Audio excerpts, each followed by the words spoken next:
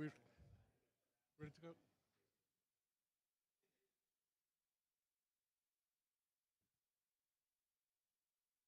Good afternoon, everyone. Is this work? Yeah, okay, it is working. Good afternoon. I'd like to welcome you all to the nog.fi meeting, 2506 edition. I'm Fergus Mackay from Flex Optics. And I'm Fergus Mackay, and I'll be chairing the session today. The other person you might see is Alexei Honen, who is the overall chair of nog.fi. And we'll both be at the front if you want to talk to us about anything during the day. So, next slide. Okay, so, Wi-Fi information. We use the EuroIX infrastructure. It does V6 stuff. It should work. We have tested it on most places you might want to get to from here. Again, any problems, come find us. Next slide. If you want to talk to us over Mattermost with feedback about speaker or a question, there's the sign up. It's the standard one as normal. There'll be people monitoring it, so feel free to use it, and you can use it afterwards as well. And next slide. Thank you to our host, Trex.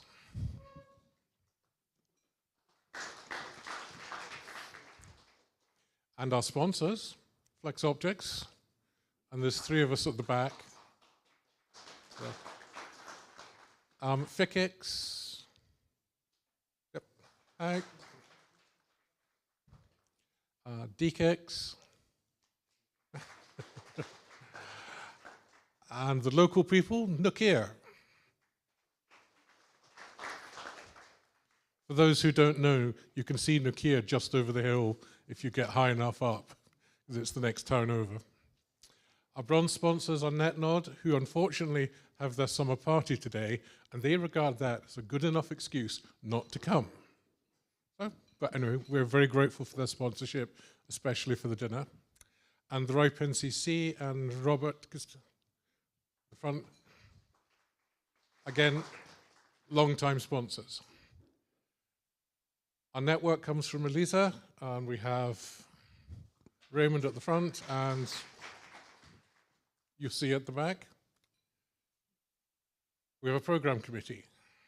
Alexei, Emil, who's not here because he's from NetNod, Raymond, Wolfgang's not here, myself, Robert Kostelski again. Come and talk to us if you want to present at the autumn or next summer. We're, get there in a minute. We're also looking for more members. More local people would be really good.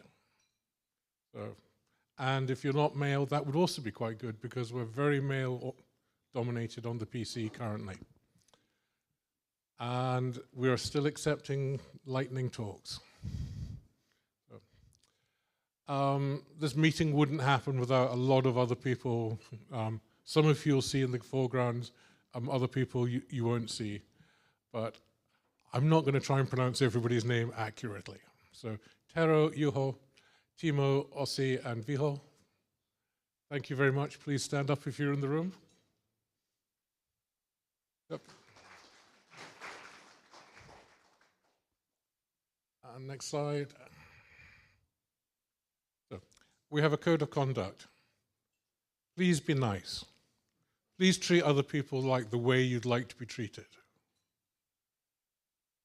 If you have a problem with somebody and you don't want to have to resolve it yourself because you're having problems with them and somebody else should take over, this is our code of conduct monitors, our trusted people. Please go and talk to them and they will help resolve the situation. So, the actions they choose to do are theirs. They're not the program committees, they're not the organizers, they're autonomous, and they have the ability to make what needs to be done. So, thank you for your service. And hopefully we're not going to need you.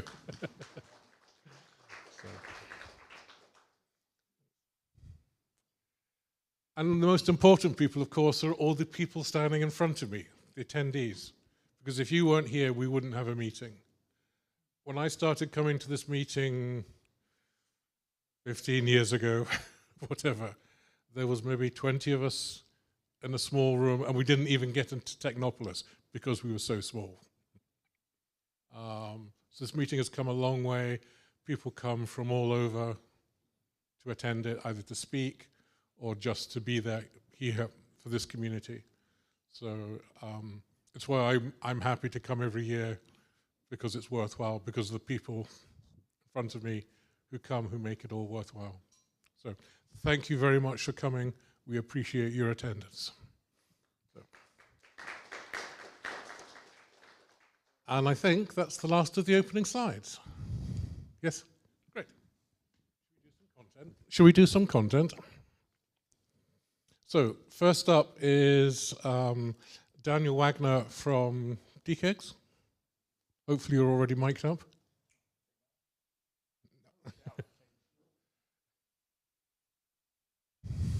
Please note to other speakers, this is my microphone and I'm not handing it over to anyone. If you need a microphone, so. Is that thing on? Hey. So Daniel's going to talk about quantum key distribution at IXPs as part of the QNet Q project. That's right. Over to you. Thank you very much. Tervetuloa, hyvää päivää. That's all I can say. Kiitos. It's my pleasure to be here again. I was given my first talk 3 years ago in 2022 here at nog.fi meeting. You might remember me from back then. It was a humorous talk about how to not do networking. Today, and also sort of as a sponsor, I try to keep the advertisement slot in the beginning super brief, just not to bog you too much with that. I'm talking about the quantum key distribution project that we at DKIGS are currently involved in. Yeah, you might wonder what are these networking guys doing. DKIGS IXP, Internet Exchange Point, we love peering. I hope you do too. And if you do not, then please come see me. And we are, to the best of my knowledge, the first and the only so far Internet Exchange Point in the world that has a dedicated research department. And I'm super happy to be part of that. I joined that about 5.5 years ago. And yeah, we're looking into the hot stuff. So that is quantum key distribution for this talk today. So what's that thing at all? You might have noticed that there is a quantum hype somewhere out there in the world. And in our case, we are investigating what we can do with that in the context of IXPs and data centers. So first off, a bit of a technical stuff, because I'd like to share this with you. Instead of using the traditional way to transmit information through a optic fiber, we, in the case of quantum communication, use some magic cryptographic protocols. In that case, it's BB84, to entangle photons. And the entanglement itself, there are 4 different cases. The entanglement itself conveys the information. So that means if there is a photon source and there is a photon sink, and if they are synchronized together, they can exchange information via the entanglement of photons. And yeah, this allows you, because reasons, to exchange information where you know that in case if there is an eavesdropping on the communication, you will see that the photon entanglement is sort of broken because of timing problems, and then afterwards you know that something happened to your communication channel. So that makes it specifically secure, and this is why sort of it's getting really interesting for most of some of the industry branches, and also for governmental and some institutions, and they try to just be on the top notch of this new technology to not miss any chances or not get hacked by some magic new communication channels. So what we do is basically we exchange information that only the sender and the receiver can actually decode to exchange some secret key, and the key is used to then in the end encrypt the original payload.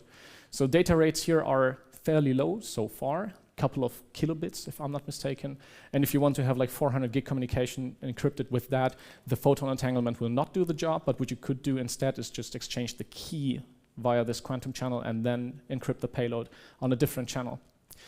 So why is this now super secure? Well, I'm not a physicist, and here's the proof. in short, it sort of has something to do with timing, and you would need to know what you are going to read in order to copy the photon entanglement in the moment it is supposed to be sent already.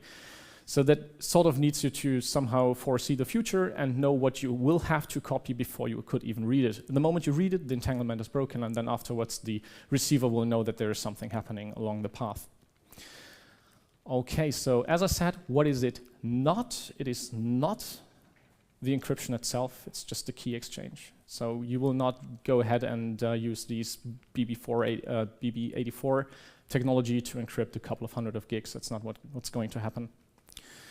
And it also does not solve the problem of authentication. So still, you will need to have to trust that the other side is actually the one you want to talk to. So if there is another device, let's say on the other end, and somebody just replugs the cable, you will see an interruption, and most certainly there's an alarm going off anyways. But in case somebody would actually do sneak on your channel and could be the other one, or whoever is now on the other end of your channel, there's just no authentication. You will not realize that there is somebody else there. So you still need to trust between all of these two parties. Well, this is sort of for granted if you're in the same data center or if it's your testbed at home, but still for the widespread technology deployment, one would need to check that again. Okay, so now what is hot? What do we do? Actually, lots of governmental bodies, they do give away lots of funding money. They say, hey, we do not want to miss this cool opportunity. We need experts. We need some guys with experience from the industry and also from the academia side. So we get funded by the state to look into such technologies. And as you can see here, DKIX is also on there, and we've got lots of other universities and some other partners from national research institutions, Fraunhofer here, all German-based. However, the funding is sort of from the European side and as well as from German federal institutions. And yeah, they have the physicists, guys, and they are the physicists, and we do networking. So that's how the things come together here a bit into play. And this overall has sort of the goal to just deploy this new technology for photon entanglement. It's just what I said. And especially what we are doing is we try to integrate these kind of network devices into our existing infrastructure, and especially in the context of IXPs. So that's what we're doing here. We have a number of different scenarios that we're going to look into. The details on the next slide. This is the map of Germany. We've got 4 test beds, whereas the first one is in Berlin only. Then they have this long distance track which connects Berlin to Frankfurt. This is where we at DKIX are. And then there is a third, the third one is in Munich, and the 4th test bed, and they look into different use cases and different scenarios. Start off with the first one, which is in Berlin. The partners there, what they are doing is they are trying to find side channel attacks. Spoiler, there was a paper, I think 2 years back, published already by some Swedes, and they said traditional side channel attacks work very well on QKD devices, and that was sort of a bummer, I want to be honest. And they are investigating if for our use cases inside the project there are also side channel attacks that are actually feasible. Let's see what the results are. This is an ongoing project. There are no results published yet, but after that, you can read it up. Then, this is a very honest slide, to be honest. The racks are empty. We have our test beds deployed, or we will have them deployed in Frankfurt in multiple locations. These are just placeholder numbers, so usually in the end it's going to be at least one co-located with one of our edge sites, and then some satellite sites that will be covered by QKD device deployments. So first off, last week I gave the same talk, and I could not say that there's anything inside the rack. As of today, there's an update. The devices are on the way. They were sent from the colleagues in Berlin that were tweaking the devices and adjusting all of these magic physicist stuff. And now they send it to Erfurt, which is somewhere here in the halfway along the path. So hopefully by next week we'll have the devices there finally to actually evaluate all the things that we are looking into details next few slides. Then along the path, that is the so-called 3rd test bed, that is a long distance link. And what is usual for links is that optical communication cannot reach like 1,000 kilometers without any repeaters or something alike. And same is true for the QKD devices. So what you could see here, these purple boxes along the path, I have a more detailed map. And after that, this is just a schematic. There are so-called repeaters, where there is an incoming signal, and it's remodulated and then transferred to the next hop, let's say. The distance usually done by these kind of hops is 80 kilometers. So every 80 kilometers you will have one of these repeater devices. And just to start an honest discussion, the problem that I think is there, where it's not encrypted. So wherever you place your repeaters, you will have to take care that this is an actually trusted and secured environment. Otherwise, this whole thing is sort of a joke. And then, last but not least, we've got the fourth testbed from the colleague partners at Fraunhofer and Hochschule Nordhausen. They are looking into some medical use cases. They've got a health kiosk somewhere in a clinic 220 kilometers apart from each other, and they're looking into use cases there. So here's a detailed map of the long-distance link. This is sort of the flagship testbed from the whole project, because that is like the thing where the German funding body says we want to have a quantum network. A network usually for them, of course, means there should be links. And I say as a IXP employee, I say that there should also be nodes. This is why we have DKIX down here. But what they always use for advertising this whole project is the long-distance link. Spoiler again, that is delayed in deployment, let's be honest. Yeah, so what you can see is like every, say 80 something, like 70 something kilometers, there's one of these repeaters along the path. And it's sort of tricky to get a secured environment along somewhere in Germany along Autobahn. Actually, they deployed next to one of the motor highways. So, as I said, we are a research department. The question is, what do we actually look into? And first of all, we never had QKD devices at an IXP, so we will look into all of these most trivial things, the ones that pop up first, where to put that. Yeah, of course, what is the rack space requirement? What is the power consumption of these devices? I can give you already some numbers. Rack space, well, that's easy. You can basically fit all of this stuff into one rack, depending on what you want to do. And the peak and average power consumption is about 1 kilowatt. Depends on the devices once again, but it's like not 20 kilowatts or something like that, so it's actually sort of doable. Yeah, with the temperature and vibration, we're checking into that once it's deployed. Let's see. Then the question next up is, how do we connect these devices? Well, I think the answer here is, once again, pretty simple. It's all single mode. You just need a single mode connection for one communication channel, of course. Then the question is, once again, in the metropolitan area, maybe some things are different than from long distance links. What is going to be a distance requirement here? What are the error rates? What bandwidth can be reached? And what's the latency? And is that of any problem? Then we were looking into what could be the use cases. I want to be clear that this is not part of the QNetQ project currently, but once it is deployed, one could think of actually going into more use case orientated questions like, can we secure the BGP on the platform? For example, can we have our routers use the QKD channels to exchange BGP quantum encrypted BGP messages?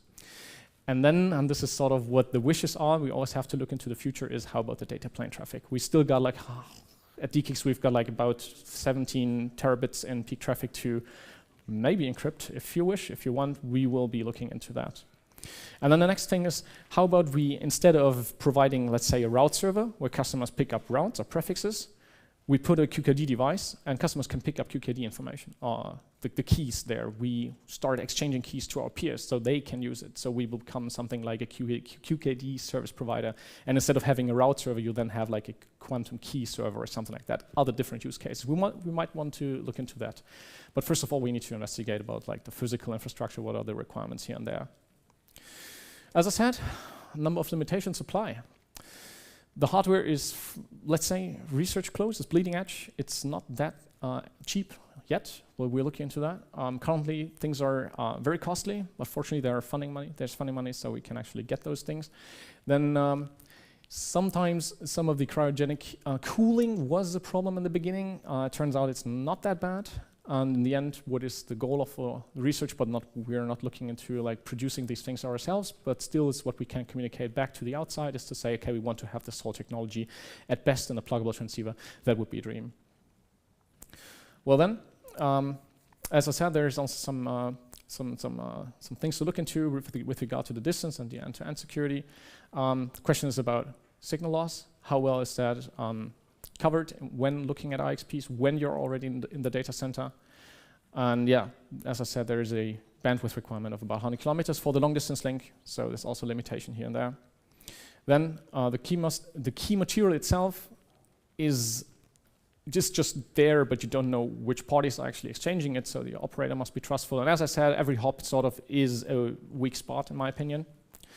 And yeah, we of course, we wish to have higher ranges. So more like that. As I said, there's no authentication in the technology. So is Bob really Bob and is Alice really Alice? Nobody can tell us. So this is what we have to rely on, where we have to rely on traditional channels. That is just, I don't know, the TLS authentication or something like that, the existing technologies, just to make sure that the party on the other side is the one I really want to exchange my key with. And then, last but not least, there is still PQC, the post-quantum cryptography. This is sort of like an orthogonal approach. And as we can see, there were some contests hosted by NIST, for example. NIST, huge US-based security institute. And they were saying, okay, we want to have the best, whoever can give us the best PQC algorithm, we're going to reward you for that. But nobody, at least from their side, was looking into quantum key exchange. Quantum key distribution, QKD. So where's the contest for QKD? That's a question. And here it says it's sort of a rivalry. I tend to disagree with that. I did not do the slides. I tend to disagree with that. In my opinion, they can be used alongside with each other. Once they both are developed at a certain point, you use QKD to exchange the key material and then use that key material for whatever your PQC algorithms are going to look like. So yeah, that's what we're basically looking into in this project. And some concluding words I'll just leave here up on the slide, and with that I'd like to conclude my talk. Maybe open a sort of round of discussion, and if not, we can have a chat later on. Thank you very much.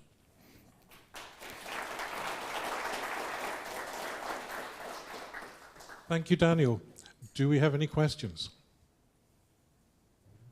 Easy questions are fine. There's one.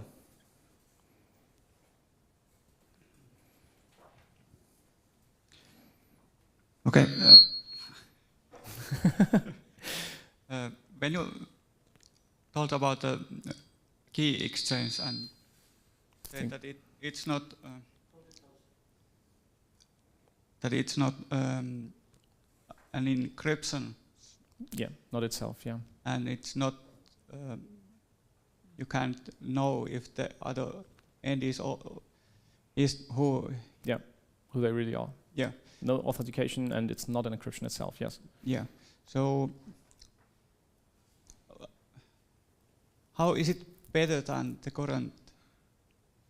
Well, yeah, that's a good question. So if I can't know if the other side is the one I really want to talk to, and it's just the exchange of a key itself and the traffic, the payload traffic itself is not encrypted by the quantum channel, why are we looking into that? That's sort of a good question. The thing is that we want to look into that and get those two factors ruled out. We want to fix that. We want to find ways how to overcome these hurdles. Until then, it's just research, but we want to be the ones that are looking into it first, just to know that if there's any chance to do something cool with that, we have already experience with that and already have the hardware. So yes, at the current state, it is research. It is like, let's say, not developed to some sort of industry standard. That's why it's not around. But once it might reach that level, it could be the one that takes up. Yeah, that's why it's not industry standard, because it's just not really what you wish for. We've got lots of things to look into. That's right, research. Early stage, anytime. Any more questions? So who's got quantum hardware at home? Oh, that's a lie. All right. With that, okay. I think then we're done. Thank you very much, Daniel. Anytime. Thank you.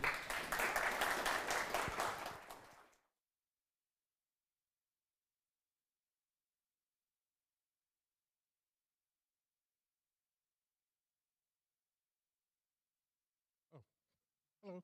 The right one, I think. So he's going to discuss the power of abstraction in automation. And if you want to wait a couple minutes, because no, okay, it's for the people joining remotely who discover a talk has already started. I've had people shout at me for that's happening before. We'll start with it, and hopefully people are on time. So, thank you. Thank you.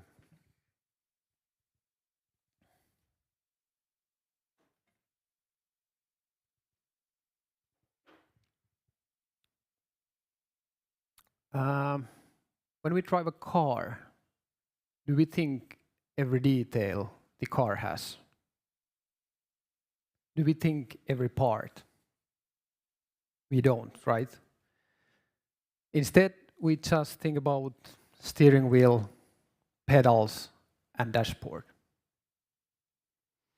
But the details of the car still matter. So somebody has designed them and made them work together. If we run our networks manually, we need to think way too many details in daily operations. But instead, we can model our networks, model our network services, and let automation run those models for us.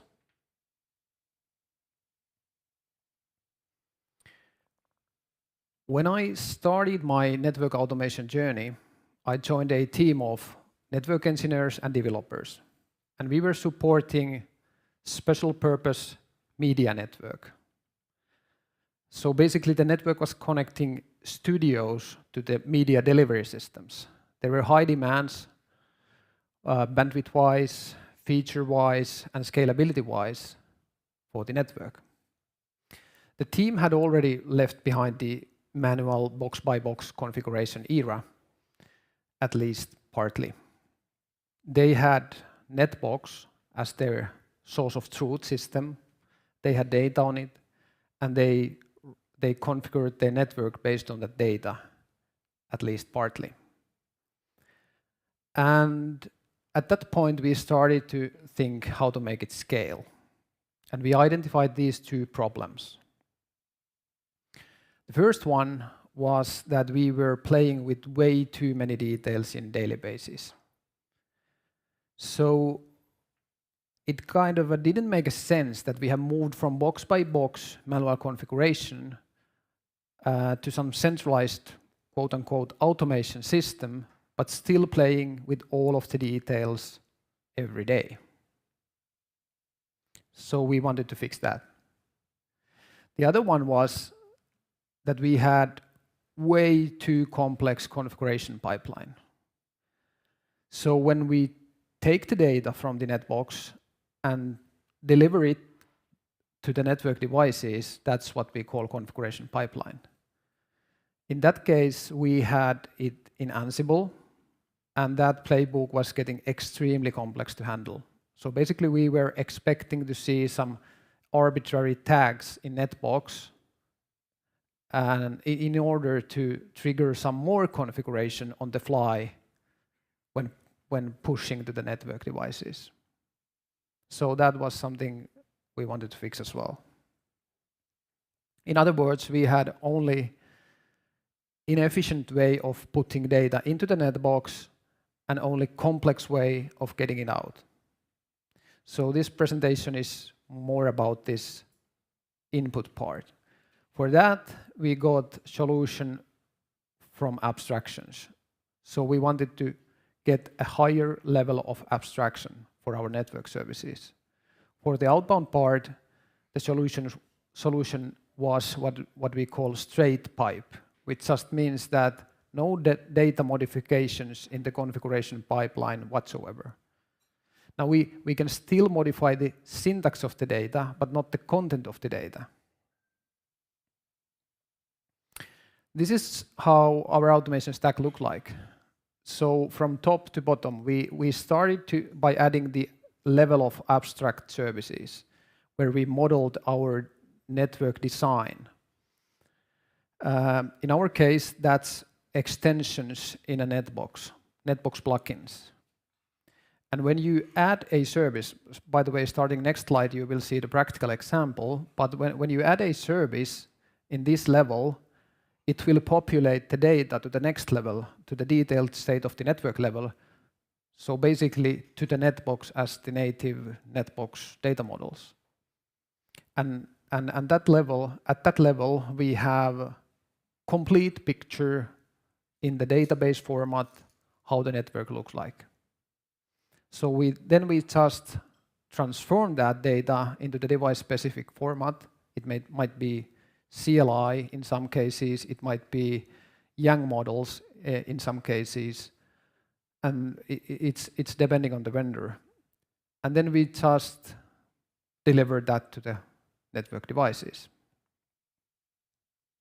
So what in practice? So let's take a first example.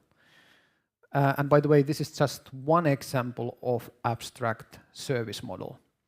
It can be anything, like it can be brand side, if that's the relevant for your business. It can be even end-to-end network security policy, as what we are working with one customer. In this case, it's virtual network. That's kind of a term we just invented. Basically, it means layer 3 VPN in MPLS or BGP EVPN network, and its connections to customer side. But the point in this slide is that all details highlighted in green are details which needs to be correctly allocated and correctly in place in order this service to work in high quality. So how to make this model abstract? This is how we did it. So we split the problem in two parts. The first one is a virtual network. The second one is MPLS site, and they have relationship. So one virtual network can be connected to multiple MPLS sites, and one MPLS site can have connections from multiple virtual networks. Now in this slide, we have just a couple of green parameters. This is abstraction. We hide the details under the hood. They are there, you can explore them, but you don't have to remember them when you are provisioning service like this. And in practice, it looks like this. So this is our private plugin for Netbox, and specifically adding a new virtual network. In this form, you have just two mandatory parameters, name and template, reference to a template. And template is yet another model. It's just for offloading the details from this form to somewhere else and make them reusable, so that network engineers can make different templates for various use cases. In addition of those two mandatory parameters, in this form, I have filled the MPLS site. So I have selected to attach this virtual network to that Acme site 2. And when I hit create, lots of details gets added into the netbox under the hood. In the left-hand side, for example, AS number for local AS purposes, we didn't tell any AS number. It was actually allocated from the ASN range of the template referred, next available AS number. On the right-hand side, we have the information about the connection to the Acme site 2. And here we can see that there are lots of things. VLANs got created, prefixes, loopback VLAN and sub-interfaces got created along with their IP addresses and all of the details they need. And since last month, it has been possible to create, for anyone, to create visualizations like this. So we released this Ninja plugin for Netbox, which allows you to generate diagrams based on the Netbox data. So this has been rendered on the fly. When you refresh the page, it will be up to date based on the Netbox data. It's also not just static diagram. You can click those devices and prefixes, interfaces, and get to their respective Netbox pages. So if you got interested, take a look to that. Just last week, we integrated this to the Grafana so that you can have fully dynamic dashboards for your network services, like literally 1 minute after they have been created, reflecting the telemetry on top of these diagrams. Anyways, now we have added one instance of a virtual network, and then we are going to push that to the network devices. So first of all, we can see the summary of different diff lines, basically what's going to be added and deleted. In this particular case, 500 lines of configuration. remember, 3 parameters, 500 lines of configuration, everything perfectly in place. And you can explore all of those 500 lines if you want to, line by line. And when you are happy, you just hit the push button, hit the gas and click the push button, and the change is deployed into the production. So I have been talking now a lot about these abstractions. But how do we design them? So this is roughly our design process.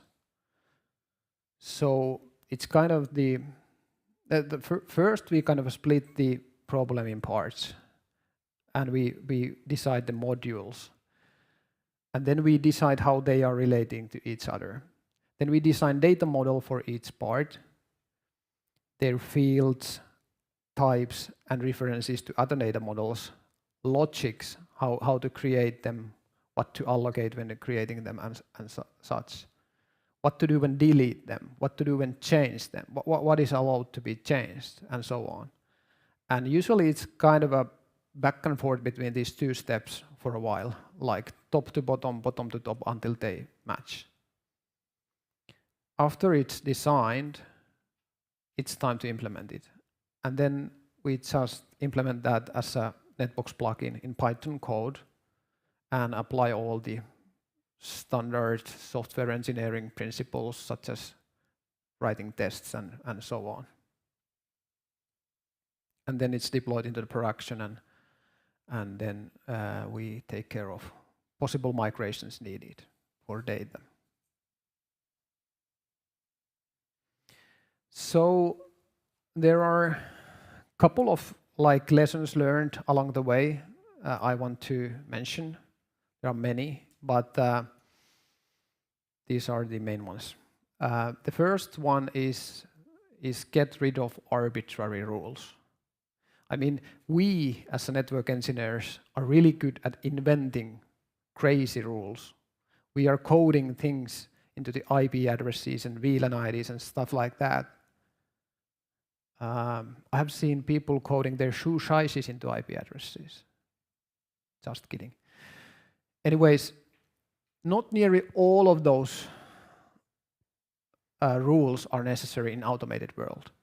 Some are, for sure, for clarity, but not all. So if you try to implement all of those, the automation becomes complex as well. So it's good time to get rid of those. The second one, follow declarative model. So like 1 year ago, I learned these 2 models, imperative versus declarative. And well, imperative means that we define step by step like how things are done. And declarative means we just define the outcome and let the system figure out how to get there. And this is super important. Like in our case, we have a really simple way of implementing the declarative model in the configuration pipeline, especially. We just generate the entire configuration of a network device, of a switch or router, and when we push, we replace the entire configuration of the device. The device itself figures out what to add and what to delete. We don't have to. We don't have to think about deletions, for example, at all. This is just our intended state of the network, of your configuration, and it's the simple way. There are other ways, more sophisticated ones in the industry, but this is a simple one. Third one is that make models as generic and flexible as possible. So when we started this journey, we tend to make the models kind of hard-coded and case-specific. And we along the way, we learned how to make them more flexible and generically available. So for example, nowadays, when we create a model, we almost always create a template for that. As you saw, we had a virtual network and virtual network template. We actually have a MPLS site template. So that kind of provides a flexibility for users to modify use the models for different use cases without the need of code changes. I think that was it. If you got inspired and haven't already, start to explore the higher levels of abstractions, and you will find them useful. Thank you.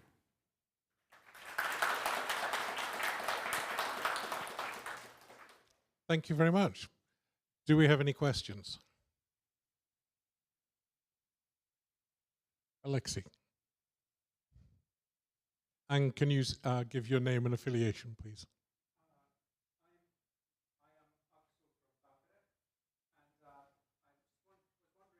Going to stay for dinner and the sauna, because if I want to ask something more, intricate, I'll have more time asking it there.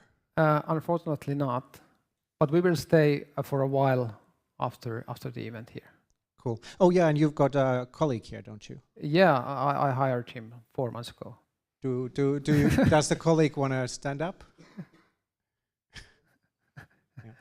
He is the one who writes the code. I just define.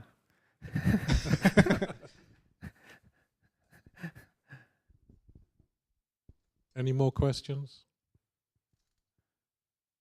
I have a quick one to the audience. Is there interest in more Autobot type talks? Because they are relatively popular elsewhere. I think this is the only one we've got here. Did you say Autobot? Well, Autobot Netbox. Well, oh, yeah. Yes, Yeah. I think there's a third one as well. But I mean, all of the three. Yeah. I mean, the whole general source of truth systems, is quite popular. But I think this is the only talk. So if people would like to submit for next year, I think there is interest. Yeah, maybe a short comment to that. So why we choose Netbox and in general source of truth system is that we wanted to create multi-vendor, even multi-domain automation. So we didn't want to stick with just one, and you don't get that so easily elsewhere. So that's why we did it. Okay, another one from Max. So I'm Alexei from Tampere again. So have you actually compared Autobot and Netbox and some other similar systems? And what was sort of your feeling or finding? Why did you pick Netbox over the others? I wasn't around when that decision was made. Right. I have been asked that question many times, and we have done some evaluation. There are differences. We were a couple of weeks ago at Prague in an AutoCon event, and I would say like 70% of people are using Netbox, maybe 15% Autobot, and then InfraHub and others are the minority. Yeah, they took little bit different directions. That's I'm aware of, but yeah, I'm not maybe the right person to ask. The right person to ask. Yeah, maybe. Thank you. Thank you. And question on the side.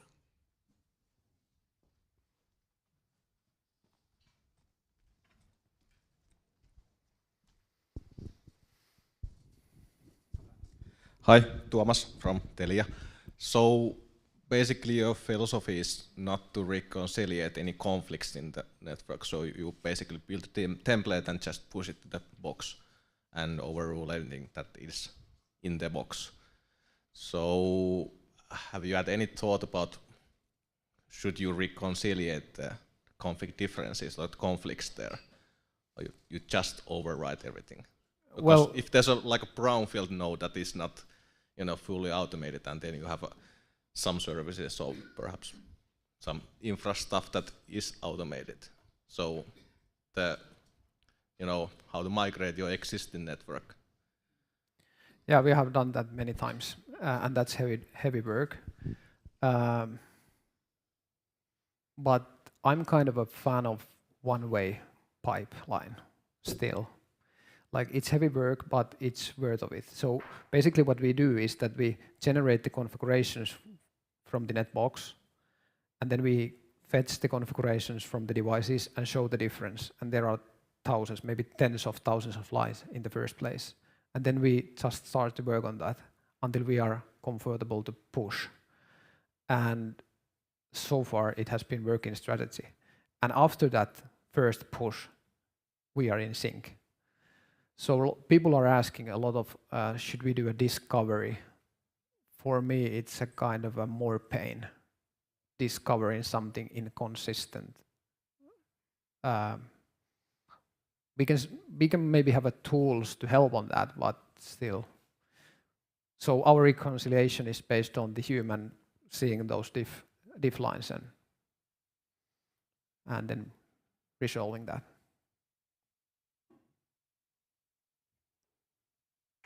Okay, thank you.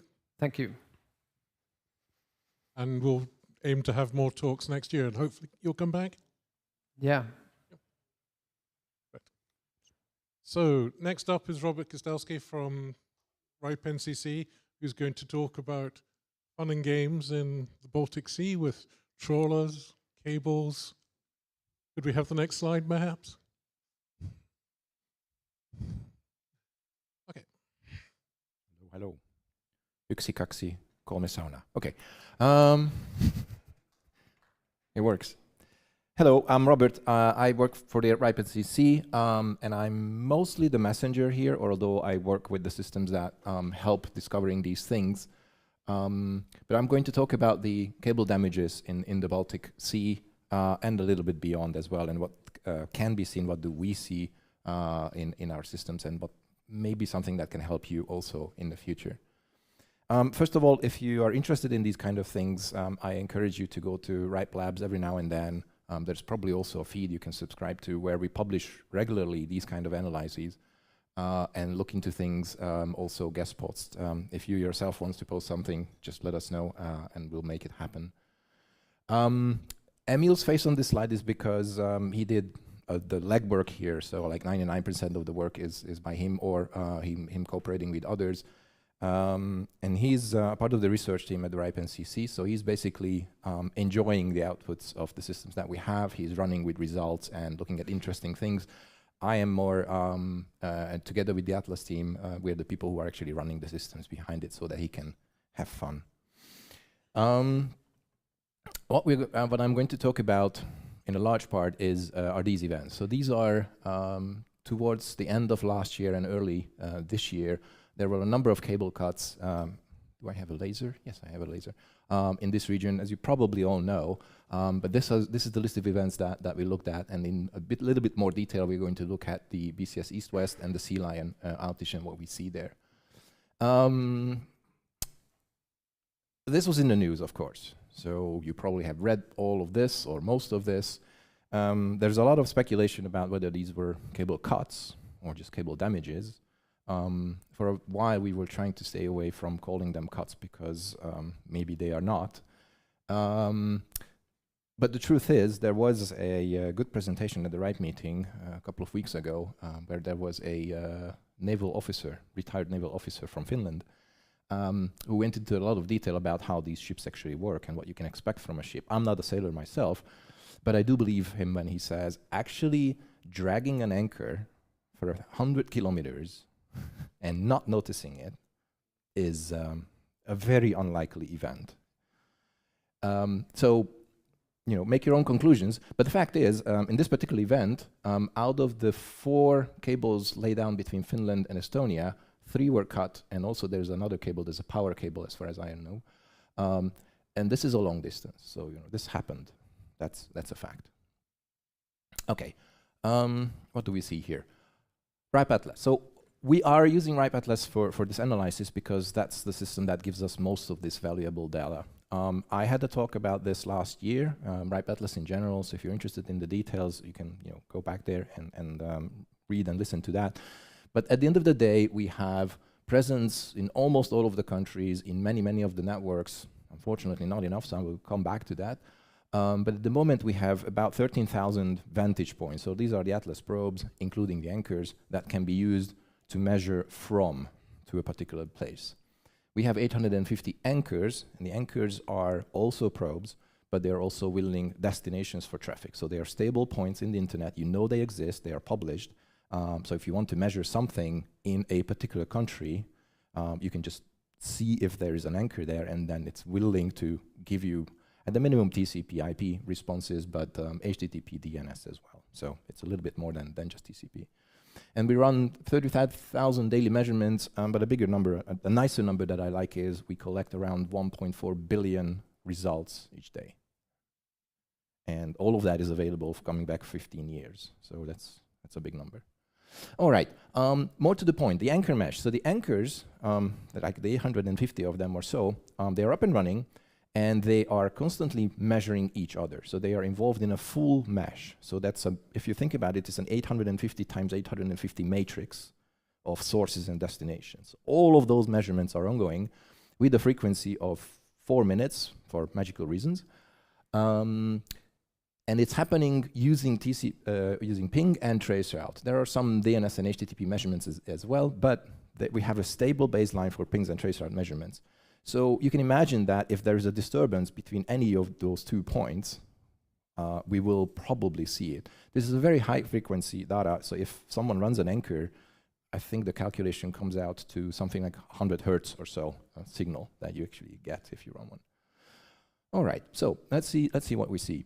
We're going to look at 2 particular events, the BCS East-West and Sea Lion cable cuts. For these, we are looking at 100 anchors in Germany because one of those lines was actually disrupting the communication between Germany and the Nordics.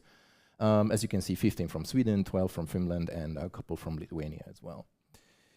The expectation is that all of these things are pinging and trace routing to each other, and if everything goes well, we have rock-solid packet loss, hopefully 0, and we have rock-solid baseline of RTTs. Well, we kind of did until something happened there. Approximately 8 o'clock on the 17th of November. So we're looking at, what you're looking at here is the vertical axis is pairs of anchors. So this is something from Sweden going to Lithuania. This one is Sweden going to Lithuania. This one is this is all Lithuania. Yeah, I think because that was the cable cut between on that cable. But in the big scheme of things, there is a particular measurement going out because things are maybe symmetric, maybe not, probably not. And what you see here is the latency change and the packet loss change. So I think we subtract the minimum latency. Yes, so if the baseline latency is, say, 20 milliseconds between A and B, we subtract that baseline so that the changes are actually more visible. So the orange lines here are the latency changes, and do mind this is average increase, so all of these involved. That's why the numbers are relatively low. But for each individual measurement, you can see that there is a very, very well identifiable starting point when the cable was cut, obviously.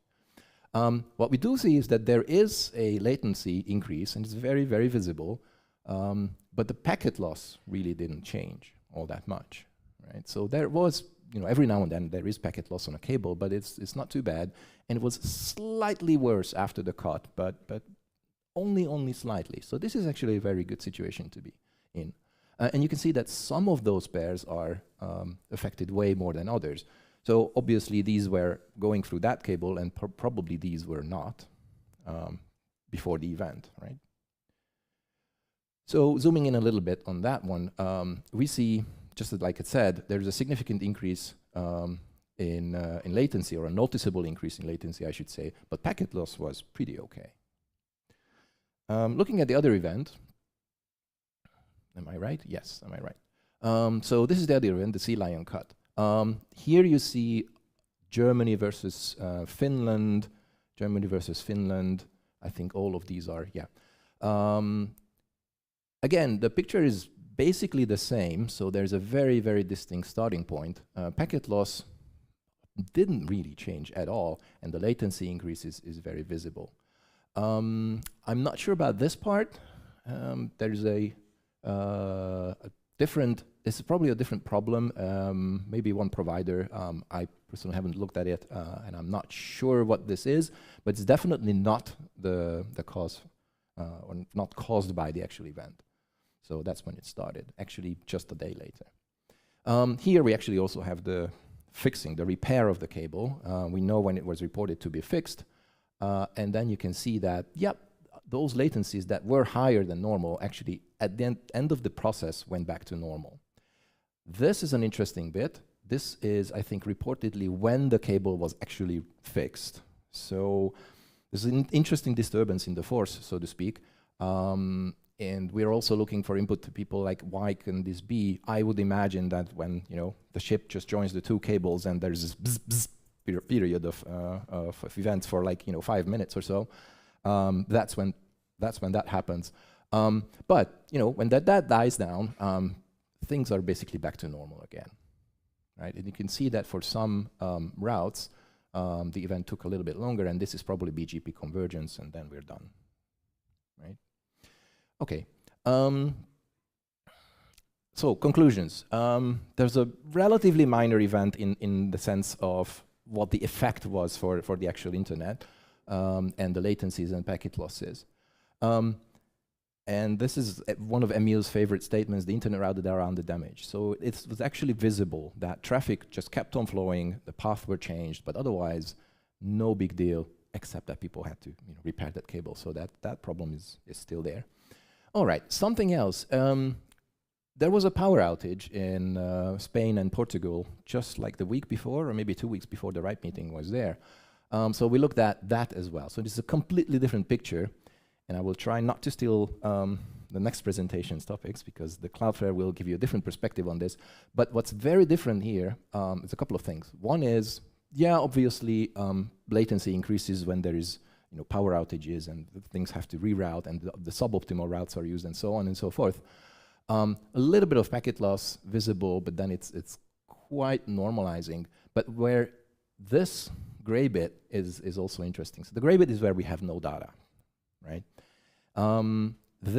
Keep in mind that these are anchors. So the anchors are usually deployed in the core network, so they are not on the very edge, they are not client, you know, behind the home router and so on. These should be stable, and they should also have stable power.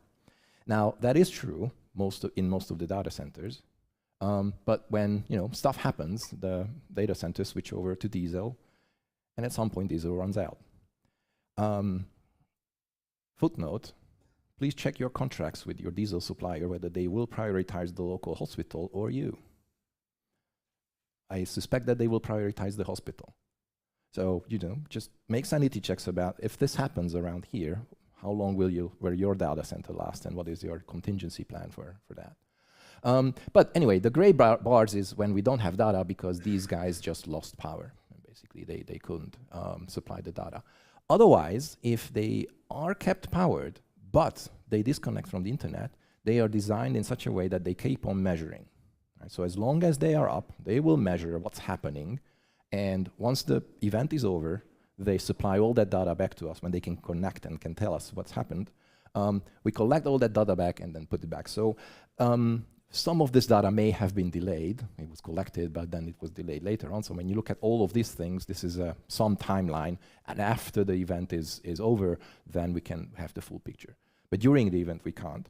And it's actually particularly useful when you have an island where it just disconnects from the internet. So if we have probes or anchors inside that island, we see what the world looks like from the inside out. Right? Not immediately, but the next time these devices can connect back to us, they supply all that data, and then we see what the world looked like from the inside. And then another power outage, Chile. This was more recent, 25th of February. Again, the idea is the same. What's more visible is that something else was also going on, but it's very visible when the actual event happened, when we didn't have data. All right, switching gears. Everything that I told you so far was about pings, right? And pings are useful. they have their own limitations. Never mind the throttling of ICMP and so on. That also happens. But they also only give you really the RTT and basically a Boolean value. Did you get there or not? And if so, how fast? Versus traceroute data. So traceroute, as we all know, it tries to figure out how the packets go. And the anchor mesh also uses traceroutes. So we have looked into this, and I'm not going to go into all of these details. I recommend you go back to the labs articles. There's pages and pages of interesting and gory details if you want. But in the big scheme of things, when there is a change in routing, there are three major categories, and I assume that you probably know this better than I do, but let me explain anyway. The interdomain rerouting is where basically the path between A and B, so these are the two endpoints, used to be something along an AS path, and that AS path changes because different providers are involved. And in this picture, even an IXP is there. That's kind of normal. There's another category when within the network, the AS path changes. So we can see still this in the data because trace routes, when you map them, the particular hops to IP, to AS numbers, that gives you this data as well. And then the third one is where we only see latency changes within an AS. And that's still a change. It's probably an underlying network, maybe MPLS, maybe other switches happening, but these three categories are basically identifiable in such an event. Again, the baseline assumption here is that you have a stable network or a stable connection between A and B, and the disturbance is something that you actually want to notice and explain. So researchers went in and tried to analyze how many of those path changes were caused by which of these categories. And I really encourage you, look into the details on RIPE-Labs if you're interested. Something entirely different, because just giving you a different perspective on what kind of things can be observed.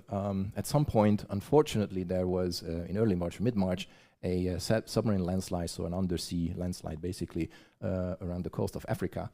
And that coast is one where there are a lot of cables going around Africa for reasons, carrying a lot of traffic between Africa and probably also from the Far East towards Europe, basically. And such a landslide is also visible. Yes, this one. There is visibly way more packet loss happening here. Well, here we looked at connectivity between South Africa, so with the UK.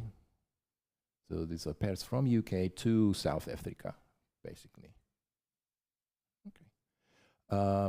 And then you can see a lot of packet loss, obviously, because in this case, it's way more harder to actually reroute the packets to a different path, and maybe that the alternative path is actually overloaded as well.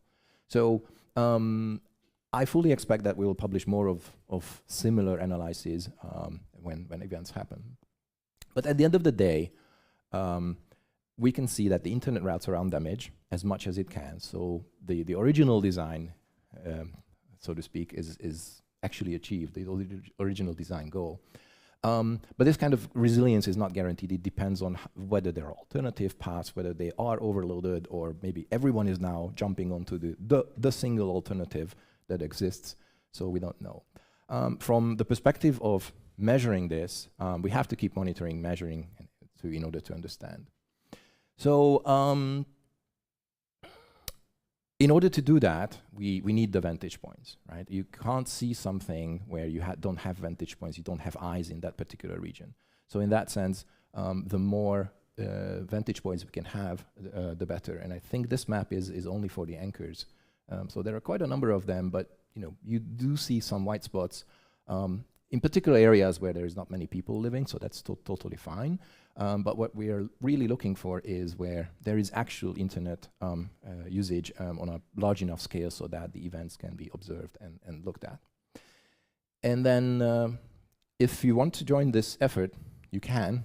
It's actually relatively easy to run a write-path-less anchor with all the benefits, including the one that we can use the data to actually analyze these events. So just a quick outlook.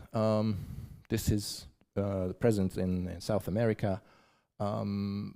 I think we can say that we are relatively close to the bigger, the higher density populations. Also Asia, these are the active anchors, and the slides are available. So these are countries and how many anchors and so on we have. Africa would be really nice. This is probably not the network operators group that can help us deploying more anchors in Africa, but if you can, appreciate it. And Europe is pretty well covered. It looks like Spain, Portugal, and France could use a little bit more. But if you imagine where the higher population density is, that would make sense to have more anchors. So that's basically our target, Middle East. And then because we are here in Tampere, I added a slide about showing you where the anchors are in this region. And I guess you guys can tell me if there would be a reason to have anchors in Lapland or not. But in general, Helsinki, Tampere, and Finland are quite okay. If you have more networks in the regions where we don't, that would be appreciated as well. And I think that's my story. And I even have time for some questions if you want. Thank you, Robert. How's the question? Do we have a question? Yes.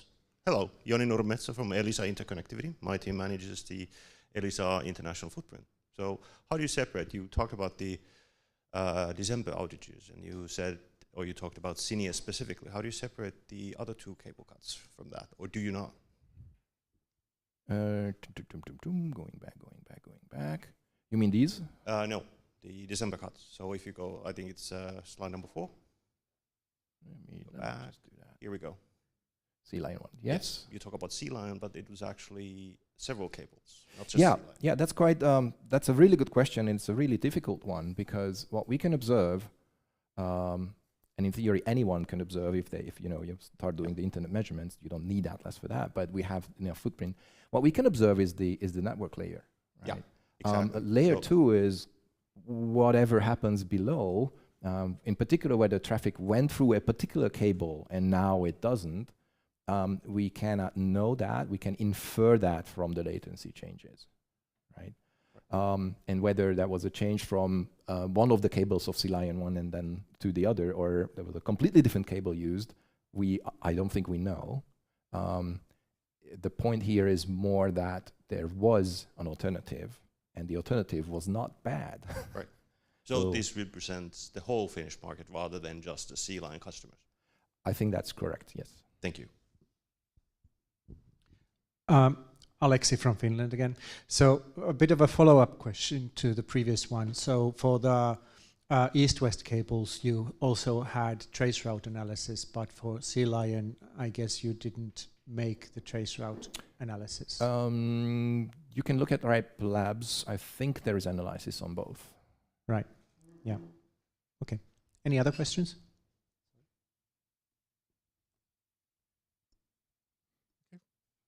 Thank you again, Robert. Thank you very much. Robert is a long-time return speaker. I'm not going to embarrass him by telling you how many times, but quite a few. I don't know. He's been Lost coming, count. I think, for as long as I have. Lost count, yes. I'm here also for the sauna part, so if you want to discuss these things or anchors or anything else, then you know where to find me. Thank you. Thank you again, Robert. So next up, we have a remote talk. David Belson from Cloudflare, who's joining us from Boston over the power of the internet. Oh, and it works. Hello, David. Good morning. Oh, wow. No, I see me really big. That's really disconcerting. Okay. We'll hand you over to you. Great. Thank you very much. Let me just share my screen. That's much better. Okay. Now I see me smaller. Okay. Good morning. Thank you for having me. Thank you for allowing me to present remotely, and thank you to Robert for inviting me. I wanted to go over this morning a perspective that we had on the April 28th power outage that occurred in Spain and Portugal. When I saw Robert had those on the slides, I said, "Oh no, he's stealing my thunder." But I think there's obviously multiple perspectives that are out there on this. just by way of introduction, I obviously haven't met you, the folks there yet. I'm David Belson, the head of data insight at Cloudflare, and I am responsible for the Cloudflare Radar project.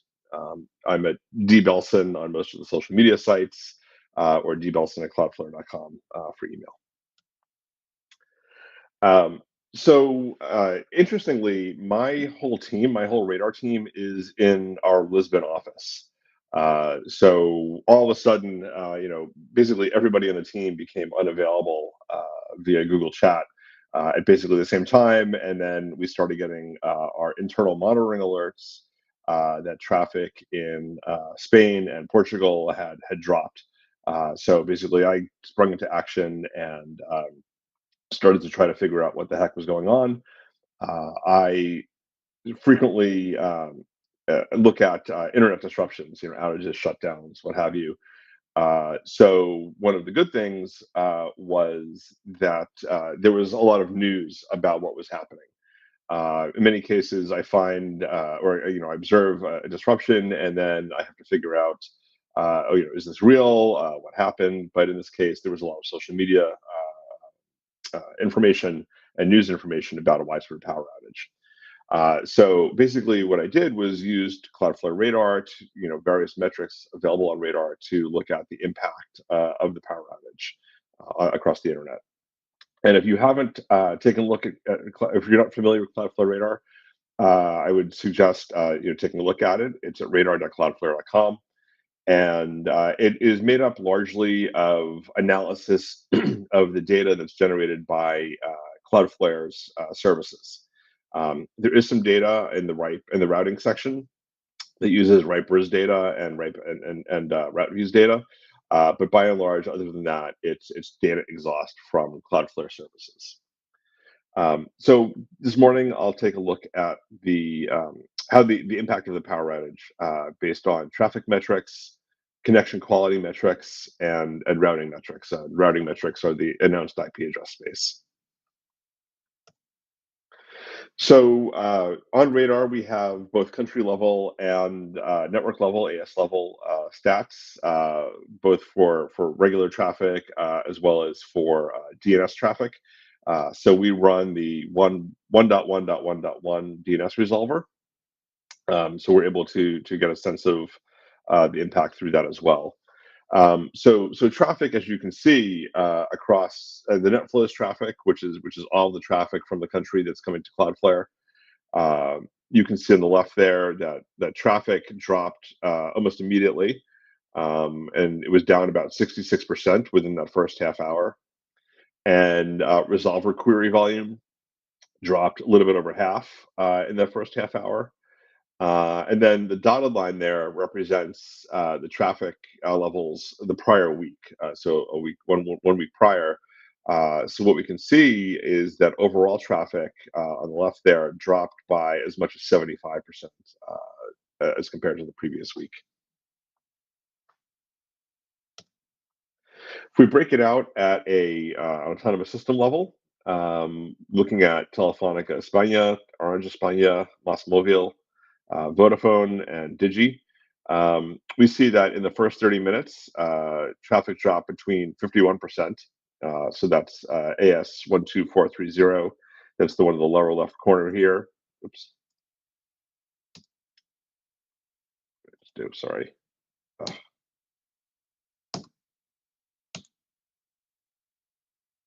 I'm sorry, I just hit the wrong thing on my laptop. Okay. In the lower left corner here, traffic dropped almost immediately by about half. And then next to it, Digi dropped by about 85%. So definitely a much more significant loss there. If we look at Portugal, excuse me, in Portugal, traffic dropped by about 60% right away. And then resolver traffic, the DNS traffic, dropped by about 46% right away.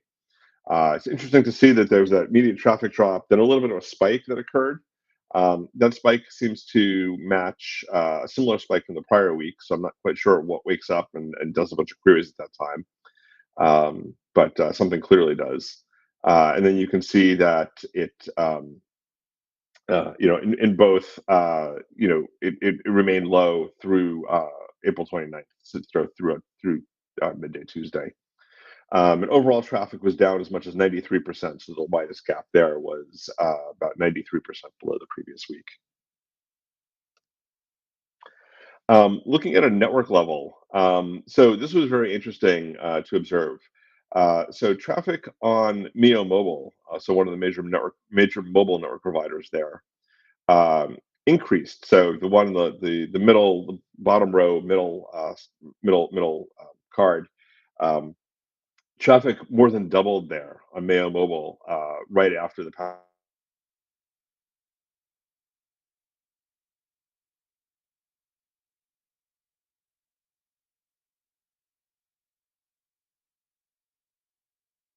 over to their mobile devices to try to understand what was happening. So we see the traffic there shot up, but then it began falling in the following hour. And my understanding is that okay. Uh, yep, I'll start the slide again. Yep, give me 1 second. Apologies for that. Okay. Hopefully this doesn't drop out. So what I was saying was that in Portugal, at a network level, we saw traffic drop almost immediately on most of the major network providers there, with the exception of Neo Mobile. So if we look at the slide there that's outlined in orange, we can see that traffic there increased by more than doubled almost immediately as connectivity, uh, as the power outage happened and people lost wired connectivity. They failed over to their mobile devices. And what we saw there was that the traffic jumped, but then my understanding is that Mayo Mobile started to actually limit access to the mobile network to first responders and other folks like that. But otherwise, we saw traffic drop by actually 92% almost immediately on Mayo Residential, so the upper right corner there, and then drop between 62 and 91% on the other ASNs. So pretty big impact on the Portuguese networks.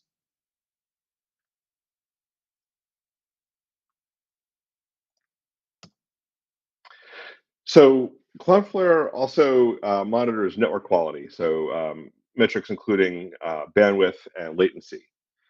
So I also took a look at how the power outage and the ensuing network interruptions impacted network quality. So in Spain, median download speeds, the dark blue line there, fell from about 35 megabits a second to about 19. So it dropped in half for several hours. And then median latency, you can see there spiked, growing from as 22 milliseconds to as much as 40 milliseconds. So download speeds falling almost in half and latency almost doubling. Similarly, in Portugal, we saw median download speeds fall from 40 megabits a second to about 15 megabits a second. You can see that drop there. It's not as well defined as Spain. And then the median latency grew from about 20 milliseconds to as much as 50. So again, that spike there as well, but then it began returning to normal or began falling back towards normal almost immediately. We also, as I mentioned, have the routing data from RipeRiz and RouteViews that we can use to look at announced IP address space at a country level or at a network level. So in this particular case, looking at IPv4 space and IPv6 space from Spain, you can see that announced IP address space began to drop almost immediately. And the outage started, if I remember correctly, around 10:30 UTC. So we see that it takes IPv4 space, begins to drop almost immediately, but it hits its bottom several hours later, around 19:30, and the IPv6 address space drops more moderately but then there's a massive drop, a very brief massive drop around 1750 UTC. And digging in, trying to match up these drops with the various network providers, it appears that those massive drops there were due to Telefonica de España, AS3352. They lost a significant amount of IP address space at that same time. In Portugal, the losses were a little more moderate. So actually, if I go back to Spain for a minute, the V4 loss was as much as 9%. V6, due to that massive brief drop, was as much as.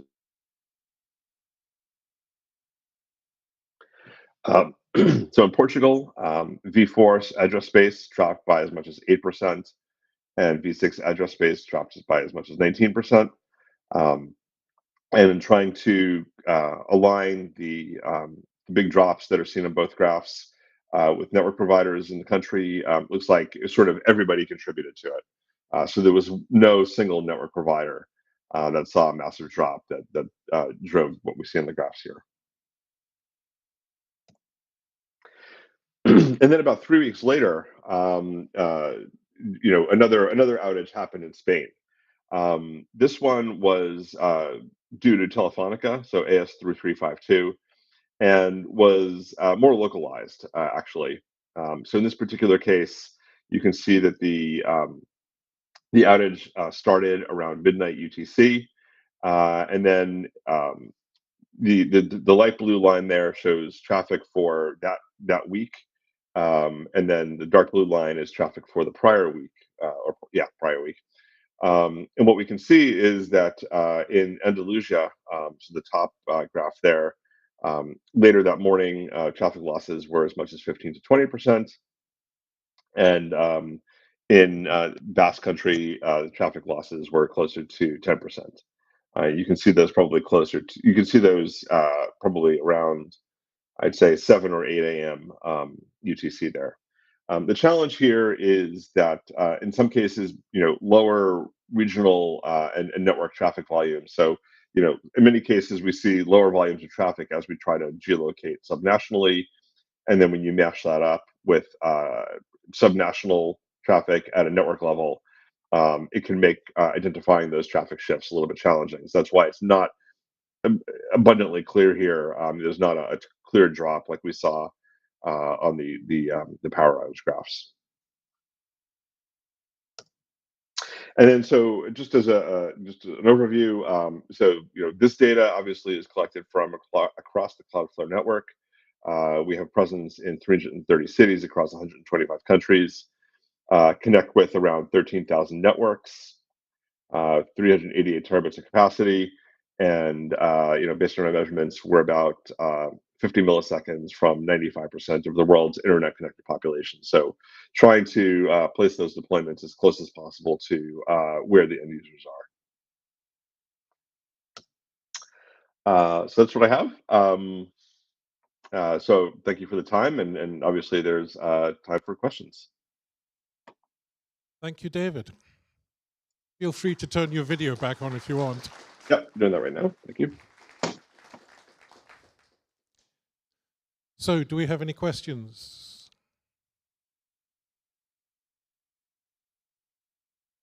None at all? I never know if that's a good thing or a bad thing. Shows you give an excellent comprehensive talk. Thank you. The standard question is, are you staying for sauna? But perhaps not. I'm gonna go. It's 6:30 a.m. here, so I'm gonna go shower. So that's close. Okay. Well, great. Thank you very much, David, for joining us. Maybe next time you can come in person. Hopefully. Okay. Right. Thank you again.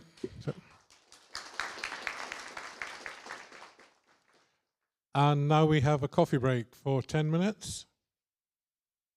Oh, 20 minutes. Okay. Yes, it's the last one that's only 10 minutes. If we could be back for 10:02, please.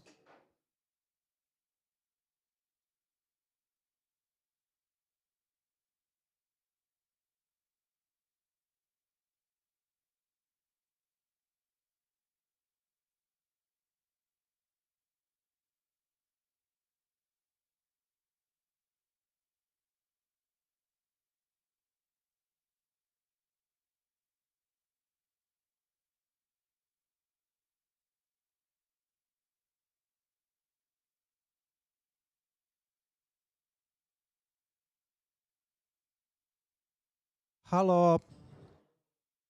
Halo. Semmoinen juttu, että me saatiin vähän lisää lanyardeja, että ne, kelle ei ole lanyardeja, niin voi käydä sieltä tai siis tuosta edestä ottamassa lanyardi itselleen.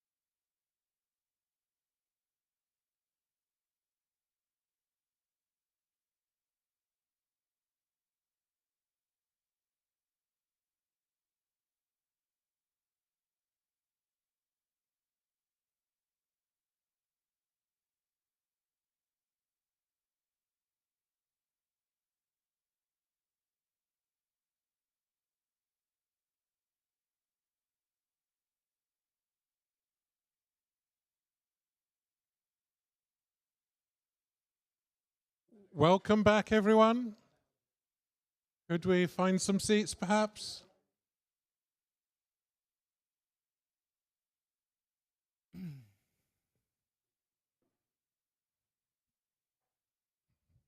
Please take your seats.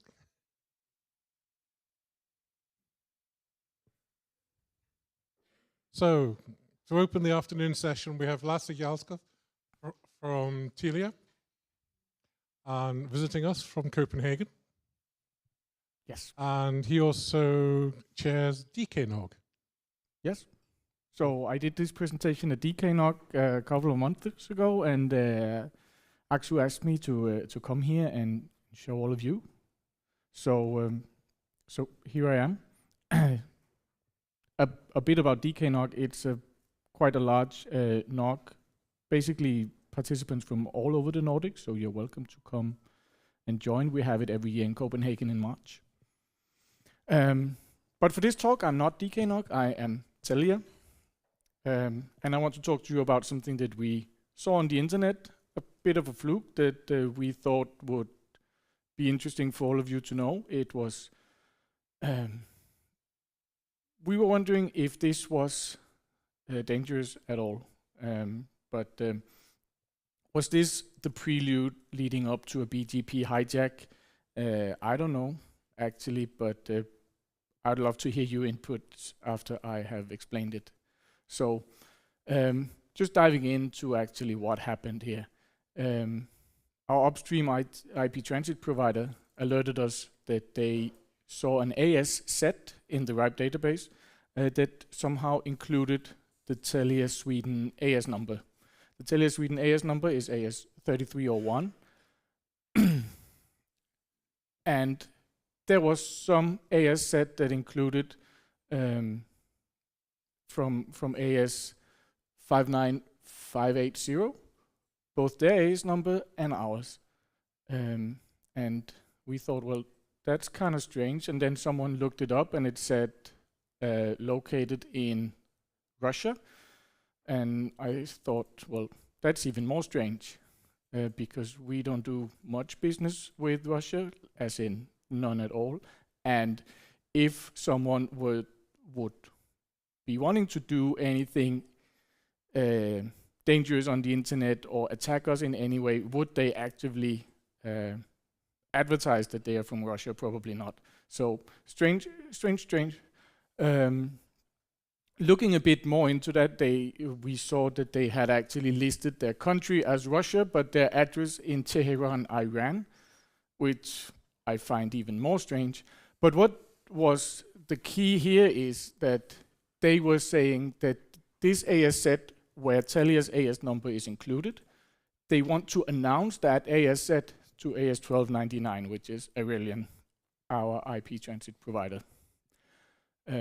So basically, what it says in the RIPE database is that they are announcing AS 3301 Telia Sweden.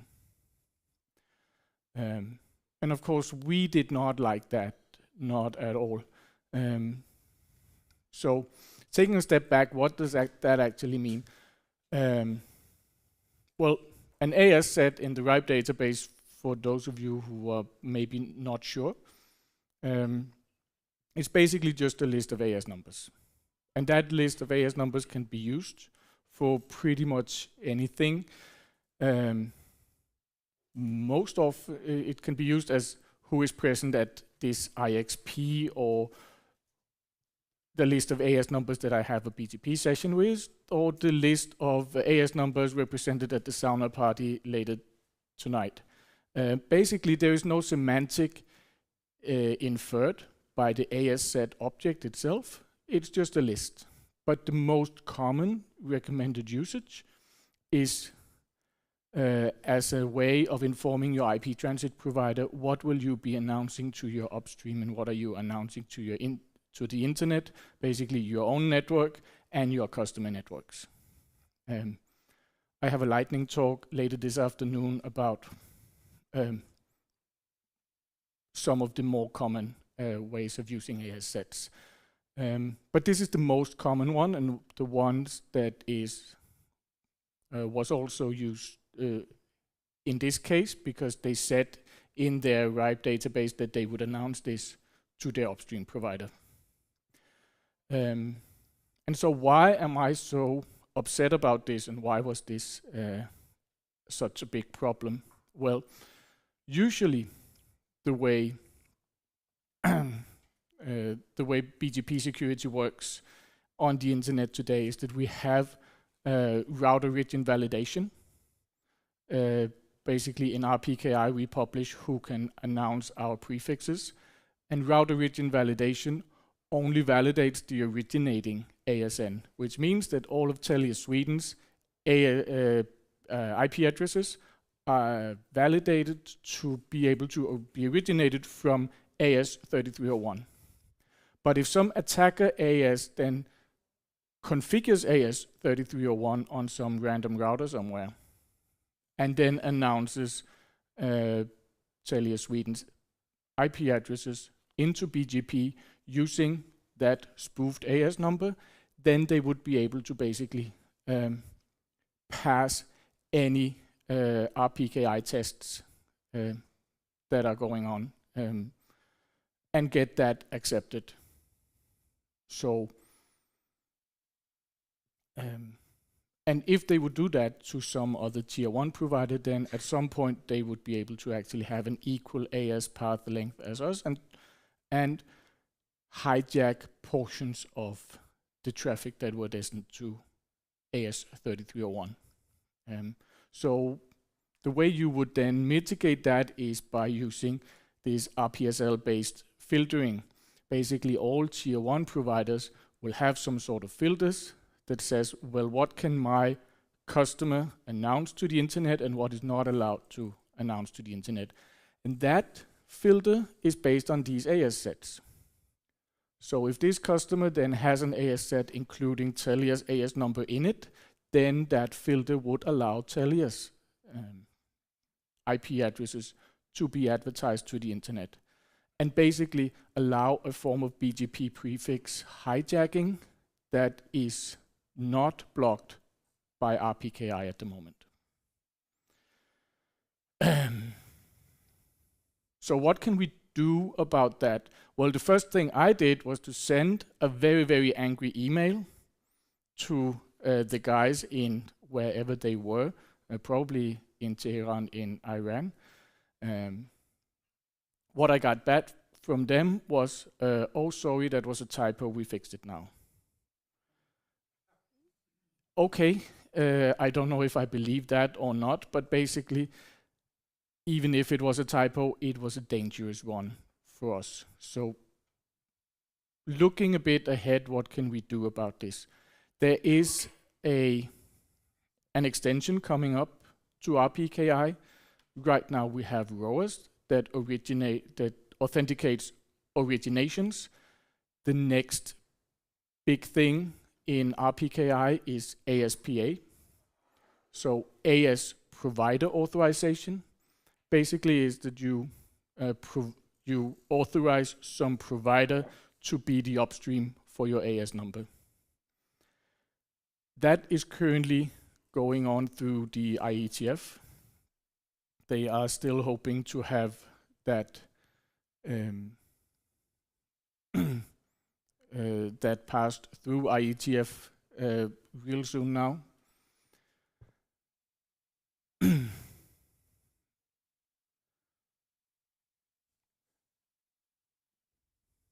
So basically, these are the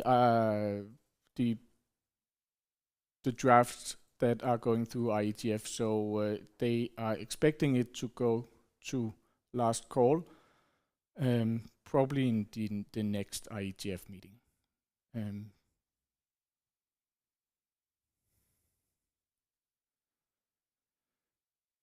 But for ASPA, there's actually already a lot of software available for it, and we were recently approached by Cisco that says they have a beta version of their ASPA software that we are now testing in the Telia labs. So if you're not sure if your vendor is going to support ASPA when it comes out, then please go ahead, ask your vendor. Usually what happens with these things is that if the vendor does not feel that there is enough traction in the market, they're not always going to implement the next newest thing. So for this, I would say ASPA is kind of important. But that is what is coming. So what can we do right now to try to mitigate something like this? Well, what we're doing in Telia now at the moment is setting up some monitoring on what is in the IRR databases. That's not only the RIPE database, that is the IADB database, the NTT level 3 database, and all of the, I think there are 20-something IRR databases available out there.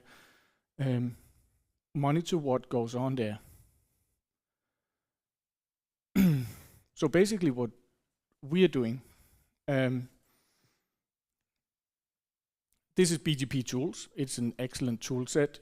There are others available as well. Basically you search for your own AS number. In this case, you scroll down all the way to the bottom and there's a list of, you are a member of these AS sets. So my suggestion to you is please validate who is including your AS number in these and why. You can even then click these AS sets. This is obviously Telia's own AS set. You can click that and you can do the same again, who is including your AS set in their own AS sets. We're doing that. Unfortunately, on the internet and in the IRR databases, there is a lot of referencing from one AS set to the next, and there's even circular references, and there's really a lot. And a lot of AS sets actually grow to be quite large. I will talk about this later in the lightning talk this afternoon. But what happens is that a recursion path can actually be quite long and end up in including Telia's AS number and thereby Telia's IP prefixes in very strange places that you wouldn't expect.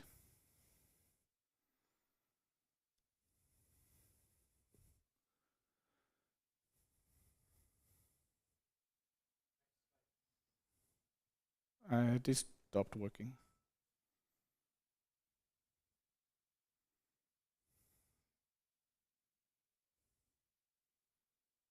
Okay.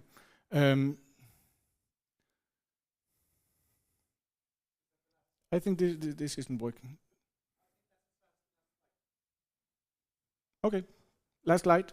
So basically what I'm saying to you is sanity check your AS set, and please document what do you mean semantically with your AS set. Is this your customer cone, or is it something different that you are documenting?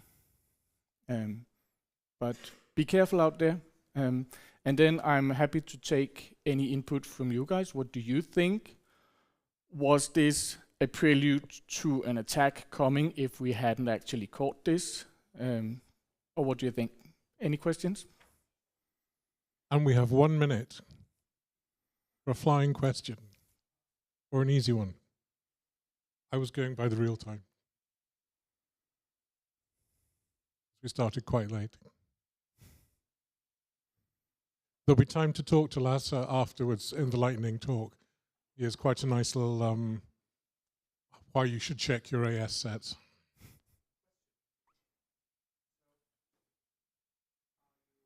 Who are you? Have you turned the microphone on? I don't know how to use these things. No. So I'm Alexi from Finland. Are you staying for sauna? Yes. So plenty of time I will be there as there. well. Yes. And I will talk about this some more in the lightning talk later, where I will reference a talk in Nanog last week. Excellent. Thank you. Okay. Thank you, Lasse.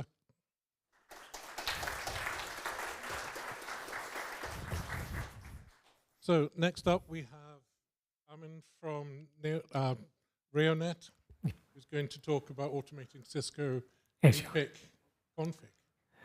Cisco ACI. with the Postman. Okay, because it says Cisco API. Yeah, Epic is a controller for ACI. Thank you very much. Thank you.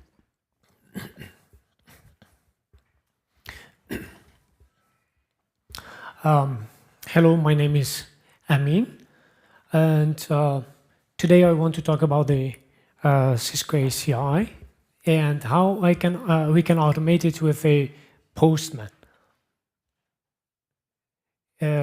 Just a quick background about me. I was working for a ISP, a large ISP in my country for the past 13 years ago, and I am a Cisco Network Academy trainer, and from 2016 I have been teaching MikroTik around the globe for different companies, ISPs, and embassies. And from 2017 to 2025, I was teaching Ubiquiti as well. My presentation topic is about first a quick introduction about a SDN of ACI, which is a SDN solution for the data centers, and the basic of ACI, but in a quick slides, how we can do some automation in order to prevent from manual configuration, and the object structure model in ACI, and we will complete it with a practical demonstration, a practical scenario. As you will see here, we have a APIC, which is a brain of Cisco ACI. And ACI is a SDN solution, is one of the SDN solution out there, software-defined networking. And software-defined networking is as we may know, is an approach to manage our data centers. And as you will see here, we have many objects there, and the APIC is a brain for ACI, as I told you. So the main concept behind the ACI, in order to configure the ACI by GUI or either by GUI or any type of automation tools and methods, is to understand difference between the classes, relation, and the relations between the classes and objects. So Cisco ACI first can be integrated with the following solutions like Kubernetes, Ranchers, VMware SDN, Microsoft, and many type of solutions that you can find there, like OpenStack, which is on-premise cloud, and also with other private cloud as well by the means of Cisco ACI MSO. And as you will see within this panel, inside the graphic user interface of the APIC, you can find these integration between these platforms as well. And as I told you, for the software-defined networking, we need a brain in order to do all of those configuration managements and monitoring at the same time in a single pane of glass, which is an APIC. For start to learn or to do REST API or make an API calls in order to push the configuration into the ACI, we need to know these rules.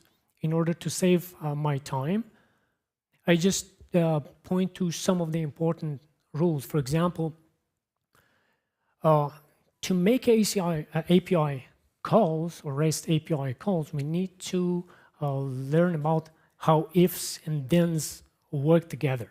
And the ifs are about that URL, the method that we will use, and I mean the URL and the payloads, and the then or the actions is each of these type of methods, like get, for example, to retrieve, to see, to monitor the data, the configuration. For example, post in order to create new configuration within the Cisco ACI as well. Then in this presentation, I will use Postman, and all of us knows that Postman is a API client. It's a software that we can use not only to automate, for example, LinkedIn profile, Instagram, Twitter, but also ACI as well. Why we use automation, why we need it in the ACI in this environment, for example, for reducing human errors, for having a single place, central place, in order to place our configuration there, to manage our configuration easily, to manage our data center easier than before compared to the traditional three-tier architecture in our data centers. Another important thing is we should learn about the object structure of the ACI, which is a hierarchical design. I will show you in a later in another slide. But some important platform that we can use to automate ACI is, for example, Python SDK, ACI Toolkit. For example, Netbox that our friends announced previously in the second presentation, Terraform, Ansible, and etc. And also REST API. This is a structure model, object structure model of Cisco ACI, which is a hierarchical design and has parents, relation between parents and childs. For example, as you will see in this picture, tenant is a parent for application profile, and then we have another child under the application profile, which is EPG. And as you will see, we have two types of connections, one-to-many connection and many-to-many connection. And some of these objects will relate to other objects, like, for example, application profile and VRF. VRF is the same as that's virtual routing forwarding in a traditional networking as well. This is the same one. And as you will see, this is in this side of this slide, we have a configuration, GUI configuration of the epic, which is a brain of the ACI, and that one is object model. Here, in my example, I configure a finance tenant, and within the finance tenant, I create an application profile, which inside that application profile we may have thousands or unlimited of EPGs, like a web server, database server, and etc. This is another example between tenant and the child, which may each tenant may have unlimited of bridge domain within itself, and multiple subnets within the bridge domain, which is a child of the bridge domain and the tenant as well. So the root of the configuration will be tenant. This is the practical scenario that I provided, but with small differences. And the difference is, in this picture, you will see the brain of the this SDN solution is this cluster of 3 APIC, application policy infrastructure controller, but I use only 1 APIC because I used a Cisco sandbox. And 2 leaf switches and 1 spine switch as a 2-tier architecture. Now, in order to let me tell you a quick, Cisco APIC is similar to Postman, just as a point of view of an API client.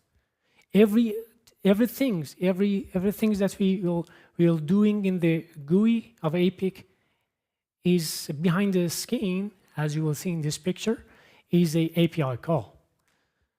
So we can pull the API calls from the API inspector as well. But in order to make an automation, first we need to create an environment with all of those necessary variables and values within that variables, as you will see here. And based on those variables, then we need to create our ACI calls. First of all, we need to connect our Postman to the APIC by this login method. And as you will see, we use a post method in order to create a connection with the ACI. And in the middle of the picture, you will see the payload. We can use either text or JSON code. And 200 means the connection will be okay. And then we can modify the poll API by the desired variable here as a tenant. And from the top of the picture, you can see the original URL that I pulled from the API inspector. And as you will see, I do the step-by-step of configuration, creating, for example, here I create a tenant. And you will see the result in the GUI as well.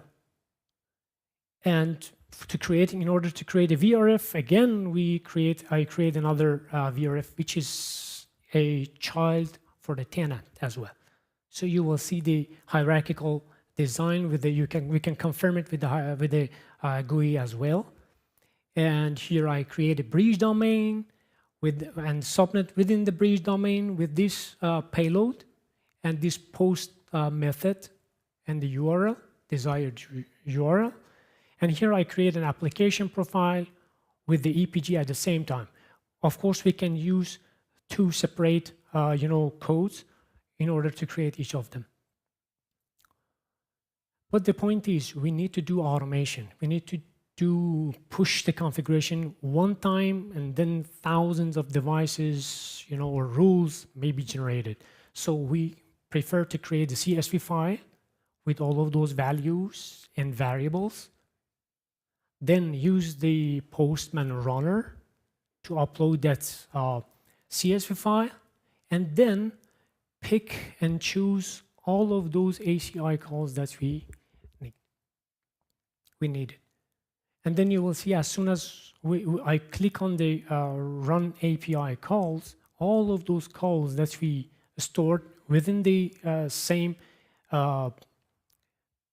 Postman, you will see all of those will runs, and we will get the result as a 200. It means that all the configuration pushed to the API, to the Epic server. And if we receive an error like this, then we can easily find the cause of the error. And here it means that before that I created for example, tenants, financial tenants. And we can confirm our configuration by GUI or by, for example, this get method in order to receive all of those configurations, like those times that we as a network engineer we use show running configuration within the traditional way in order to confirm our configuration.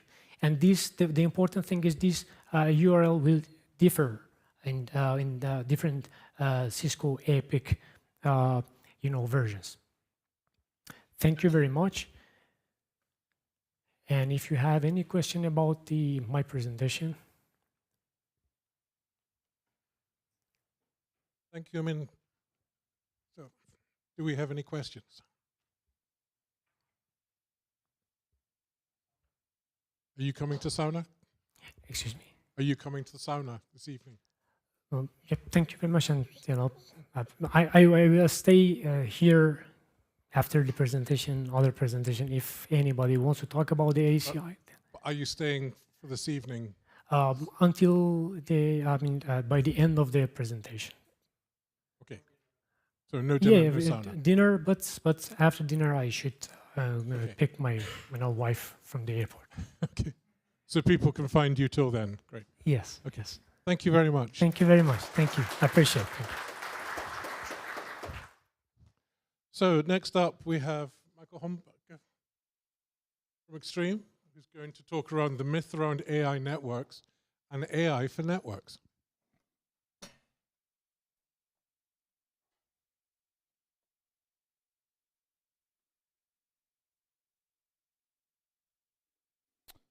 All right, am I audible?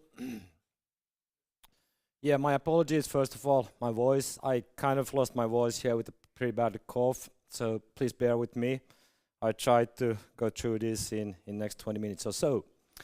Now, as was pointed out, I'm going to, spend the next 20 minutes or so discussing the difference between AI4 networks and AI networks.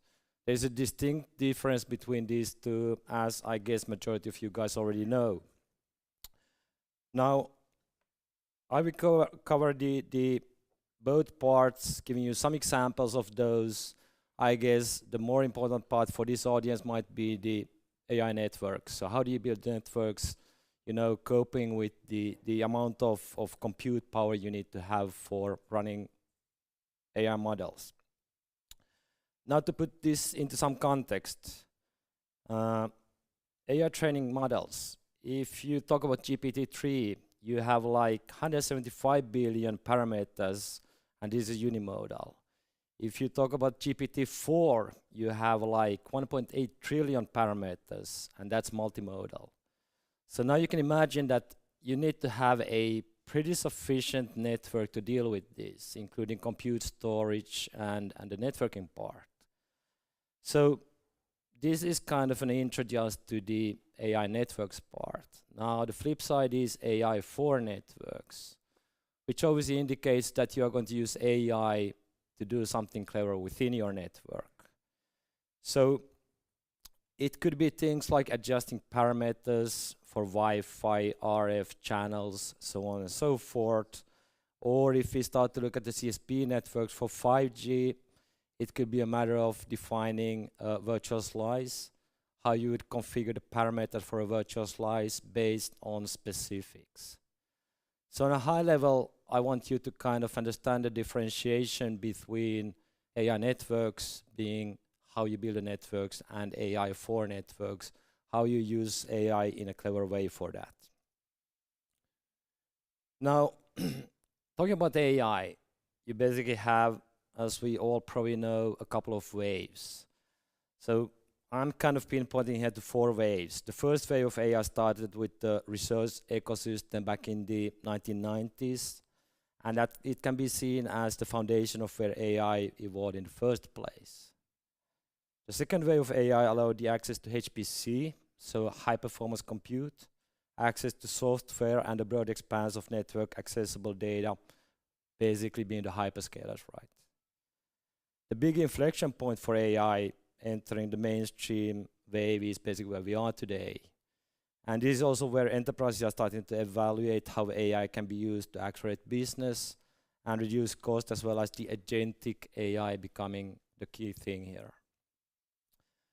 Then wave 4, this is the shift towards more autonomous self-learning systems and use cases with less supervision than the previous waves. And the industry has been working on autonomous self-driving cars for decades. You probably all know or do recall the hype with 5G, URLLC, so being the autonomous car things that would have low latency. So that's kind of beginning to see daylight now, and going beyond the pilot stages to real-world implementations and even small-scale deployments.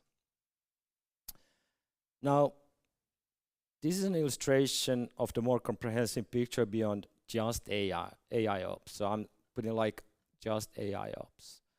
And it's meaning basically that the platform with AI components, like you have the core, the LLMs, the RAGs, those all live in the core. And in such a platform, you will integrate conversational, multimodal, and agentic AI into one single networking platform. So this is kind of the platforming thing. And to kind of put some context into this, I'm going to actually use the Extreme Platform 1 for this, for you to understand, the context of these 3 components. So on the right-hand side, you basically have 3 components. You have the AI expert, and think of this as the conversational ChatGPT-like, where you can talk with it. So to give you an example on this, we have like 700,000 pages of manuals and user guides. Now, if you, for instance, want to understand how you configure a BGP ad path for a given node on a given platform, now you would use this to basically give you an example of that with the CLI commands, how to configure it. You have the AI canvas, This is the interactive multimodal one that would show you things like top users, top applications, what have you. And you can pick and choose, do you want it in a graph mode, in a bar mode? How do you want it to be represented? And then the third one is the AI agents. This is the autonomous part where you tell what to do. So imagine that you have an AI agent living in your network. And assume now you have latency in your network, meaning that you need to do something. So you could have the human in the loop here, basically meaning that, okay, I want to change the bandwidth parameters for a given connection, and my AI agent actually discovered that this would remedy the problem. So it would ask me that, should the agent go and fix it, or do I want to go and do it? So this is the AI agent basically informing you of something with the intent of even fixing it if need be. Okay, so as we probably all know, Ethernet celebrated its 50th anniversary a couple of years back. So Ethernet is a 50 years old technology. And obviously we all understand that a lot of things has happened during these 50 years. It's not the CSMA/CD it used to be back in '73 when it was founded.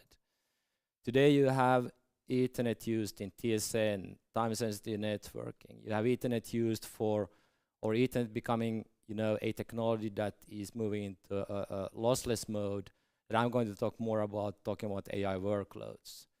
So I think the key thing here is to understand that Ethernet has come a long way. Ethernet is ubiquitous. It's everywhere. It's a given that you have an Ethernet connection wherever you go.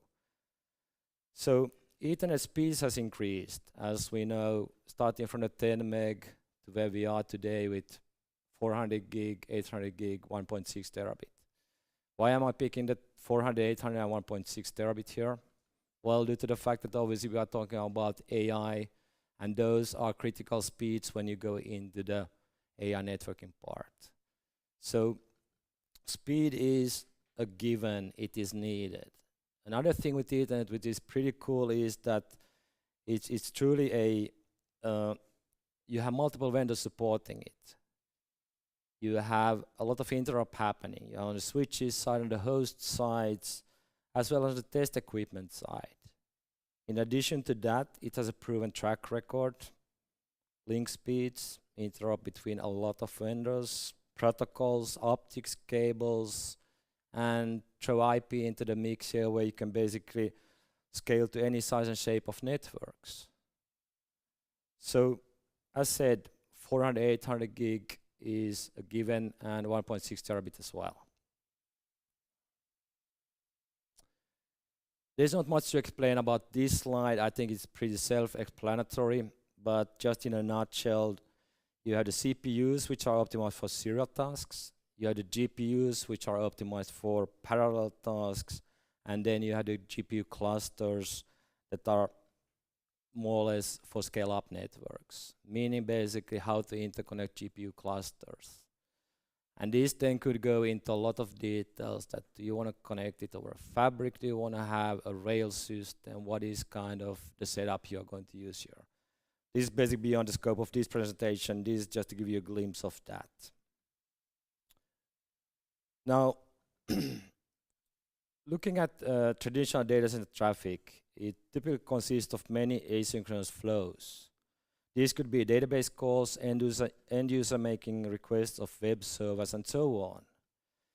AI workloads involve fewer flows, and they are by nature something called elephant flows, big flows, where majority of data can be transferred between GPUs for extended periods of time, could be very long-lived.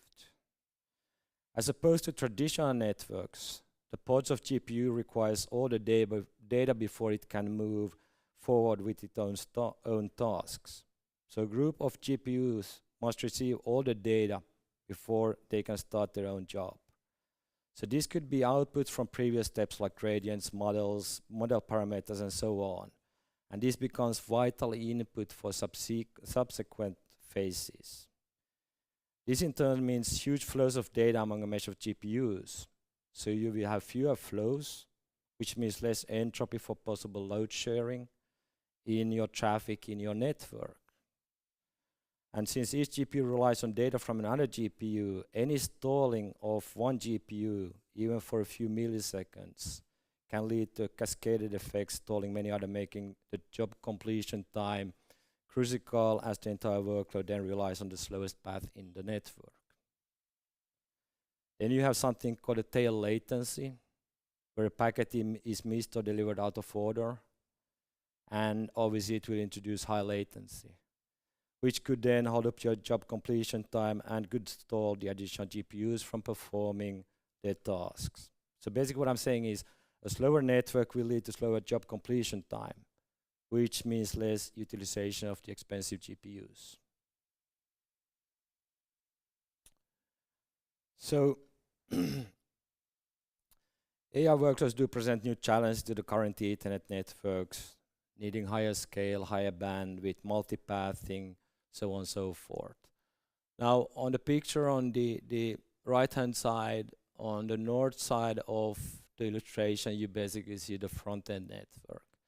That's basically your legacy data center network where, you know, your web servers are, your database applications are, so on and so forth. You might have an architecture where you have some oversubscription on your leaf spine links. And this meaning that you have a claw architecture, three-stage claw architecture with spine leaves. Now the southbound part of this picture shows how you have a backend network here. And that's where you start to connect in your GPU clusters. And as you can all appreciate the fact that you can't have oversubscription on those links. It needs to be a one-to-one parity on link speed. So everything needs to be so-called wire speed here. You're also seeing some acronyms like ROCE, so RDMA over Converged Ethernet, which is kind of becoming a key thing once you start to look at the losslessness nature that is required by running AI workloads. Now, as I was alluding to, that AI workloads do pose some challenges with things like seen on the slide here, just to pick a couple of one, incast. This happens when multiple sources target the same destination. So basically multiple senders to the same receiver. Could be something called the oblivious bulk synchronization. This is when the computation steps are interleaved with global communication steps that often synchronize processes. And this is also referred to as the three-dimensional parallelism for AI deep learning, with three components being number of processes, duration of computation, and then the size of communication. Then you basically have some deployment characteristics, confidential compute, so all traffic must be encrypted. You have multi-tenancy, need to manage thousands of such from a single host, and cost effectiveness, just to pick on a couple of ones. So how many of you have heard of Ultra Ethernet Consortium? 1, 2, okay, 3, 4. So a group of vendors and operators have teamed up to form the Ultra Ethernet Consortium with the aim or the concern that today's traditional network interconnects cannot provide the required performance, scale, and bandwidth to keep up with AI demands and workloads. So Ultra Ethernet Consortium aims to address these concerns by adding new capabilities. And I'm pinpointing aims to add these concerns. As you can see on the right-hand side of the picture there, you basically have working groups. You have one for software, transport, link, physical layer. And in fact, Ultra Ethernet Consortium just came out with version 1.0 for the Ultra Ethernet transport, with the intent of replacing the ROCE with that, so RDMA over Converged Ethernet. So the intent is to use Ethernet as such with added on functionality to make sure that you can deal with AI workloads. Now, I want to make a disclaimer here saying that obviously the main intent and goal here is to look at the hyperscalers. And we all understand that you have hyperscalers with specific demands and needs, and then you have the rest of you know, customers, so to speak, being enterprises, being small, you know, data centers, so on and so forth. what I'm trying to say is that you should look at enabling your data center to run AI workloads as a phased approach. Meaning that you first start to look at how would you be able to scale up your storage part with things like NVMe over Fabric. Then you go in to starting to look, okay, so how can I deal with, Rocky-based things, so RDMA over Converged Ethernet, so on and so forth, and ultimately go to supporting whatever Ultra Ethernet Consortium is going to come up with as new kind of enhanced standards. Now, this is a drawing of, or an illustration of the front end and the back end network. Some key components on the front end part is obviously, this is where you would have your inference clusters living, your shared storage pools would be here, your WAN connection would be here, DCI connections, your internet, and so on. And then you would have your management network for training here as well. Then on the back-end side, you would obviously then have your GPU compute fabric and your dedicated storage fabric. These could be collapsed into the same. Now, digging into RDMA. How many of you do know RDMA? Few. So, InfiniBand uses direct memory access called a DMA, which is basic across access to the memory directly from the NIC and relieves the CPU from the intense memory access work. RDMA is the basis for InfiniBand, which makes the network fast since it can transfer the data from one memory to another memory without taking any CPU cycles. So RDMA is a key technique to reduce end-to-end communication latency between multiple machines and GPUs, as RDMA allows a host to access the memory of another host directly by bypassing the OS kernel.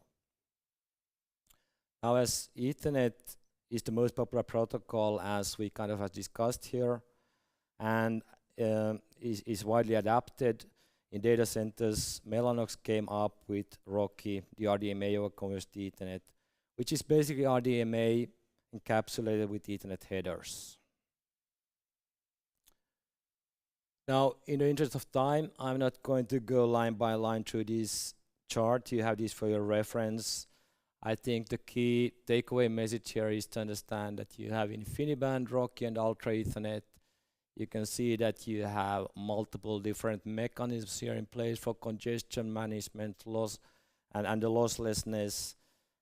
Something I want to mention is that you have DCQCN, which is basically a data center quantized congestion notification, including PFC, so priority flow control, which is a link layer thing together with ECN, explicit congestion notification, which is kind of a good initial step to be able to start to run AI workloads in a data center. And then you can see the enhancements on the Ultra Ethernet side where they talk about packet spraying, they talk about a variety of different things here. So I said this more for your reference here. Now, this is an IP fabric architecture. And why I'm picking this is because the AI data centers are like an evolution path of IP fabrics. I do believe we all know what an IP fabric is. It's an BGP VPN-based fabric with an VXLAN overlay, which basically means that you can scale it out in any way, in any shape and form you want. Going from a 2-node construct, as you can see here on one of these being the compute part, to a 3-stage claw with a spine leaf layer or a 5-stage claw with a spine leaf and a super spine layer. Now, just as a side note here, that you probably all know, I mean, you are coming from the CSP world, so you all know that 5G is the first generation of cloud-native mobile network technology, which basically means that 5G is using compute to run all the kind of critical services, 5G core, that's running on computes. So what I'm trying to say here is that fact being is that you basically build different sizes of fabrics, starting from small 2-node constructs to huge 3- and 5-state claw, all are IP fabric architectures. Now, in the interest of time, I need to skim through this. This is just a reference model for, you know, a front-end network, where I think, just to hit on a few key points here, one thing is that it's not critical for a front-end network looking at what you host on that network to have non-oversubscribed links. It's more critical on the back-end network to have non-oversubscribed links here. So what I'm showing here is a reference design using a 32 times 400 gig box as spine and leaf, where you can see that you have 3.2 terabits on all the connections being non-oversubscribed. So I'm going to I'm going to basically leave you with this last slide. I'm not going to go through this, but I want to actually pinpoint the fact that what I covered is the lowest part. So network is part of the GPU clusters. Obviously, to be able to run and provide, you know, a platform for running AI workloads, there is much more components involved, as you can see, layer 1, layer 2, layer 3, and layer 4. So with that said, thank you for this. Thank you. A useful breakdown of the networks that we have to worry about in the future. Yes. Thank you, Michael. Thank you.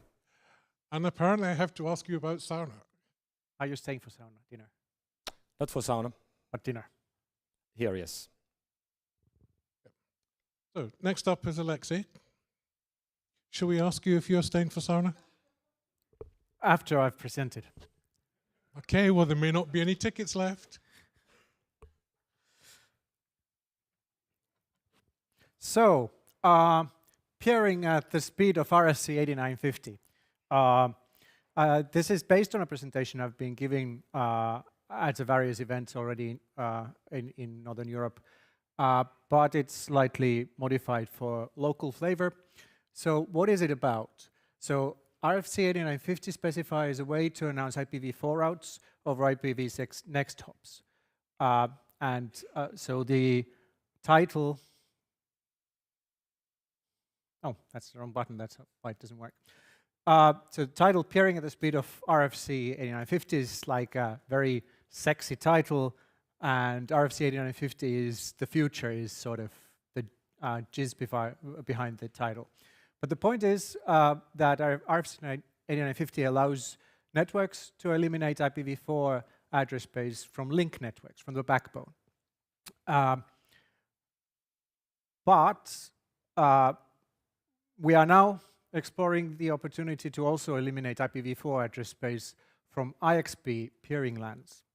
So Trex announced and started a new IXP in Turku, the third biggest metro area in Finland, this winter. And we are doing that IXP, RFC 8950 only. So it will be possible to exchange IPv4 traffic in Turku, but people won't have IPv4 addresses on the Turku exchange. And that's what it's all about. So the routers will still need to have one IPv4 address somewhere on some interface, usually the loopback interface, so that they can send ICMP errors, and they usually have a need for an IPv4 address for other reasons as well. But links and now the IX connection don't necessarily need an IPv4 address anymore. And why? So we already did have a bit of IPv4 address space earmarked for the Turku exchange point, but renumbering to a bigger network is painful, and to get to a /24, which is the usual comfortable size for an IXP subnet, would require already renumbering twice. Examples of what the pain looks like is France IX announced they were renumbering to new addresses 2019 in the winter, and 2021 in the fall, they finally turned or got rid of the last old IPv4 address on the subnet. thanks to Radu Adrian from France IX for this information. All the big IXPs in Europe have already renumbered several times. And Lynx, I guess, was possibly the first one to renumber in 1997. Decix has managed to go a slightly different route. They renumbered once, but they chose an address space where they had lots of space behind it. So after the one renumbering, they have changed their net mask.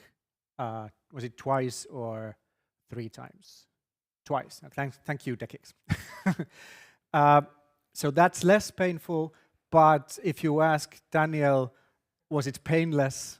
It wasn't, because still, if people have the wrong net mask on the subnet, funny things happen, especially if you also use the route server there. So the alternative to all this pain would be to renumber one final time. And I say renumber in quotes because it's not real renumbering, because everyone already has IPv6 sessions on the peering LAN. So all they really need to do is turn up a new address family on the existing IPv6 peering session and add a certain configuration line that makes use of the RFC 8950. So Trex Turku is not the only one who is testing this. So Nix in Prague, in Czechia, has a special Phoenix subnet for their, well, let's say local ISPs, but it's basically high security peering community in Prague, where the operators take security and DDoS and stuff like that seriously. So it's a smaller group than their whole peering LAN. And they are using that, and in May they reported they had 12 members, 24 BGP sessions using, and 214 prefixes announced using RFC 8950. Also here in Tampere, our older exchange point, we have set up a third route server that supports RFC 8950, and it's pre-configured so that everyone that's already using one of the older route servers at Trex Tampere already have a session on the waiting on the third one. So it's basically, you look at the IPv6 addresses of the existing route servers at one, and that's the new RFC 8950 route server. Trex's own router is peering already with that route server, and the AS112 Anycast is also already peering. So there should be a few different routes coming from that route server if you want to test it out. Right. So what about new IXPs like Turku? So if we start with the IPv4 subnet, it'll be later difficult to get people to stop using it. Yanking it out is going to be just as difficult as renumbering. So what we are trying to do in Turku is we are trying the approach that we never give it an IPv4 subnet in the first place. Most of our members run platforms that have mature support for the technology, so in theory, there shouldn't be any problems.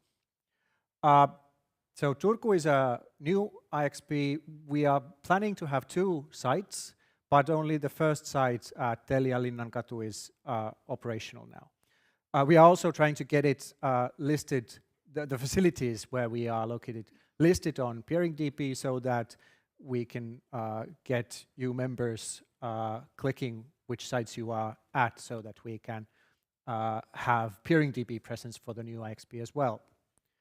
But so far there hasn't been any luck with that. So EurIX is the association of internet exchange points in Europe, and Physics, Decix, Trex, NetNod, all our sponsors here are members of EurIX. I think all or most of our sponsors are also patrons of EurIX.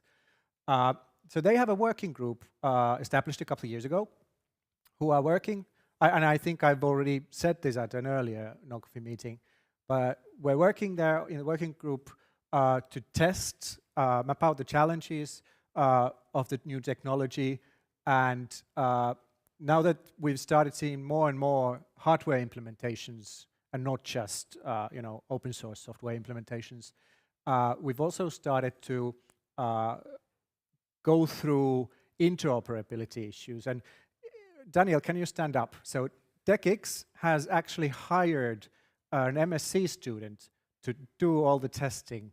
So they are putting their money where the mouth is. Give them a big hand.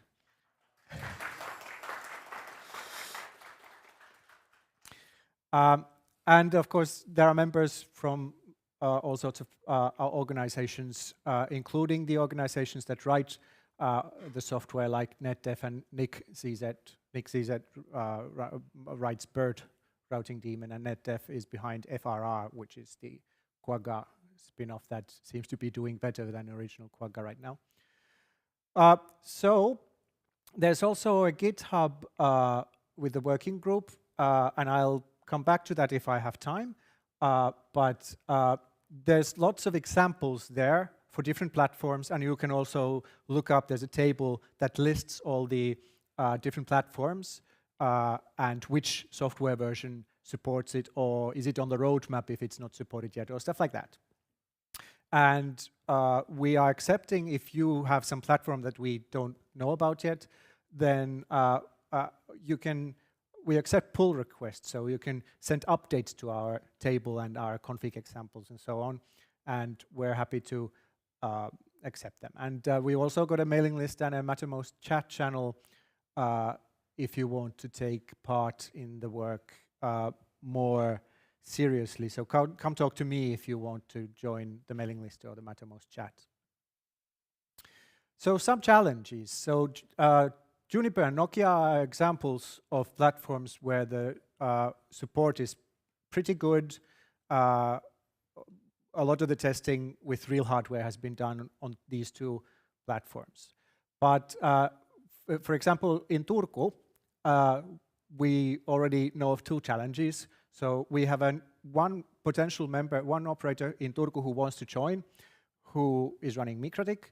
But MikroTik doesn't really support this yet, so their kernel and their user interface has supported this. You can make static routes for IPv4 routes with IPv6 next hops, for example, using the MikroTik configuration interface. But the BGP implementation doesn't support the BGP path attributes required to make the route announcements. And last I remember, they don't have it on their roadmap yet. Huawei, another big or growing hardware vendor who we have a few members of that want to join Turku, has said they support it, but we haven't found or received any examples of how to configure it. So, so we don't know if it really supports it. A few other points, important points, is that the best current practice for iBGP is to use NextHop self, but with RFC 8950, using that becomes more important, because if your iBGP mesh has routers that don't support the extension, then they will be confused by the routes they receive from other routers within your AS number that do support it. So, and if you don't know what that, if you don't understand what that means, talk to me later at dinner or sauna, and I'll explain more grassroots details what this means. Also, ISAMP unreachables. So if you trace route through a BGP connection based on this tech, the router that doesn't have an IPv4 address anymore will, of course, then try to use some other address on the router to send the ICMP unreachable, so the trace route knows which router the packet passed. Most vendors say that in this case they should be using the loopback interface. But even though they say that we've found in lab tests that this is not true, they are using, in some cases, a completely random interface that is not related to the path at all. So the logical idea is that ingress path or egress path interface IPs, but they might be using, you know, some completely different interface instead. And well, so we've been working at EuroIX for a couple of years and mapping all these different, how different vendors behave and so on. And we've been giving feedback to the vendors so that the vendors know to fix the bugs, and eventually they, by the time anyone in Finland will start seriously adopting the technology, hopefully all the bugs will be fixed, at least on their platform. And here's an example of how to connect to the Turku exchange. So this particular example comes from our own Juniper router. So, and it's a bit edited to look pretty. But which one's the laser? That's the laser. So you need to enable family IPv4 because otherwise it won't forward IPv4 traffic on the interface at all. But you do not need to add an address because it's using this to do the forwarding. And of course you can still add filters and stuff in the IPv4 section. If you do add some address here, then that will on Juniper typically show up in the trace routes. But otherwise it could be some other interface. So if you want trace routes to show that it went through the Trek subnet, for example, then you can choose some random free IP address. Usually addresses ending in .0 or .255 are free, so you can just use something like that on the interface, and then traceroute will show that, and then you can give it a reverse mapping that will, you know, tell people what's going on. And then the BGP neighbor config, this is for the peer group, so it'll be shared by all members of the peer group. One interesting thing about the Juniper implementation is that you have to filter both IPv4 and IPv6 routes using the same filter. So these get a bit longer than if it was just one address family. On some other vendors, you can configure the filters in the family area, so you can have a separate filter for IPv4 and another filter for IPv6 routes. And the important thing is, first of all, to enable family inet again in the BGP as well, and then this extended next hop is what turns the RFC 8950 functionality on. And here's an example of an existing route with one of our members that is connected to both Tampere and Turku exchanges. So the last one is our route through our transit, and the second last one is the route over the Tampere peering LAN using legacy BGP. And then the two first ones are examples of the same route being exchanged in Turku using RFC 8950.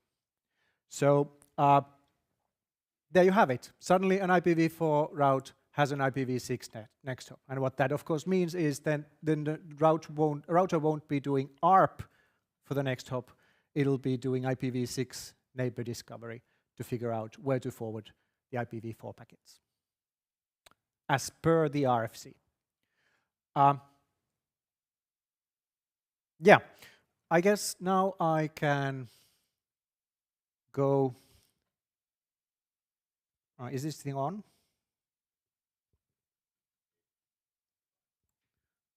Okay. Yeah, there we are. So here's the GitHub I mentioned. So in the examples folder is most of the interesting stuff. So this is the table I mentioned. Here are the different vendors and platforms that we have that we know about. And for example, Arista, the first one here, this software version has good support, but the notes say that it has had the support already for a while. For Cisco, two of the platforms either don't support or we don't really know, but iOS XR has proper support since 7.3.3. open source. Well, actually, fun fact, Bird, the reason to create Bird 2 is because the architecture of Bird 1 could never support this thing. So when people started asking Bird to start supporting RFC 8950 or its predecessor RFC 5549, they started work on Bird 2 so that they could support it. And Bird 3 is pretty identical to Bird 2 when it comes to this feature. Junos has had good support since 17, which is a long time ago, but we found that basically the newest Junos 23.4 is the first one where we don't see certain interoperability challenges. I can talk about that later at the sauna if somebody's really interested. Microsoft, as I said, does not support, and so on. And maybe I should show an example. So here's Nokia SROS config example. So this is what it sort of looks like. And so that's a filter, what the filter looks like for it. And it's an interface. Maybe I should have looked at this before. But so here's, yes. So this is the magic word to get Nokia SROS to do the right thing with the next hops. And actually here are listed the most important things in the config as well. And then here are some examples, show routes and trace route. Yeah, that's the actual show route. And things like that. Not all of these are complete yet. The guy from DKIX is working on these as well, but we, as I said, are also accepting pull requests from anyone that if it looks right. And I guess I just went over time, so no questions. Get me at dinner or the sauna, and we can talk more about this. If you want. Thank you, Lexi. We do actually have a couple of minutes till the next talk is due if somebody has a quick question. Well, yeah, quick questions. Question, no, not don't be too extravagant.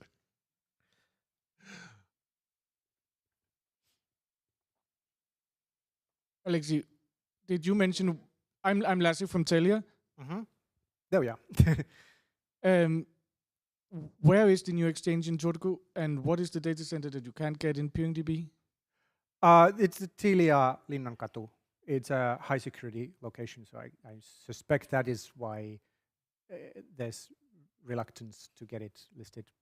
And then the other location that we have already decided to go and where we have already agreements for a Lambda so that we can get it connected is Kupitta.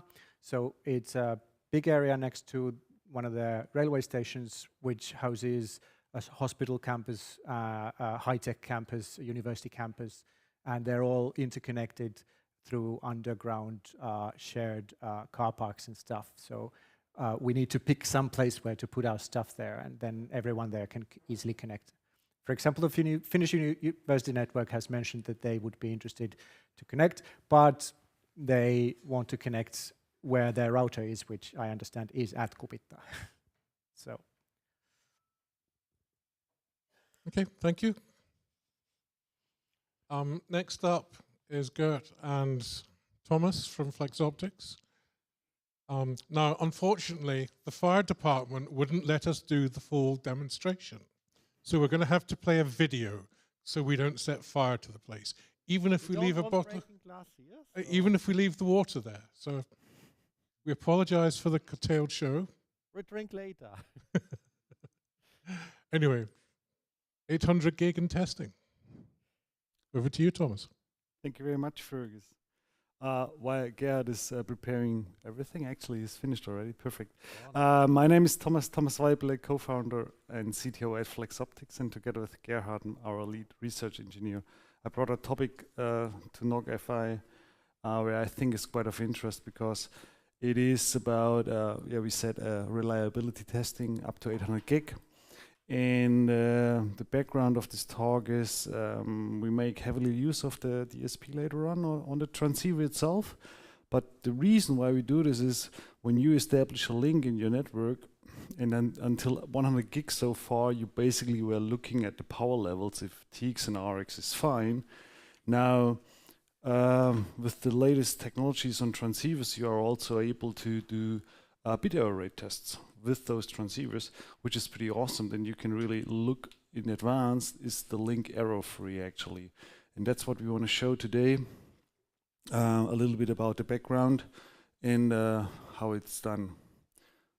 Nope. So the talk is a little bit separated in a couple of sections.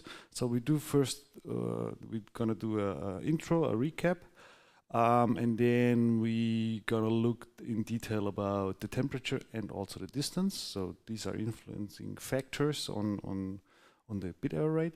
And then Gerhard is performing a live demo, plus we do some recap. So let's start straight out, more a little bit on the theory.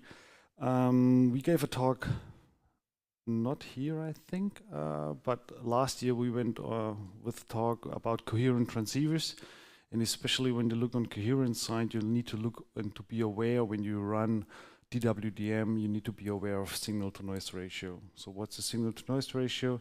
You see it on the bottom graph there. It's pretty straightforward. We got our noise level down, which is the fuzzy wobbling graph, and then we get our desired signal on top of it, like here.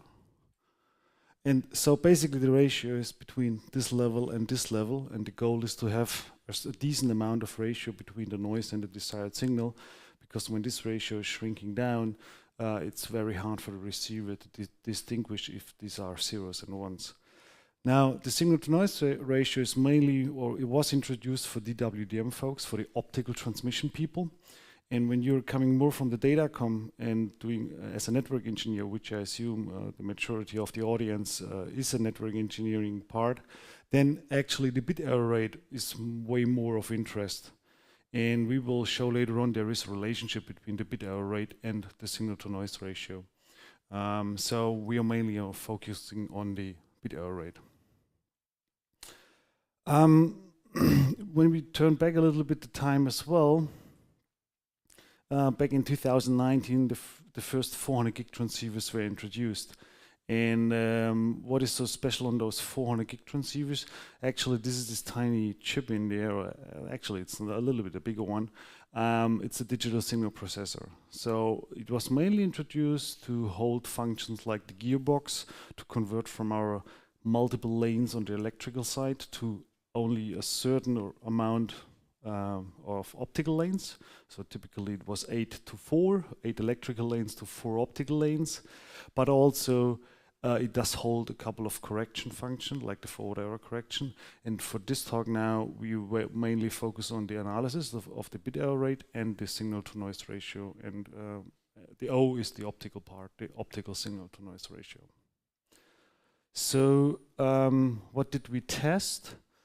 We did a couple of tests with a couple of transceivers, started with the latest one, the 800 gig development, it's a DR8, but also moved on with the 400 gig ones like the QSP112, which is a great development there, having 4 times 100 gigabit on the electrical side. And then as a side product actually out of the 400 gig development, the 100 gig transceivers also got a DSP now.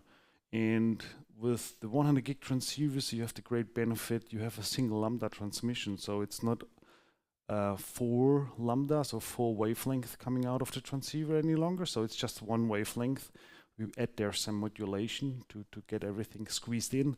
But the nice effect is we have 1 wavelength carrying 100 gigabit. And yes, we need a DSP there to do the modulation especially. Okay, so as I said, we did a test at the beginning with on the distance, and we're gonna show you the results. We only have chosen one result. We had a couple of results, but this would extend this talk way too much.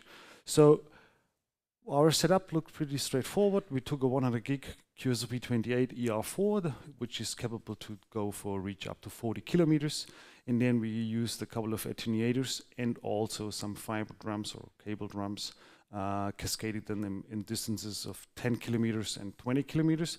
And we basically looped it backwards. So the transmitter was looped to the receiver. And this was basically the test setup. Looking at the figures, we just stick to the data sheet and we're looking especially on the receiver's minimum, which is at -14 dBm, which you can see here in the red rectangle.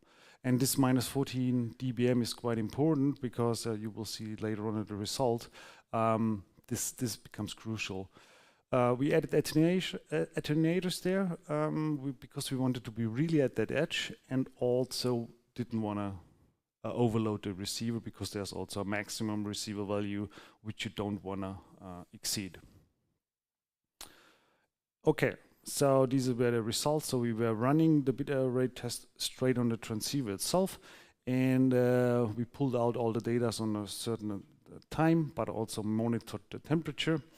And for 2 meters up to, let's say, 40 kilometers, the figures look pretty nice. Some words about a bit error rate itself. So there is a demarcation line, the 2.4 multiplied by 10 to the power of -4. And for simplification, I just use the exponent now, and when I'm talking in the future, it's -4 basically. This is the demarcation line which is defined by IEEE for an error-free transmission. If you're above, then your link is not error-free any longer.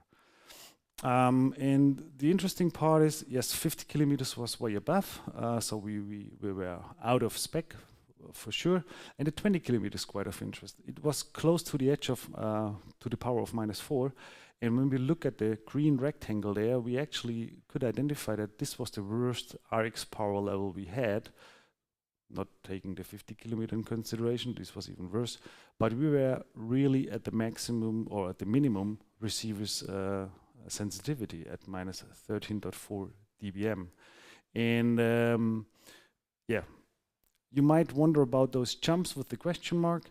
This is more an implementation thing of the bit error rate function itself, and especially about how the laser is control of that transceiver. So when the temperature exceeded, the TX, the transmitter bias, is going to be corrected. It's basically a lookup table in the firmware of the microcontroller to change some settings on the bias, and then the bit error rate got improved, so it was always a drop down and not a drop up actually. Okay, as I said before, a little bit more theory about a bit error rate. So what is the bit error rate in general? You have a number of errors when you're transmitting, and you divide this by the total amount of bits you transmit in a certain period of time. That's basically the whole formula you have to do, or actually the chips or the computers inside of your router, or in this case, the transceiver does it for you.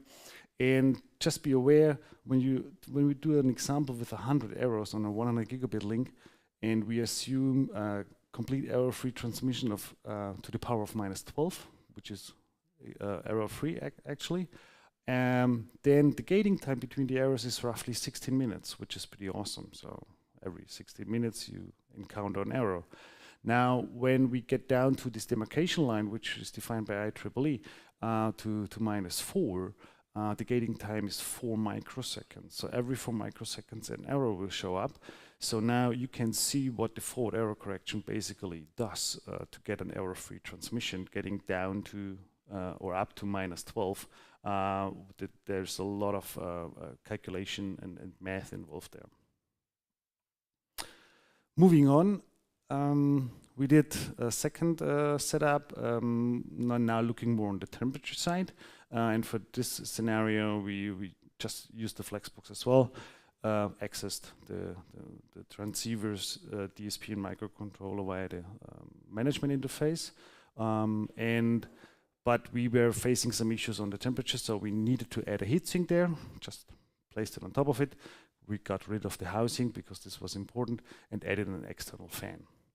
The nice side story here is actually this heatsink. Actually, we got it from an old Cisco 800, so it's like 25-year-old technologies cooling down a coherent transceiver, which was pretty amazing. And we got it from a friend of mine. He is decommissioned equipment in Frankfurt area, and he rips everything apart and separates all the different materials. He really likes it. And if you have some equipment in Frankfurt area, let me know. I can help you to get rid of it. Okay. With that, I'm gonna hand over to Gerhard. Thank you very much, Thomas. And is the microphone turned on? If not, I will speak aloud. It's not a problem. Anyhow, same diagram like before, but the difference this time is it is a coherent transceiver. And as you can see, we don't have jumps anymore. So the thing is, even though the coherent transceiver is way more complex, way more parameters, considering polarization and so on, it has the opportunity to control better the target power. And what you can see here in the result is that it is not so much affected by the temperature. So if you start your coherent transceiver with the proper cooling installed, like shown in the previous picture, you can see the temperature really doesn't affect so much the bit error rate. For one thing. For another thing, we are in a different range because there's a different specification, because the FEC also, because it has more parameters, is way better in correcting. So as a message, coherent, you can trust more on it if the temperature increases, that you will have more or less a constant bit error rate. The bit error rate obviously changes if you use different fiber lengths up to 60, and there's also a difference if you do it without cooling. We did it for a couple of minutes, and as you can see, the curves now moved. This is due to, because it locks to a certain power, target power, and then it keeps running that way. So to wrap up a little bit the difference between a direct detection transceiver we saw previously and a coherent, that is how they behave basically. And now let's go to an experiment. Let's go extreme, because edge cases are normally more interesting. And we came up with ideas, since we have all these triggers around 80, 90, 70 degrees. Let's put a transceiver up to 120 and see how it will react. Will it recover itself? How's the bit error rate, obviously? But in general, how does this transceiver react? And I did it through a small barbecue. You can also check out our YouTube channel. There are more details what exactly we were doing. I did it in 4 phases. So first was a warm-up. Without that dryer, it's not a hair dryer. It is one that goes up to 600 degrees. Don't use it for anything else other than for electrical devices. And warm up, let it warm up a little bit without that gun. Normally our application stops the transceiver when the temperature increases way too much. So I was waiting for that and seeing if it still works and how it reacts to the transceiver, if it can read out the register properly, because this is also something you can read out of a register. And after that, I removed this threshold. I put it to 100 in order to see how it reacts. So we passed the high warning, high alarm you can read out of the register. This is something you can also find your network gear. It's in the register of the transceiver. And when we did that, I tried another step with 120 to see if it still reacts, if it is able to operate, because I mean you would assume that with 100 degrees, who knows what happens. I already got loss of signal, and yeah, will it still work? And it still was working, so I left it running up to 120, canceled the operation, and I was checking with the cooldown if it still works, and surprise, surprise, it still is working. So you can go way beyond, you're losing signal, but the transceiver was able to recover itself. Actually, we are not so proud about this experiment, because we hoped we would really break this one. It wouldn't work at all. But it also shows us how reliable these transceivers are. It still doesn't mean you should just leave them running in hot and remove the fans. Of course, that not, because you lose the signal. You don't want that. But there's a probability that they recover themselves, because as you can see here with the curve, it goes back to the original bit error rate we had before. So this is a long run test just to see how the bit error rate behaves. Here we have 1.0 10 minus 11, 10 to minus 11. And as you can see, it stabilizes, goes like 60% up, but after 4 minutes, and then it keeps running at the same level of bit error rate. This is due to because we have a rolling average. Just to give you another example, what happens when you add a cooler or you remove it? Same here, temperature increases if you remove the cooler. But what does not recover entirely is the bit error rate. This is a blue curve here because rolling average. So it's taking history. It's always taking the past value. You know, you take the current bit error rate, sum the next one divided by 2. And it does this in the background every time, the firmware of the transceiver. And this is the effect you start observing. If you reset the transceiver, plug it out, plug it in, or trigger and register, it also will go down. Just wanted to show you that because while you are running a transceiver, if you fix anything in your network gear, like putting a cooler back, this is what can occur. And now let's get to the interesting part. Have to rush here a little bit, but that's all right. To show you some interesting curves here. Click. Yeah. Now the transceiver is booting up. Let's give it a little bit of time while I explain what you are going to see here. So we discussed a bit bit error rates. This is what you're going to see in the first graph. The second one, temperature, obviously. RX power is like in order to verify the reception signal, how good it is.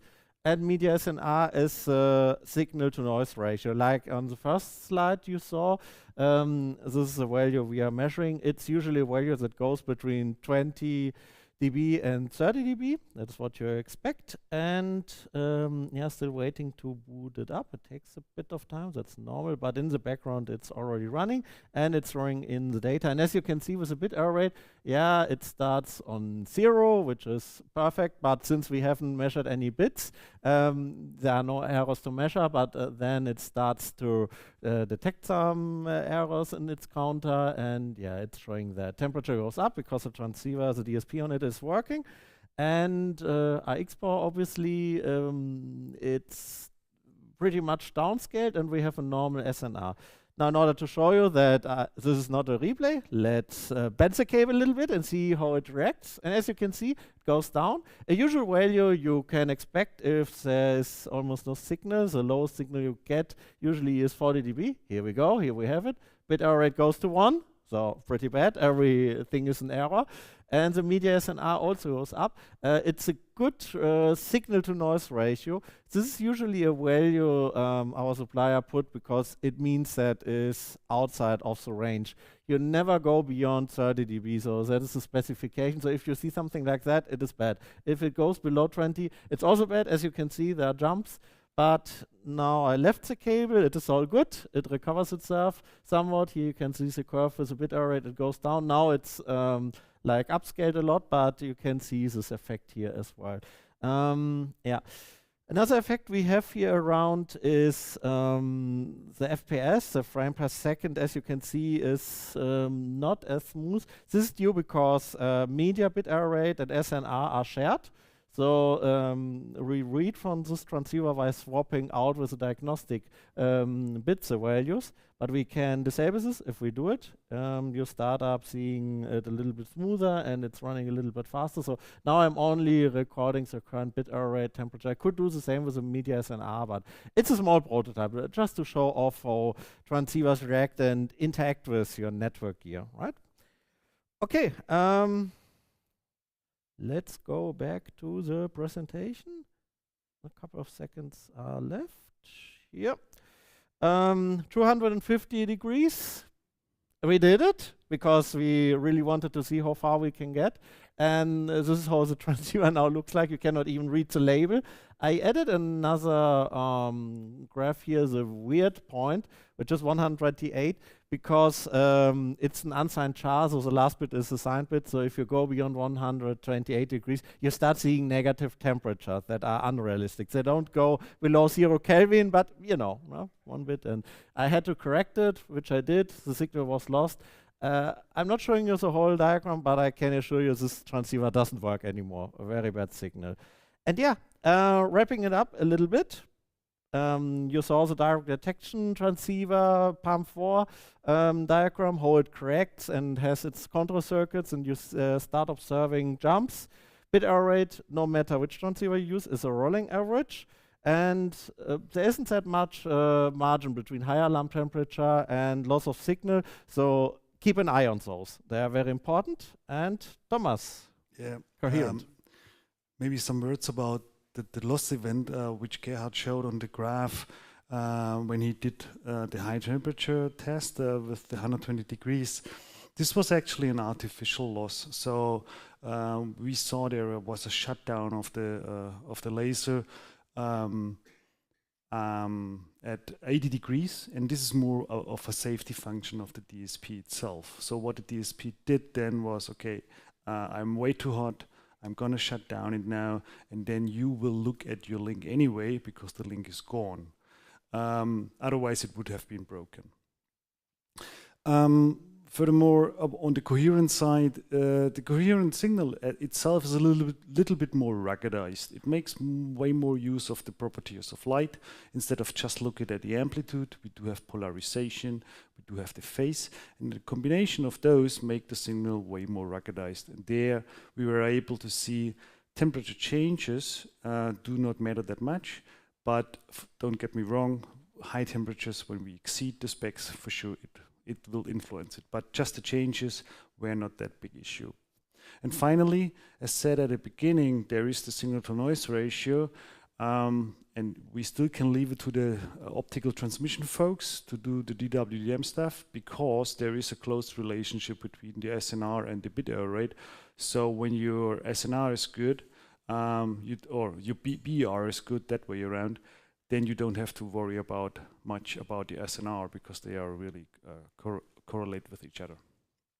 Okay, that's it from our side. Thank you very much, and we are happy for questions. Thank you. Thank you, Thomas and Gerd. We've run into the coffee break, so unless somebody has a really, really quick question, can I suggest you catch them, and you'll be here for dinner? Yes, for and sure. We're going to be around, yeah, definitely. Okay, enjoy Thank coffee. you again.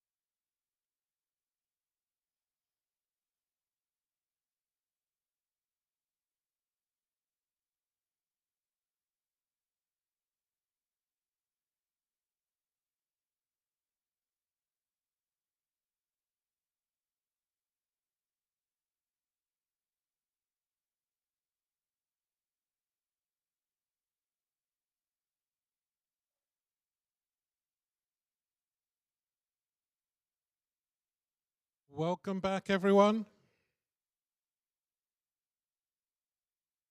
If you could take your seats, please.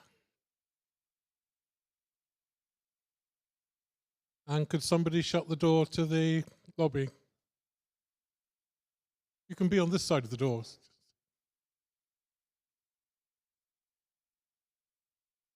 Oh, welcome to the final session. Our first talk is from Vladimir, talking about generating 1 terabit of traffic on commodity hardware using T-Rex. Anything with dinosaurs we love, right? Yeah. Yeah. So thanks for having me. Sorry, it's been a while since I gave since last time I gave the public talk, so I might struggle a little bit with time management. But yeah, I'll try to leave a few minutes in the end for questions and so on. So how it all began? Well, I live in Switzerland. I really like to tinker with hardware, especially with exotic hardware. I had a background of sysadmin SRE style, so 15 years of experience roughly. I really would like to have some sort of a side hobby project that would be really, really close to the hardware itself. And at the beginning of the project, I didn't have a lot of experience with networking. I mean, I know the theory. I haven't actually did a hands-on experience for a while. And in mid-2023, the ISP where I live said, hey, we actually start providing 25 gigabit home internet for you. So I decided, why not to upgrade? And suddenly, my home network and home hardware became a bottleneck. A good friend of mine suggested to talk to Pim van Pelt, as he was doing a lot of things and a lot of stuff around performance testing and so on. And Pim mentioned that he have a project and idea of doing a terabit router. So building a load generator for that sounded like actually ticking all the boxes for the hobby project. Or TLDR, paraphrasing the movie, I was so preoccupied with whether I could that I didn't actually stop to think if I should do that. So roughly, I need to come up with sort of what are the constraints for the hardware that I'm building. First obvious one is actually PCIe bandwidth, servers with Gen 3 for x16 slot, you roughly would get enough bandwidth for a 100 gigabit network card. For Gen 4, double that. For Gen 5, well, double of the Gen 4, so roughly 2 times 200. Then next obvious bottleneck is actually how many PCIe is available on the platform. And here comes the problem. Desktop platforms are cheap, but they are not really, you don't have a lot of PCIe lanes. In theory, you might get 28 lanes on modern desktop hardware, but good luck finding a motherboard that gives you more than x16 slot. X16 plus X4 or something like that is what you get. So server or workstation kind of platforms, you have 80 or 112 lanes on Xeon's previous generation, because that's when the whole thing started. You have 128 lanes on AMD EPICs, or 96 on the smaller EPICs, and basically, those would be the obvious choice there. Another constraint is money, because that's a hobby project, therefore no sponsorship. All the hardware, I pay with my own money out of my pocket. Therefore, it must be as cheap as possible, and I wouldn't actually refrain from buying used hardware if I can fix some of the problems. Another problem is again comes from the money constraint that I really would like to reuse the same thing for testing the VPP and run VPP. And here comes the interesting part that Intel supports DDIO, which is their technology of basically that PCIe device can actually you can bypass the RAM and get the data directly to L3 cache, and they have it since Xeon E5 V2, E7 V2, so for quite some time. AMD supports a similar one as DCI since Zen 5, and at the moment when the whole thing started, Zen 5 was basically not available on the market, not for the consumer at least. And another constraint, like I wanted to use small packets because otherwise it's just not fun. Like,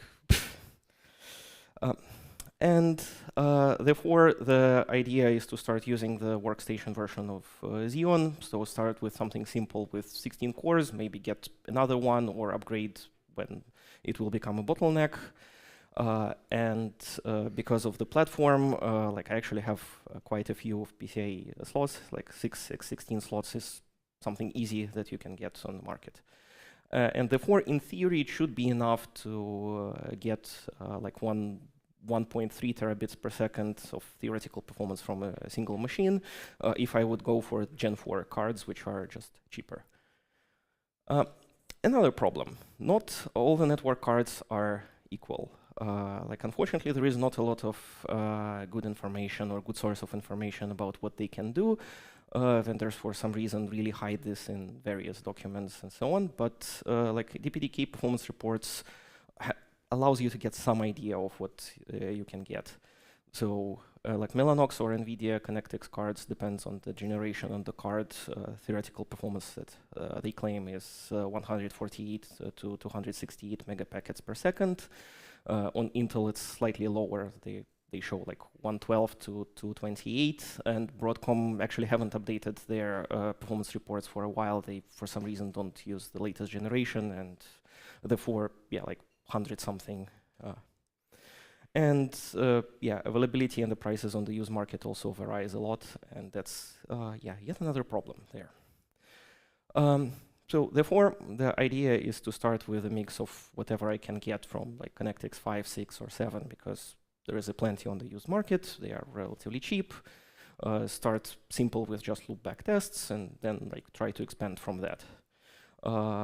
Also, there is a lot of cheaper blue fields for whatever reason on the market. So like maybe look at those. And because I went for the 16-core platform, I mean, hyperthreading might be useful, so I would also try to investigate how that affects the performance.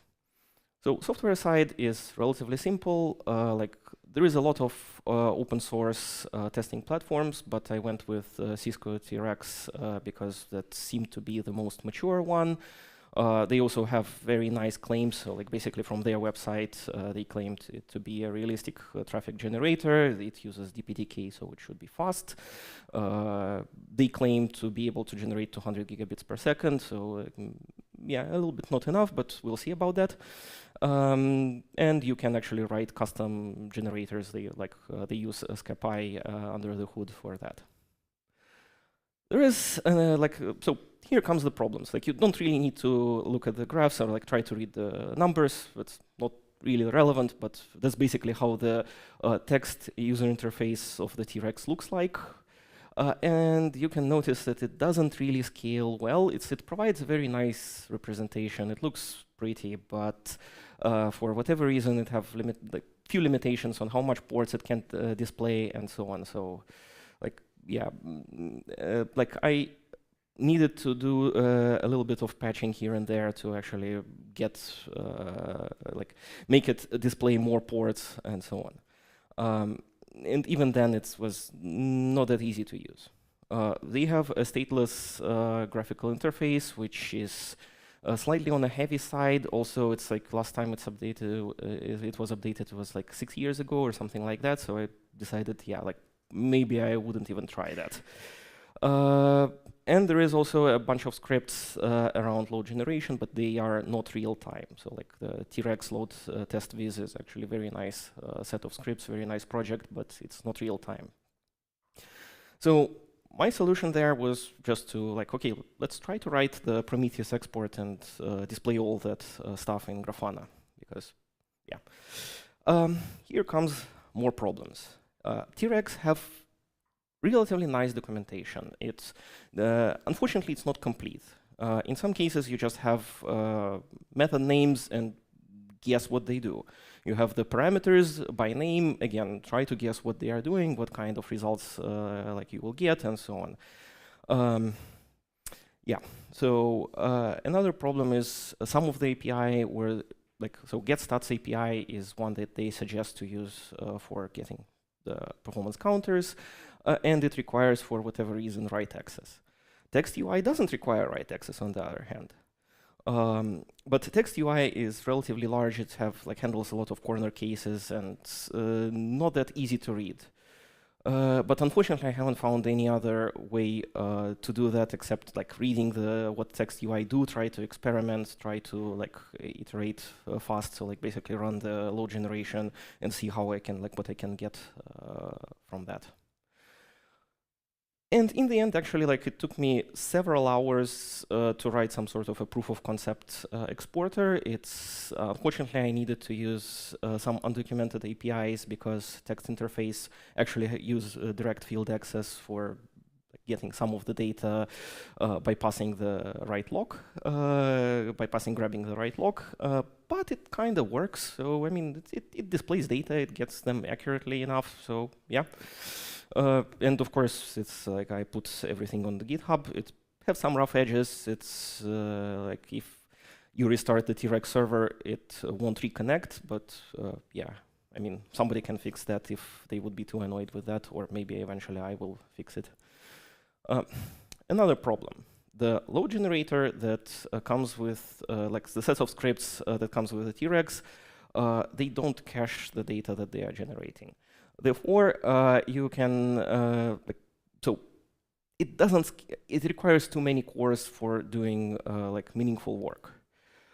Luckily, ScapI helps in that sense. It's so there are multiple talks during FOSDEM, there was a talk at FOSDEM 2024. There was a PIMS talk as well that mentioned how he solved this problem.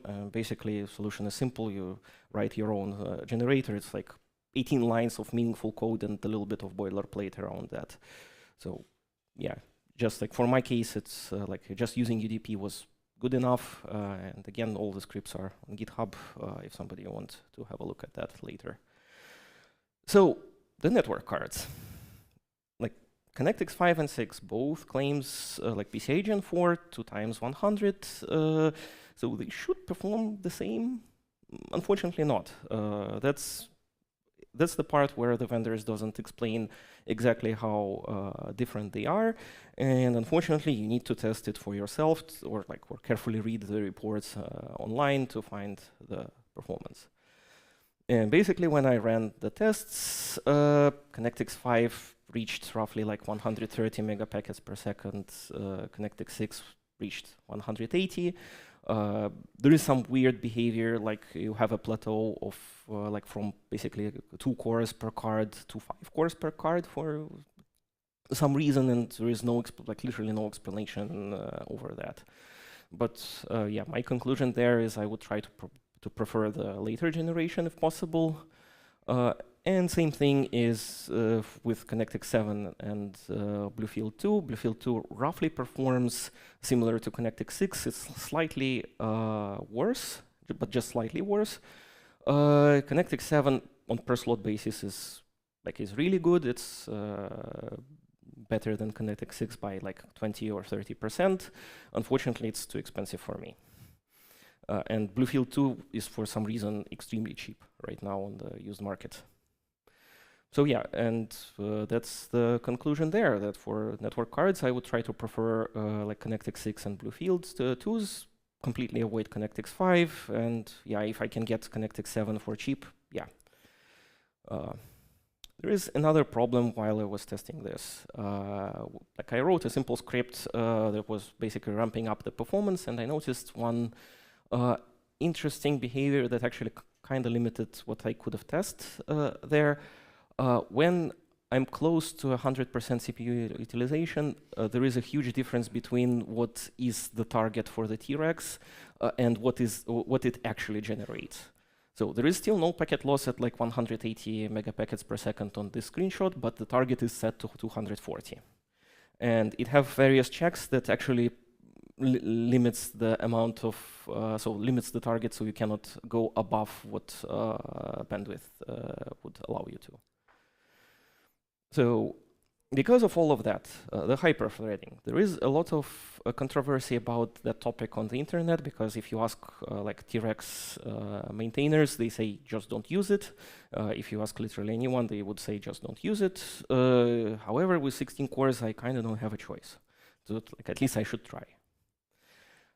Again, I ran the same benchmarks, and yeah, basically, at least on the Sapphire Rapids machine that I was using, depending on the load, it actually gave me roughly 30 to 40% of a single core performance, which but the price was that it became less predictable in a sense.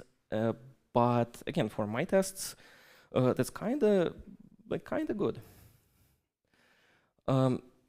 So the final setup, like I started the first attempt, like 5 threads per network card, using a mix of cores and hyperthreading, like ConnectX 6 and ConnectX 7, and the mentioned before 16-core machine. At the first attempt, unfortunately, from the single machine, I haven't been able to reach like anything near terabit. It was roughly 600 gigapackets per second, roughly 600 gigabits of 128-byte packets, and there was nothing else that I tried made it scale above.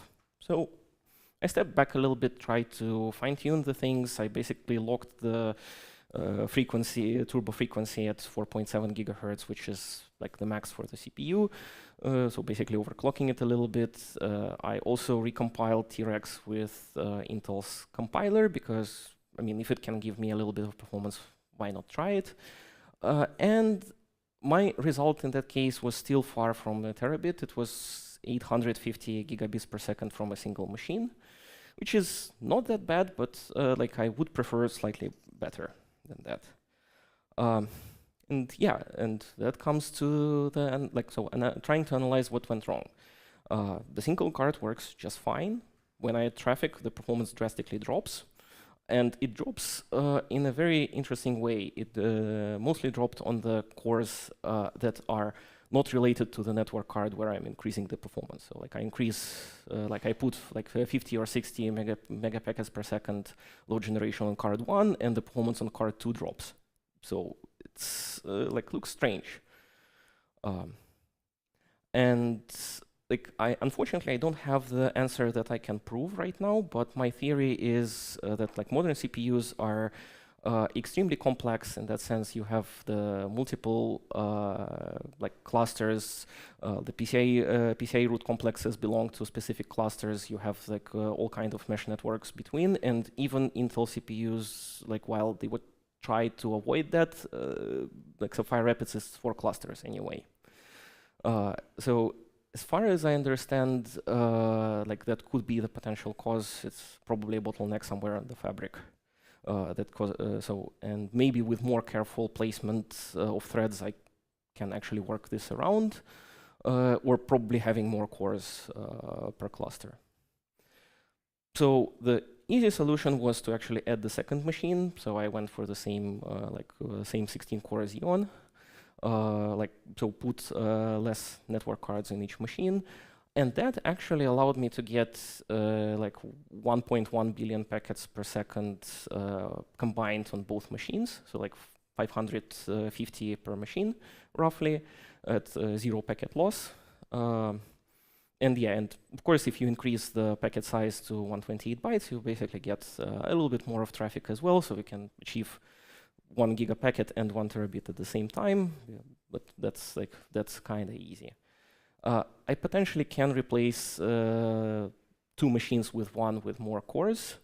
And unfortunately, the drawback is the power consumption. I kept the overclocked machine like still overclocked, so it consumed 870 watts, and the other one was just running on stock at 630. There was slight difference because of that, of course. Yeah. And basically, you can actually build a load generator on relatively tight budget because, like, I mean, 16-core Xeon is not that expensive. It's roughly like 3,500 euros per machine at retail prices, and probably like 1/3 of the price goes to RAM, and I probably could have saved a little bit there. Yeah, here I'm obliged to say by my wife that she doesn't agree with my definition of tight budget. Yeah. Yeah. It's actually interesting that T-Rex have very conservative claims on their website. They claim that they can generate 200 gigabits from a single machine, while like this machine was able to do 800. So basically 4 times more. In terms of the per core performance on modern machines, you can expect basically like 35 million packets per second from each core.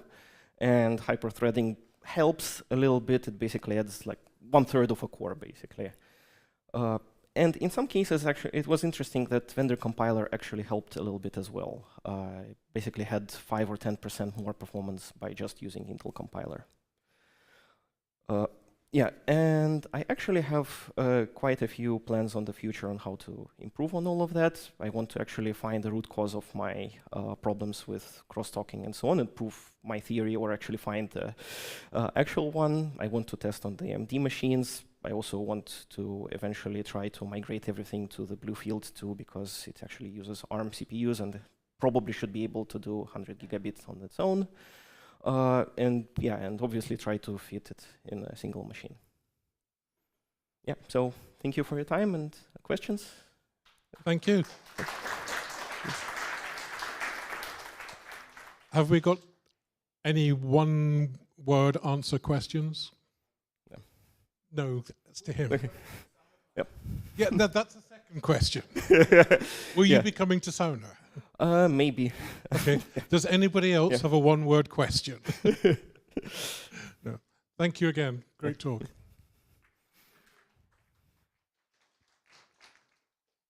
Next up is Antti from Elisa, who's going to talk about building peering automation off PeeringDB.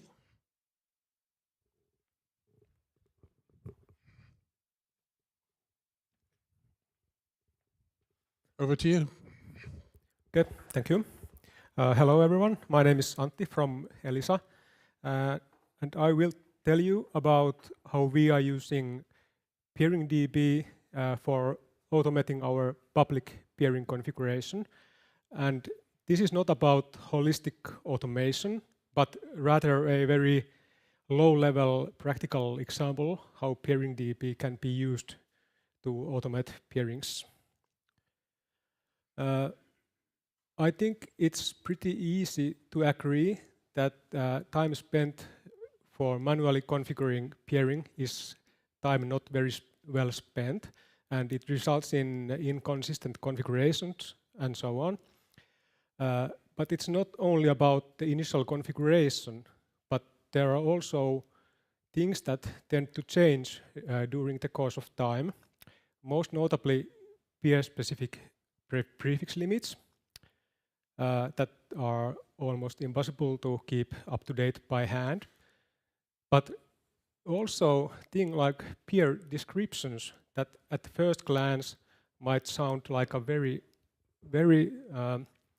highly cosmetical thing, but I think that at an operational level, having the peer descriptions to reflect the real company names and network names is actually quite crucial. So, for example, like Elisa is no more called EUNET or Saunalahti, and the same applies to a lot of other networks too, because networks change their names and companies come and go. So this is one thing that is very useful to have automated. And regarding automation in general, I think that automation is best applied to big, bulky mass. And I think that peering configs is just that, and there's a lot of gain if you can automate and offload that from manual configuration. And also related to peering, there are things like your BGP policy frameworks and things like that that are very useful to be able to design only once and then repeat it. Actually, I stole that sentence from Jaakko's abstract. Thank you and sorry for that. About our peering automation, we migrated our international backbone, AS6667, IX peerings to an Ansible-generated configs last year. AS6667 is the network where basically all our peering footprint is. The domestic side, AS719, is likely to follow later, and same applies also to private peerings. And during the migration, luckily, most of the networks have their peering DB entries up to date. And for those that didn't have, some of those were directly contacted. Some of them were lost in transit. So the implication of this migration is that whoever wants to peer it, AS6667, needs to have their peering DB entries up to date, because otherwise the configuration will be not generated. The automation tool itself is pretty simple, just an Ansible playbook with a Jinja2 template that is rendered upon runtime using peering DB as a source of truth. This is not fully automatic, actually, but rather triggered by human intervention. So in this sense, it's only semi-automatic. But we do have this automatically rendering all the configs in the background via GitHub Actions. So all the full rendered configs are available all the time and updated a couple of times per day. We do have some initial plans to fully deploy automated config push to the network, but it still needs some work and quite some validation and checks before we can deploy that. This is how an IX looks in the Ansible YAML definitions. This is very simple. Basically, all we need is just to give some short friendly name for each IX. It's used in all the generated configs. It doesn't have any other meaning. And then one of the most important thing is an IX specific peering DB ID that links the specific IX to the correct peering DB entry. Then we have the connected routers are defined as a list, and a list is used because it might be, and there are situations where we have multiple routers connected to the same peering LAN, although in most cases there's only one router per LAN. And finally, the list of peers are defined as a list, or more specifically as a list of dictionaries. It's basically just a white list of all the peers in the given X that we are willing to peer with. The reason why the peers are defined as a dictionary is that this way we can define some additional attributes, most notably MDV's passwords that are currently defined this way. It's not very beautiful, but it's working. And we haven't had time and effort to over-engineer this, because after all, peers with MD5 passwords are a minority. So this is currently kind of a minimum viable working solution.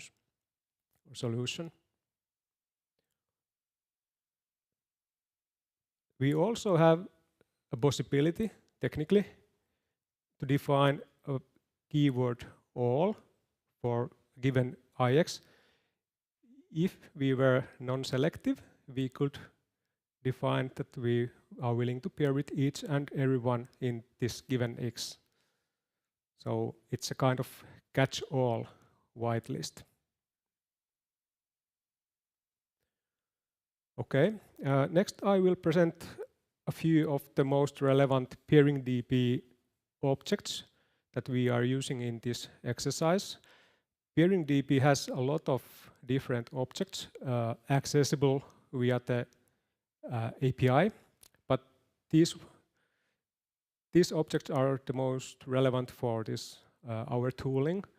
First of all, a net object represents each individual network, like AS66, 67, and IX object is the internet exchange, naturally, but it's actually the IX from the, how to say, from administrative point of view.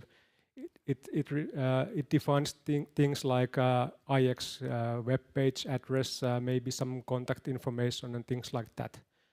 But the IX LAN object is actually the object that covers all the interesting technical data regarding given IX. And there seem to be such that there's one-to-one mapping between IX LAN and IX objects. For example, IX is like NetNode or some other where there are multiple different peering LANs. There are actually also, they are their own IX objects, so that each LAN have their own IX object, and as such their IDs are equal. I'm not sure if this is universally true, but I'm happy to stand corrected if this is not the case.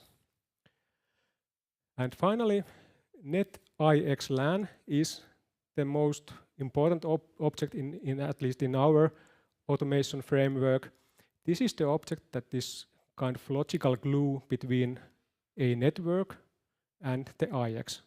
So each network is basically connected to an IX via NetIX LAN object.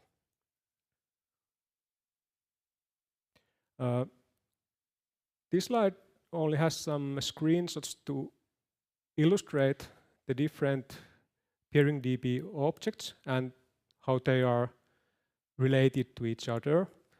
I'm not spending much time to go through this, but these slides are available, so if you are willing to, you can look into this in more detail, and the API calls are also visible there, so feel free to experiment yourself.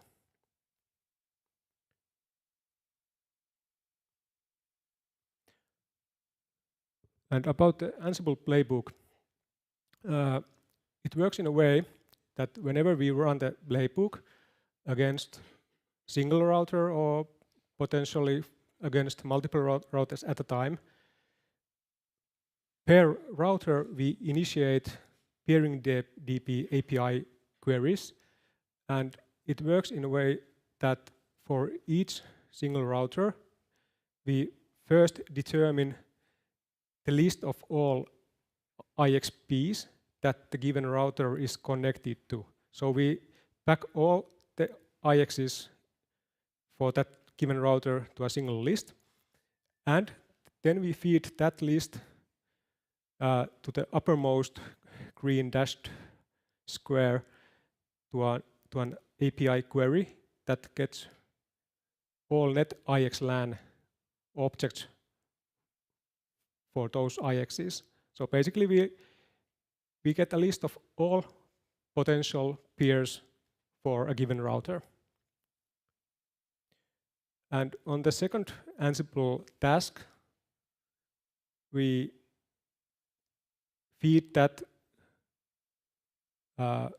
previously retrieved list to a new query and get the respective net objects from the peering DB.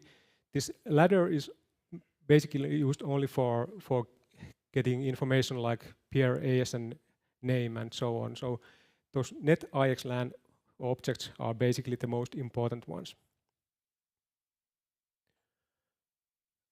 Finally, when we feed this data into the Ansible template and render it, the generated config looks like this.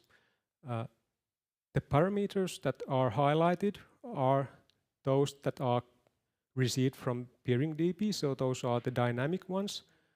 All other stuff are more or less built into the template. This doesn't look like a rocket science, but when you multiply this tens or hundreds or maybe even thousands times per IX, there's quite a lot of gain in a way that a few lines of YAML definitions can result in a lot of configuration lines. And of course, this applies both to IPv4 and IPv6. No difference in those.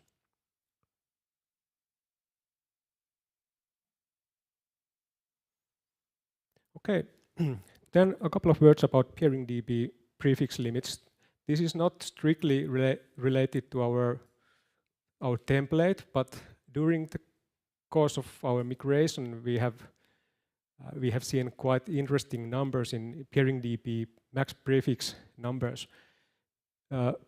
By definition, the max prefixes in PeeringDB should be the suggested max prefix setting for each network, and at least I think that it should reflect the order of magnitude for the amount of announced prefixes, meaning that if you are announcing one single prefix, I think it is recommended to have max prefixes higher than one, because the moment you get the second prefix, I think you are not willing to lose your session. And that's why our template works in a way that if the PeeringDB defined value is less than 10, we round it to the minimum of 10. So 10 is always the minimum value in our generated configurations. Further, if there are networks that don't have max prefixes defined at all in PeeringDB, we are currently using a hard-coded default value of 1000. It's not actually a very good value, but the reason for this is that when we did the migration, we wanted to have kind of fail-safe value in order to avoid too many false positives, and that's why it has been 1000 since. And actually, I just had a look. It seems that there are only few, or at least minority of all our peers, that do not have max prefixes in PeeringDB. So fortunately, almost all do have some, at least some value.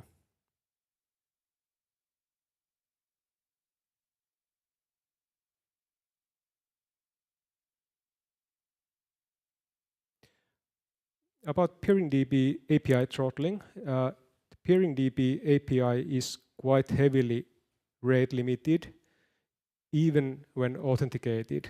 The rate limit is, as far as I know, is 40 queries per minute. It's not actually very much, because if you have hundreds of peers and you do a single query for each peer, you are quickly going to hit the rate limit. And that's one of the reasons why we are, like I previously demonstrated, why we are trying to pack as much as information into a single query as possible. But generally, to circumvent this rate limit issue, there are a couple of viable solutions. I think the best solution is to have, at least if this is done in volumes, is to have a local mirrored cache. There are publicly available tools to do that, so that you basically fetch the PeeringDB database into your own infra, and then you can use that as a target for your queries without any rate limits. We don't have that. We, as I said, we instead try to pack as many queries into a single query as possible, and it has been working for us. And of course, you can try to split your workflow into multiple smaller batches and maybe introduce some artificial pause in between in order to avoid the rate limit. But this is something that one needs to be aware if you are using peering DB as a source of truth. I will go back just because I forgot to specifically mention, but you see in these Ansible tasks that the API call is constructed in a way that there is we are not querying single IX ID or single net ID, but instead list of IDs, so that we can get as much information from a single query as possible.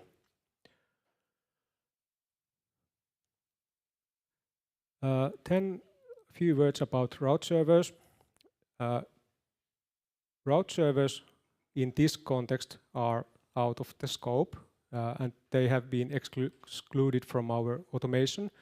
So this Ansible automation does not touch route server peerings at all. After all, route servers have entirely different configuration. They have their own BGP community-based policy framework and so on. So I consider that those are entirely different beasts. And on the other hand, I think there is some kind of chicken and egg problem, because if one is exclusively peering with route servers, one might argue that there's not that much need to automate bilateral peerings. But on the other hand, if you automate all the bilateral peerings, you might not have that much intent to peer with route servers. So this is kind of a chicken and egg problem. But in real life, I think there's some sort of hybrid approach that is usually followed. This automation framework is not complete and far from perfect, and there's still a lot of room for improvement.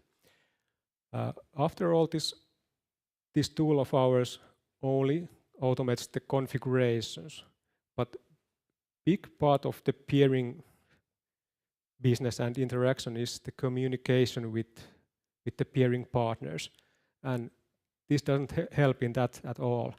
So I think this is something that if this could be at least semi-automated, it would help a lot. And one thing is also managing those currently used MD5 passwords. The presented solution is kind of a duct tape solution, but workable or works now. But in the long run, I think some kind of better password management solution is needed, especially if we ever migrate to authentication option instead of MD5. So this is something that needs to be worked out. And we also do not have very good feedback loop from the operational level, in a way that whatever we configure on the routers, there's not very good feedback loop whether or not the peering is actually established or not. So this Ansible tool only cares about generating the configuration, but what's happening on the network is not directly visible to the automation framework. And finally, it would be very useful to couple IRR-based prefix and maybe AS path filtering or both with this other automated config template.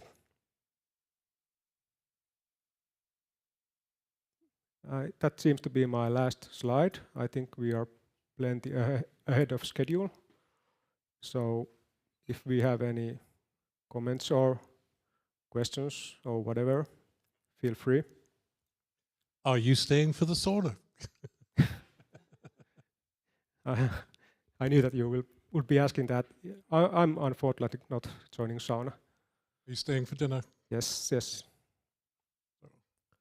Any quick questions for just now?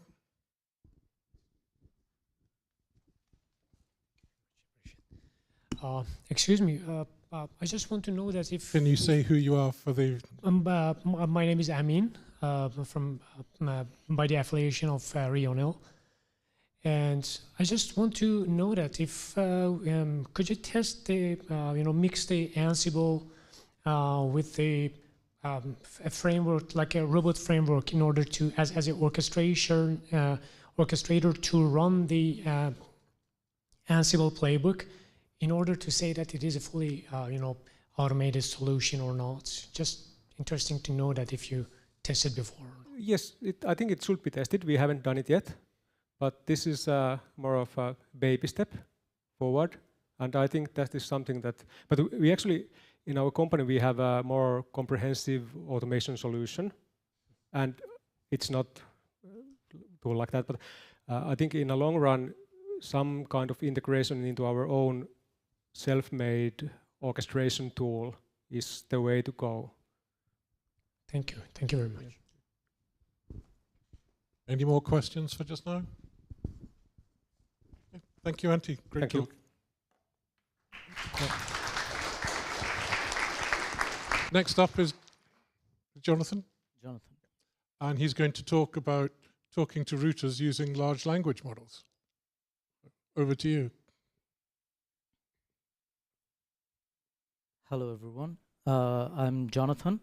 Currently, I'm studying in Oulu University, but before that, I've been working in as a network engineer in an ISP for a few years. And this is what I wanted. So there were lots of devices, the place I used to work, nearly 100. So if there is a problem, I wanted a single point to ask, okay, where is the problem? Point me to the problem. So I can find, like I can go there easily. I can just sign into that router, check out that specific problem. So I want to ask the network, like, hey, where is my problem? And the LLM will SSH or go into my network and like see what's going on, what's wrong, and tell me in a summarized form. So this is how I thought the workflow would look like. The user will ask a question, and since the router cannot be accessed directly through LLM, it needs a middleware. So middleware will be the middle glue for the whole system. User will interact with the middleware. The middleware will send the human request to the LLM, and LLM will return the command for the router, and the middleware will again send the command to the router, and router will give the feedback, and user will see it.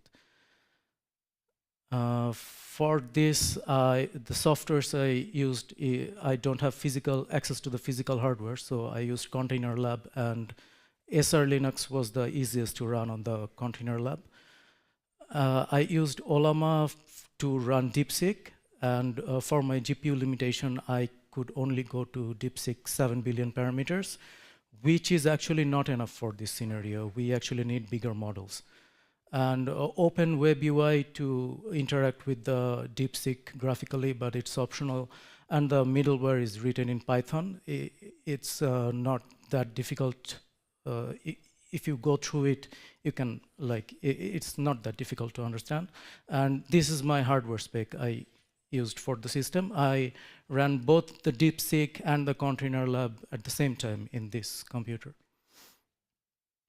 So the steps, set up 2 routers in Container Lab and make sure they're SSHable, and set up Ollama and DeepSeek, and make a middleware that can both communicate with the LLM via API and can SSH to the routers. Challenge, I'm not a coder. I understand code sometimes when I read it, but I'm really bad at it. So I did vibe coding with the help of AI. Second problem, the model I used, DeepSeek 7B, it's a general model. It's not for coding or something like that. And also it's only 7 billion parameter. So it was very dumb. So later I opted for Gemini 2, the free version, It's hosted in the cloud and it's smart. It does everything very fast. But it has its own problem. I'll go into that later. Biggest problem I faced was when the LLM returned, it didn't return properly, and the middleware, it's dumb, right? So when the middleware sends the command to the router, it doesn't know what to check and what is the command. So the LLM has to send the exact command to the middleware, then the system will work properly. So moving to Gemini 2 actually helped a lot for that. And third thing is giving the context. So I'm working with SR Linux. I have to tell the model, okay, I'm working with this. There are example commands. Give me a command like this. And most of the time, the LLM doesn't know the router commands. So what I did, I looked for all the PDFs I could find online. I uploaded those to Copilot, ChatGPT, and told them that I want to train an AI with this information. Generate me a text file. They gave me a text file that I supplied with the query every time as a context, and then Gemini 2 worked fine. Okay, this is the result. I'm not sure if you can see it. So the question I asked, show me the BGP neighbors. And then I press the command, and it will show which router it connected to. So there are only 2 routers. I can select it from the drop-down. But it's just a basic thing. And it will show the generated command. So this middleware will connect to the Gemini 2, and Gemini 2 will get my query and also the context, and they will generate the command exactly, show network instance default protocol BGP neighbor. And this is the output with that command. And at the same time, when this is going on the background, this is what going on the middleware, the server side. So it's just like the workflow I showed in the chart. It is just that step by step. So it requests at the beginning, then prompt is generated by the LLM, and the middleware checks it's received the prompt, then it tries to log into the router and then tries to execute the command. And this is the same example, but with CLI. The first example I showed, that is like a web front end. That is actually not necessary. You can query directly through the CLI. It's just a curl command. And I asked there which interface. The question is which interface is up, and you can see the generated command. I don't see it. I don't think here is the generated. They don't show the command here. Sorry? Command. Oh yeah, command. Show interface. Yeah, thank you. Of what I learned. Okay, Vive coding is okay for prototyping, but it's not gonna take you very far. And for prototyping, this Gemini 2 is fine, but for production, Gemini 2 will not be enough. One of the reasons is security. If you ask about your own devices to a cloud, you don't know where it is hosted. A third-party company is holding all the data. It's not safe. So the way to go is you have to go local, but you need powerful hardwares. And when you host locally, there are other advantages. You can tune it very specifically to your own network. You know what kind of devices you have. Like you have Nokia devices or Juniper devices, which specific model, maybe the commands are a little bit different.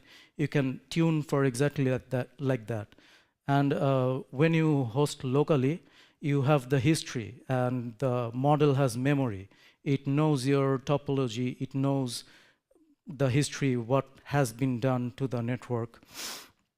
Problem with the Gemini 2 is like every command is its own thing. You have to give it context every time. It doesn't remember anything. So every new question is a new thing. It doesn't remember anything from before. Problem is it will require hardware like GPUs. I think it will be not that expensive if you fine-tune it. I don't think you will need to run like a full model, like a 6 billion parameter model, but probably maybe not 7 billion, a little bit more than 7 million. And giving context is key. You have to train, you have to supply it the commands with examples, all the commands. It gets much easier if you do that. Even like the big models like Gemini 2, they don't understand the routers or their commands very good if you don't give them the examples. And most of the tools, actually all the tools I used are free, both like free as in free beer and open source. So tools are ready to get us there. It's up to us to create this tool. And I do think this kind of tool can be a powerful tool for a network engineer, especially like when the network is really large, and it can be a single point. You ask a question about your network, and it can at least generate some answer. And the next step for me is I want to loop between the router and the LLM. So I can ask it like two-step questions. Right now, it's not possible. It's only gives one command and that's it. What I mean is if I ask like how many routes, for example, Cloudflare is giving me. Let's say I have a connection with Cloudflare. So it has to run two commands, right? First, it has to run a command to find the link, the neighbor, the BGP point-to-point. And then with that neighbor, I can filter out which routes I'm getting from that specific AS. So what it needs to do, the middleware needs to send the feedback from router to the LLM again, and LLM has to understand, okay, this is not exactly what the user wanted, so I need to ask another question to the router, and then I can give the feedback. I haven't reached there yet. And this is where I'm asking like your feedback. Do you think this is a good idea? Do you think it's a usable product? Would you use it in your network ever, even if only for read-only access? It will be probably a disaster if you give it like a write access. Do you have any thoughts or concerns about this approach? And any feedback will be most welcome. And thank you for your attention. And whatever I did so far can be found in the GitHub. If you want to try out, test it out, just see how it is like. Thank you. Do you have any questions?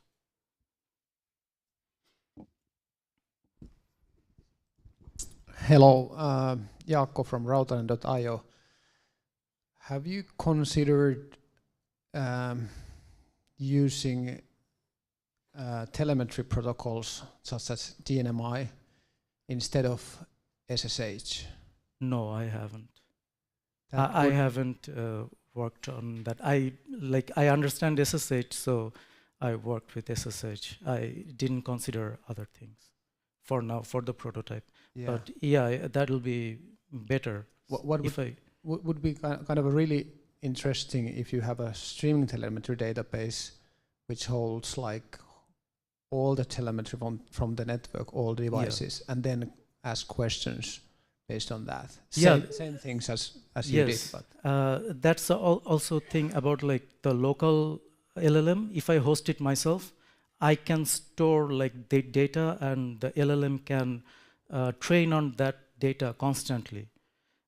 For the cloud-hosted LLM, I don't think that will be that easy or possible. Thank you. Thank you. Any more questions? Thank you very much, Jonathan. Big round of applause.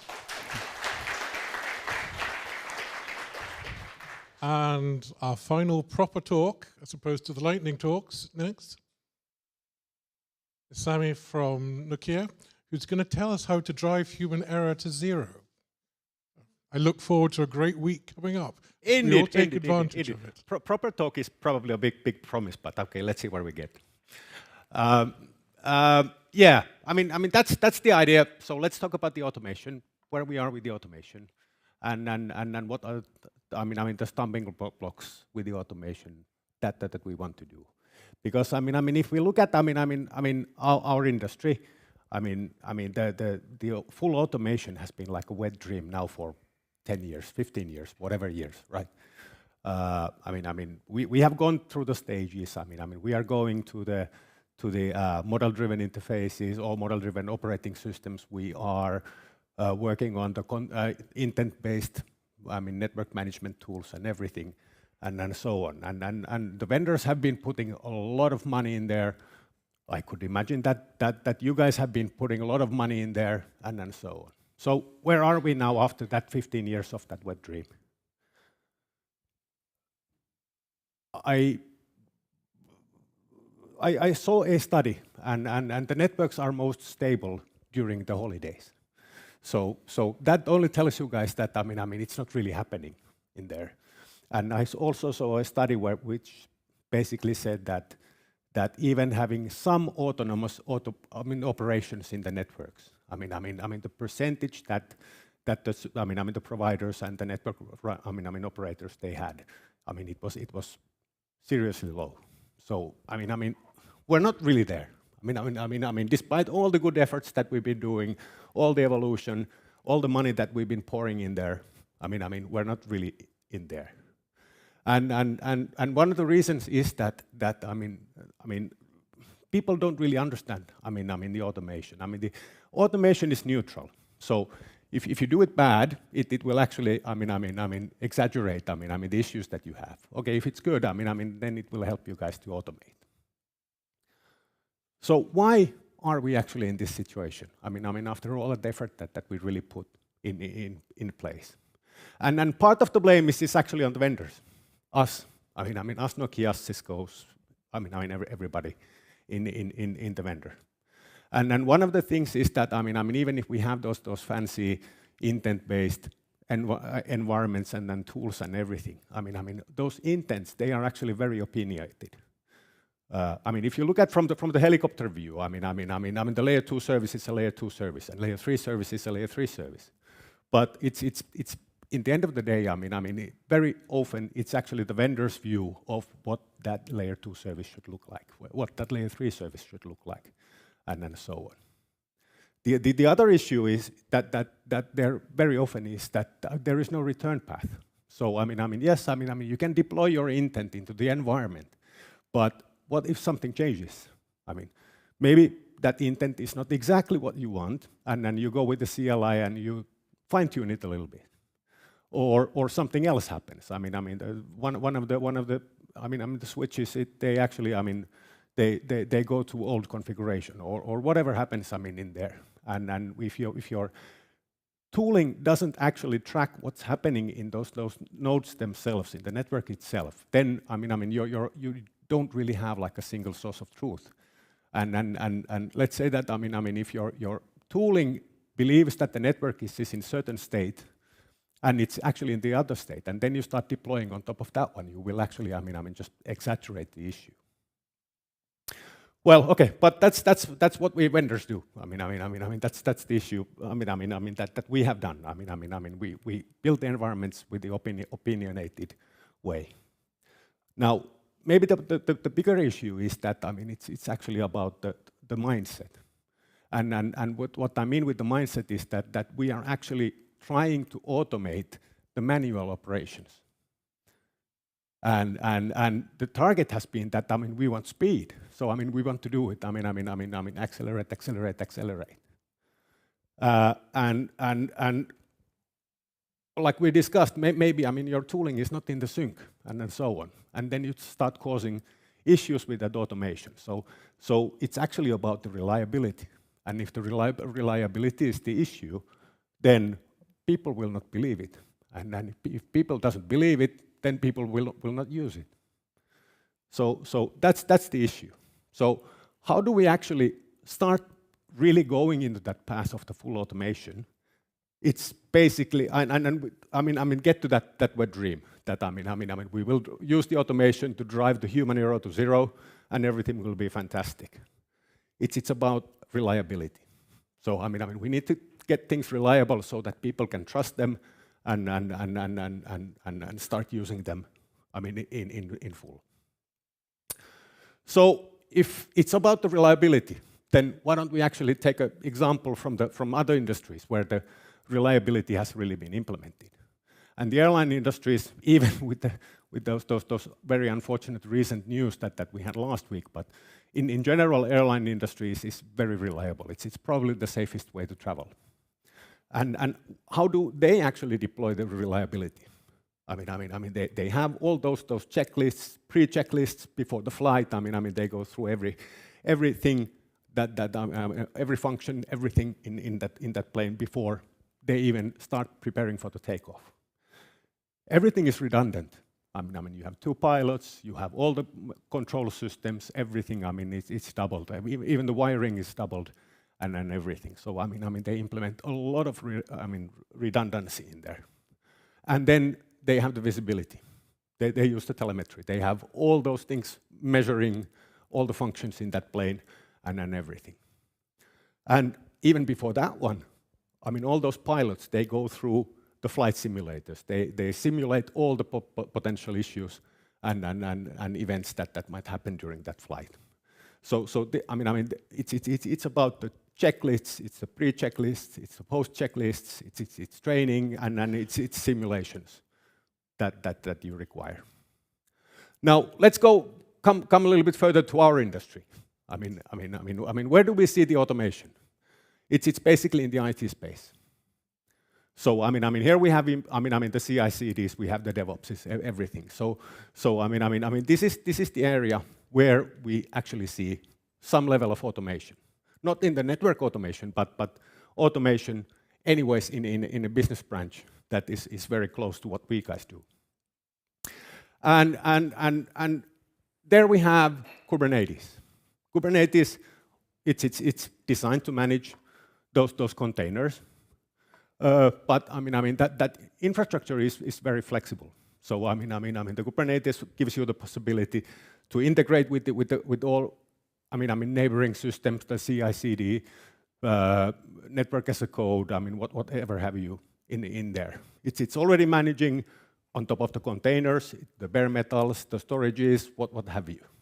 So and it's like widely accepted. I mean like 5-6 million users every day. So I mean this is basically the model where we want to go when we start to go towards the automation. To have the environment that is flexible, that is transactional, and designed for managing a huge number of objects in the network. So about those objects, I mean the pod is a pod. I mean if you look at the Kubernetes or containers, I mean the pod looks very much the same, independent of the distro that you have and so on. I mean it's only like a minor tweaking to go between I mean the different distros if you want to deploy the containers and then those pods.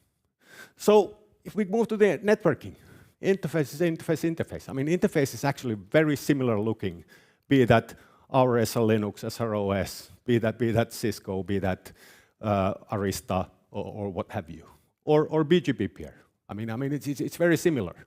So actually, I mean if we compare it to what the Kubernetes is doing, I mean we're not actually doing that much different compared to those guys.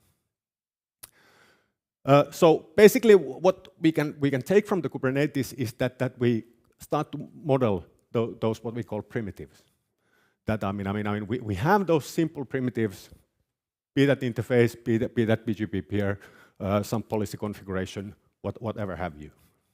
And then we just built a logic which is mapping them together, and that actually gives you the configuration. Now, building those primitives, like I said, it's not actually that different between the different vendors that we have. So of course, it assumes that we can use the model-driven operating systems. Some of those are more better organized than the others, but in general, it's still very much the same thing. And then mapping those primitives, that actually gives us the configuration that we can deploy. Now, in my first slide, I said that vendors are actually part of the blame because everything is opinionated. So even if you go with the Kubernetes model and so on, then we do the abstraction and kind of a declarative abstraction, and then we deploy that one.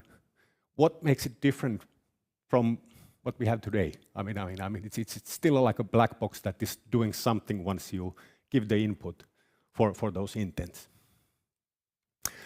The answer is openness. So the idea is that we have an app store where we have all those components that are doing it. So I will have like an app for the interface. I will have the app for the layer 2 service. I will have for EVPN, BGP, what have you. And then for the interface, I can actually have like a multiple of those. It's open. Everything is in a Git. You can download them and put there. And if we don't have an app for a function that you guys want, let's say it can be like a router interface. It can be like some CRM integration and what have you. It's open. You can ask us to write it. You can write it by yourself, and so on, and then put them in the Git. So everything is in the Git. Everything is lifecycle managed, and so on.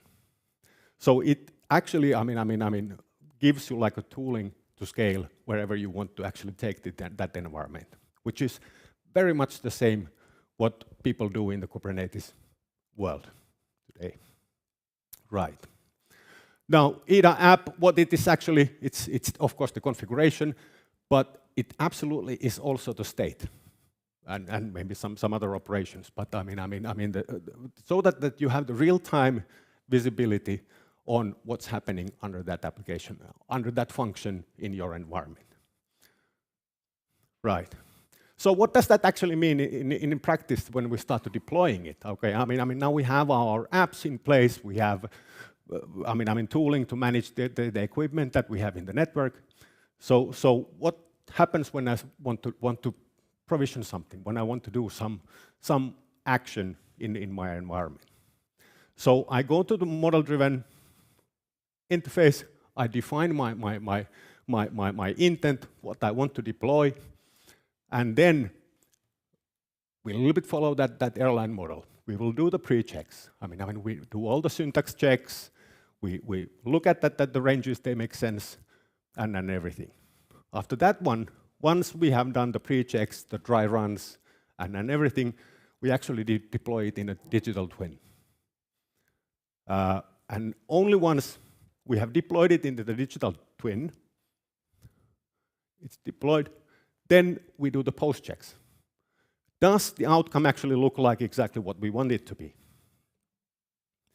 And only if everything looks like it should be, then we actually commit, deploy that one into the network itself. And regarding those post-checks and everything, this is something that we have to do continuously. Because like I said, if something happens in my environment a week from now, I want that my environment knows that what is my new state of my environment before it starts deploying. Now the digital twin, I'm sure everybody understands the value of the digital twin. It's digital, so it probably helps you guys with your capex costs. It can be part of the management tooling itself. It can be, I mean, sitting somewhere in the cloud, say, I mean, like a container lab or some other environment. But the idea is that it is exactly the same digital, I mean, twin, because I mean, you do all the checking, I mean, in the twin. Now you can do like a big changes in your network. I mean, we have a demo where we actually change our system IP addresses from IPv4 to IPv6. I mean, if it's a little bit bigger environment, you can imagine, I mean, how big thing that one is. I mean, it's like thousands of lines of configuration and lots of things happening. So what we actually what we do is we use the transactional side of the environment and we split it into the smaller configurations. So I mean, shut down the services. I mean, change the IP address and everything. And we split it into the smaller steps, but I mean we maintain that transactional model. So I mean we want to make sure that, well, of course, after all those pre-checks and the tests in the digital twin, I mean we go to the environment, we deploy it, and if a single one of those tasks fail, we will actually roll back to what we wanted. So because probably the worst thing that can happen is that you have the partial deployment, and that can actually, I mean, create a lot of issues for you guys going in the forward. I mean, so the idea is that I mean, yes, we split it into parts, we deploy it, we track every change, we track. I mean, we have the real-time telemetry, we see where we are. I mean, in the functions. And then only after complete successful deployment, then we kind of, I mean, go into the post-check mode of that change.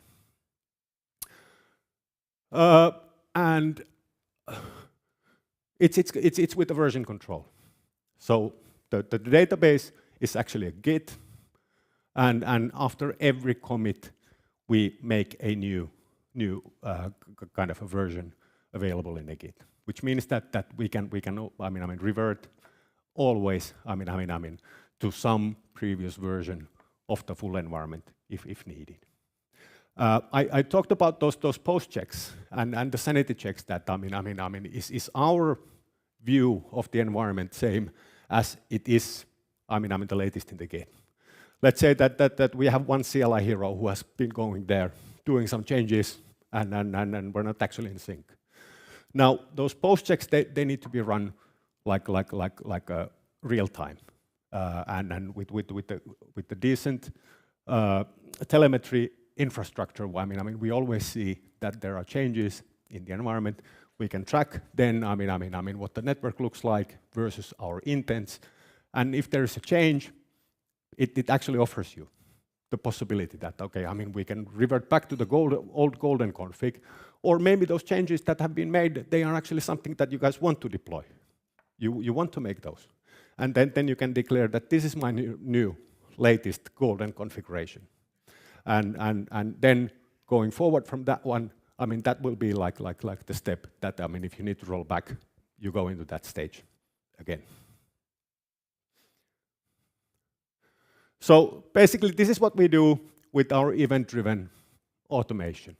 The whole idea is that I mean we will make it predictable. We will make it that it's always on. It's always aware. I mean what is the state of your environment before we make any changes in there. And through the openness and everything like that one, I mean we try to make it very consumable. And the outcome should be that I mean it is reliable. It is something that you can trust because I mean it's tracking the environment all the time, so that I mean you can actually trust it. You can let it work. I mean as it is. It should also I mean as on top of that one simplify your life cycle management and so on. And then with that app model, I mean if something new, some new ideas come, some new vendors want to be adapted or anything, then I mean you can write that app or which way ever. And everything is running on top of the Kubernetes. So I mean the platform that you guys probably know really well and you trust. Thank you. Thank you. And if you have really clever questions, ask them to William. I mean, where's William? There. And only if they're really, really short. Will you be at Sauna? Yes. Yes, I will. Yes. Great. So plenty of time for questions. Yes. Thank you. All right. Thanks, guys. So this is the end of the main talk section of the meeting. We're going to have a quick coffee break, and then Axel's going to take over as the chair for the final session, which is the lightning talks. And can we ask all the lightning speakers to sit in the front row in about 5 minutes' time so that we're all ready to go? We can get some of you mic'd up. And yes, these are the instructions for 1735. So the idea is just to have a quick 10-minute coffee break rather than the full length to 22.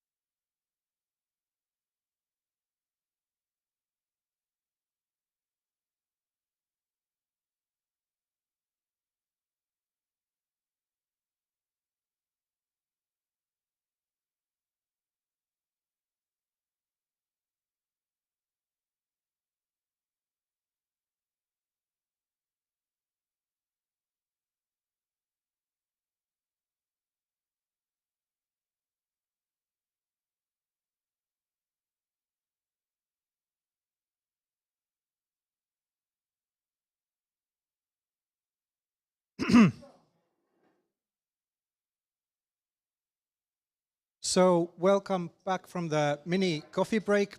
Time for the lightning talks. And first up, don't sit down.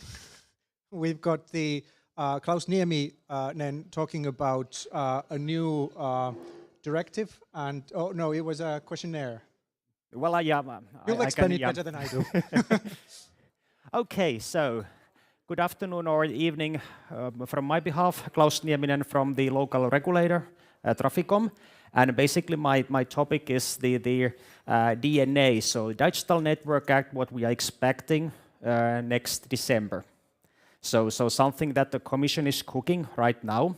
And basically, well, I'm not going to bore you with the details. It's basically pretty huge package, but it has certain relationship also with IP peering. You probably have heard about the sending party network pays discussion. Yeah, we are not going to the history. It's basically ongoing, that is happening for quite a long time. But there's now 2 consultations public at the moment, and the Commission is actually now looking for justification to start regulating IP peering. And basically, if you don't want me to start regulating you guys, how you do the peering, you should probably have your voice said. And of course, I mean, it's a question whether it's something we do in Finland nationally. Now that's the IP peering part. You can see it from the screen. But basically, as you can see, they are asking, well, whether you have a problem, whether you would actually need to have rules for how you do traffic forecasting, how you price IP peering, or how you use the traffic actually on top of that. Should the content providers start using certain algorithms or throttling the traffic? And then also the SLA templates are there. And of course, the stakeholders are pretty free to give whatever idea they have. So now the Commission is looking for justification to do this. And if you want to, let's say, have your voice heard, please reply. It's a bit unfortunate that the deadline is actually 11th July, and we got the questionnaire yesterday. So there's not that much time to actually go through it. But basically, yeah, now it's really the momentum. I mean, if you think about what happens next, of course, the Commission has been having these studies. They've been discussing with many stakeholders, but now they are really starting to write the upcoming regulation. And this is probably one of the last, let's say, possibilities to influence the work before they publish the draft regulation. So just to, let's say, notify you about the topic. And of course, if you have a, let's say, if you want to have a further information, just please catch me during the maybe dinner or after this session. We can discuss it further. I'm personally actually responsible for coordinating the DNA work in Traficom, and also we do a lot of coordination within the European regulators and also with our ministries. So I would say that this is quite a big package what's coming, and I think it's also quite important. But especially for you guys, I think this IP peering part is something you would look. Thanks. I think that's what I wanted to say. So I take it between the lines, you are not staying for sauna, but you are staying for dinner.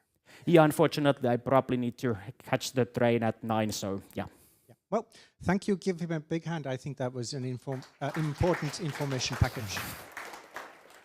Next up is Lasse Ljarskov from Telia Sweden, giving us another information package about AS security. Well, yes, I just wanted to follow up on what I was talking about earlier today, and I only got 5 minutes, so excuse me for going about this a bit quick.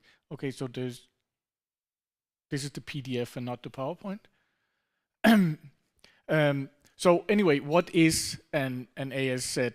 Actually, it's not the BGP type of AS set that you would see in the curly brackets in your router. It's the IIR database AS set. The BGP one just got deprecated a couple of weeks ago, actually. There's the RFC out deprecating that. So I promised you earlier that I would talk a little bit about what is the most normal use cases for AS sets. I've defined those 3 here based on my experience looking into a lot of AS sets in the RIPE database. Basically, we have what I was talking about earlier, the customers, documenting your customers, and manners telling you all to mind your manners and filter what your customers are allowed to advertise to you. Then there are many AS sets that try to document who are your peers. And I'm concerned that is anyone actually using that for filtering, but I'm planning a longer talk about that since this talk is already halfway over. And then there is a kind of for IXPs documenting who is a member of their IXP. So running very quickly through that, I just wanted to give you 3 quick tips for managing your own AS set and how that can improve actually your routing security. First of all, be mindful that you know what is the purpose of your AS set, whether you are an IXP trying to document who is reachable through your IXP, or if it is your customers that is being documented. Make sure that you know, and preferably if it's not the 90% use case, which is your customer, if it's something else, then please write that specifically as a comment in your AS set, because what I've seen is that a lot of AS sets are confusing these different types and therefore including or each other in an inappropriate way. Be mindful when you define what is in your AS set that this should be used to generate BGP filters in someone else's BGP session of some kind. That's actually the purpose, whatever kind of filters you are trying to enable with your AS set. Second tip, be mindful of what you include in your AS set. Bigger is not better, quite the opposite actually. I have some references in the end of this slide set. But Doug Midori of Kentic, he did a very excellent blog post a while ago documenting what can actually happen if your AS set grows so big that the filters grow so large that those filters that should actually help you with routing security and stop any kind of BGP leaks from you, they are so large that they actually kind of don't stop anything. Be mindful what you include. And final tip, as I was trying to say in my earlier presentation, be mindful of who are including you, because if someone else includes you in their very, very large inappropriate AS set, then you will be part of the BGP leak that they will at some point make. So go back to the IRR Explorer or the BGP tools and check out who is including you in their AS set to avoid being part of someone else's BGP leak. This is the further reading.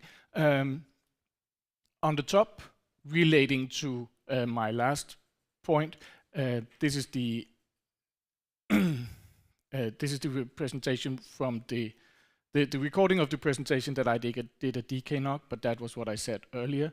The second one relates to chip number 2, the Kentic block, and the last one, this is what you really should be doing. If you're not doing that for your customers, go there and see how you enable this filtering based on the IR data. Thank you. Give Lasse a big hand.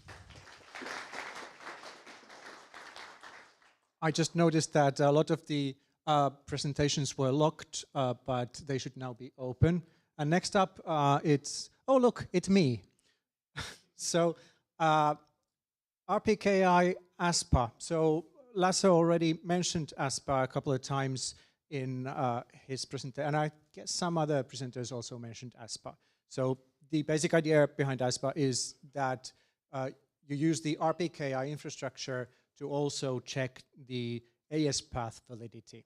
There are good presentations at DKNog's website, for example, about that as well. So I'm not going to go into that, but the thing is, we've been following ASPA here at nog.fi events and generally in Finland for a long time. But this winter or this spring, we've gotten to a point where the technology choices that we are using at TREX route servers and physics route servers has matured to a point where we could theoretically start adopting ASPA filtering in the route servers of these exchange points. So basically, I'm gathering feedback.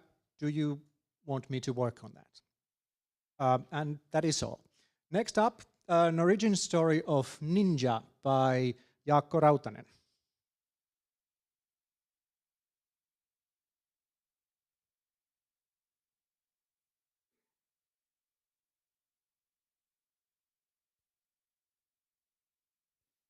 Okay. I love network diagrams. I'll repeat. I love network diagrams.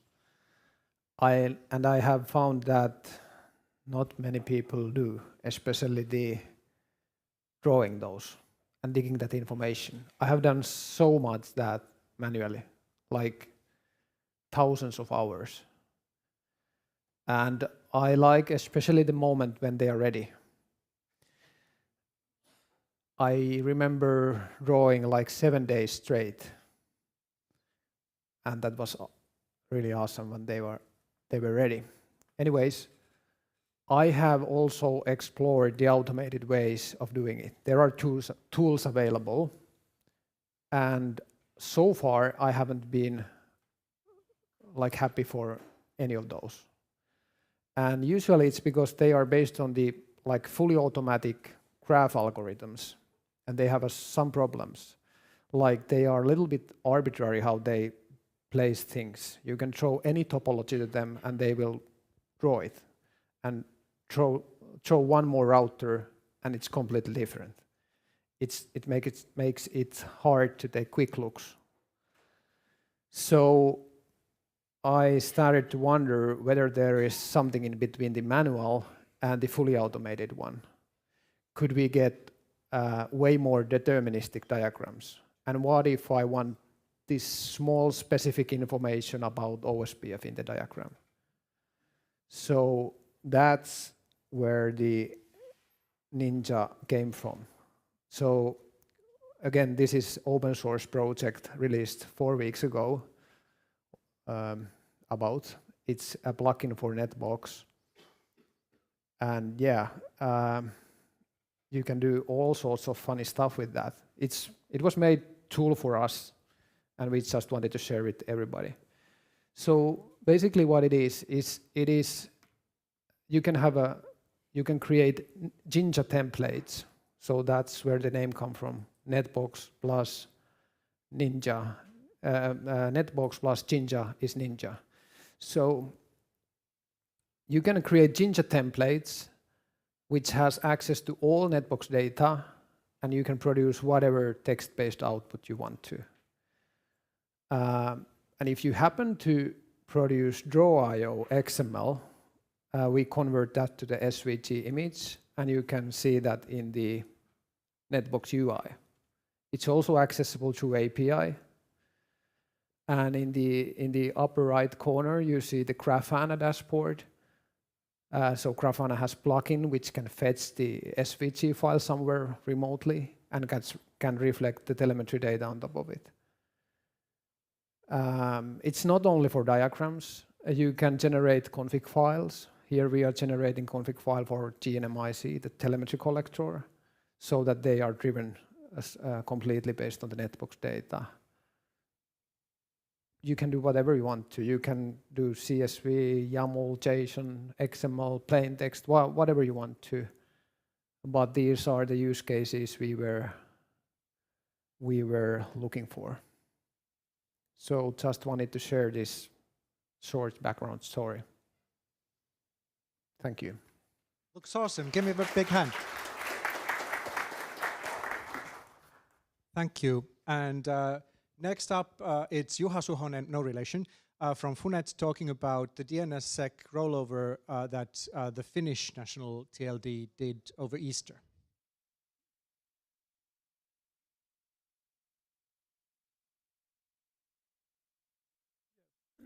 So this is a shortened version of a talk I've made previously, but I hope that the beef is still somewhere in the slides. So DNSSEC in .fi has been available since 2010. And sadly, still only 5% of the domains are using it. That's quite a bit lower than, I think, for example, our lovely friends at Sweden, but for some reason, Finns just don't want to take it into use. .fi has been signed with algorithm 8 ever since we started signing it, and that's a bit old. It's the RSA algorithm, and the current best proposal is to use algorithm number 13, which is an elliptic curve-based algorithm that has a completely unspellable name. So I'm not going to say it but anyways, Traficom wanted to change the algorithm of the FI zone from the old one to the new current recommendation. And at the same time, they also wanted to change some parameters for the NSEC3 records, which are the denial of existence records. The actual motivator was not to follow the best practices, but it was to reduce the amount of TCP traffic we get on the .fi servers, because the signatures made with the RSA algorithm are so big that they don't fit into a UDP packet. So queries are then with UDP and then redone with TCP. And the method Traficom decided to use was quite unusual, as in I think it's the first time in the history of the world when a TLD has done it this way. As in .fi was insecure by design for about a week, because we wanted to change, or we wanted to have a possibility to test it with the real system that is used for signing before going into production. And since there is only one real system, we can't test it without causing potential issues in production. We debated quite a lot with Traficom if we should now do it now, or if we should wait until we have the next signing system available. That would have been many years from now. And their conclusion was that it's for operational stability, it's better to do it now than wait, even though that means that the FI will not be signed for a brief moment of time. And also the secondary reason why we couldn't really do it without unsigning was that the solution we are using, OpenDNSSEC, is really old. It's badly documented. And the documentation is also partially outdated. So the documentation doesn't always comply or match what the software is actually doing. The actual outcome of the rollover was that the .fi was without signatures, or was not DNSSEC secured for about 7 days. And this was actually just caused by the mandatory waiting. So we had to wait for the TTL 2 times, and then we had to wait for the INA to do the updates for the root zone.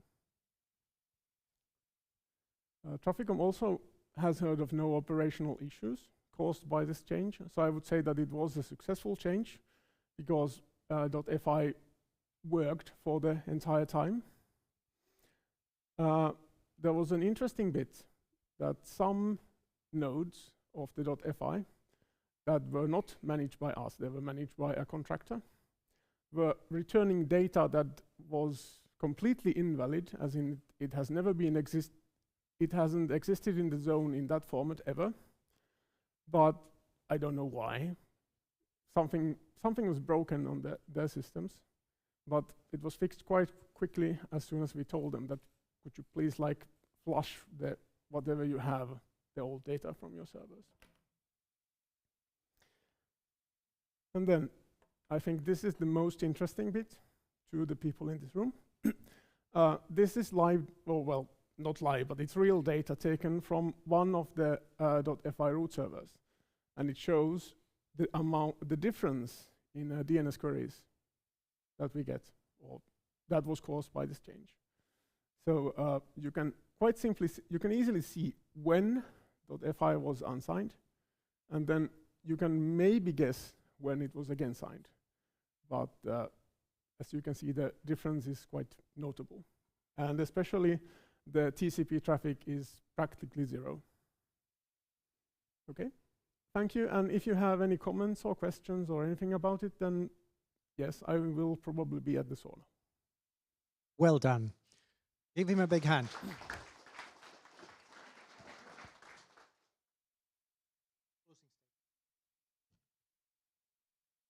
So we've made it to the end of the event. I've got a clicker here. So this is not the opening statements, but it's the same slides. You don't need to know that anymore. Well, you can look that back up. But first of all, I want to thank myself for hosting this event.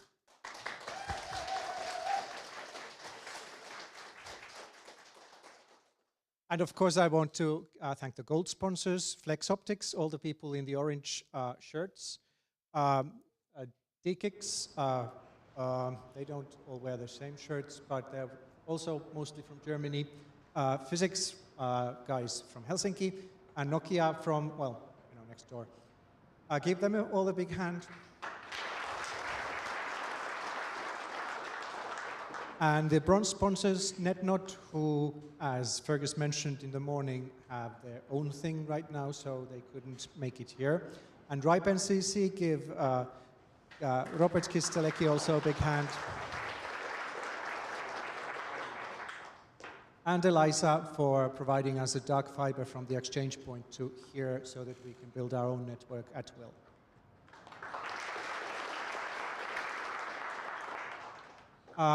And the program committee, and as Fergus mentioned, and I'd like to reiterate, we need more local blood. We've got a very international program committee, and these people, a lot of them go to a lot of events out there in Europe, but I think we need more Finns that go to different events in Finland to and talk to a lot of people to find us interesting presentations as well. You will notice that a lot of our presentations were from abroad this time. And also, as Fergus mentioned, we are very male-heavy right now, so getting more diversity into the program committee would also be very much appreciated. So talk to any one of us during sauna or the dinner or whatever, if you're interested, or later on the Mattermost. The other volunteers, Tero Toikkanen and Juho Ranta, who are doing video and audio, give them a big hand. Timo Taipalus and Ossi Hakkarainen, who are helping move stuff around and especially at the sauna, give them a big hand. And Wilhelm Mäkelä has been our butler of microphones, I guess.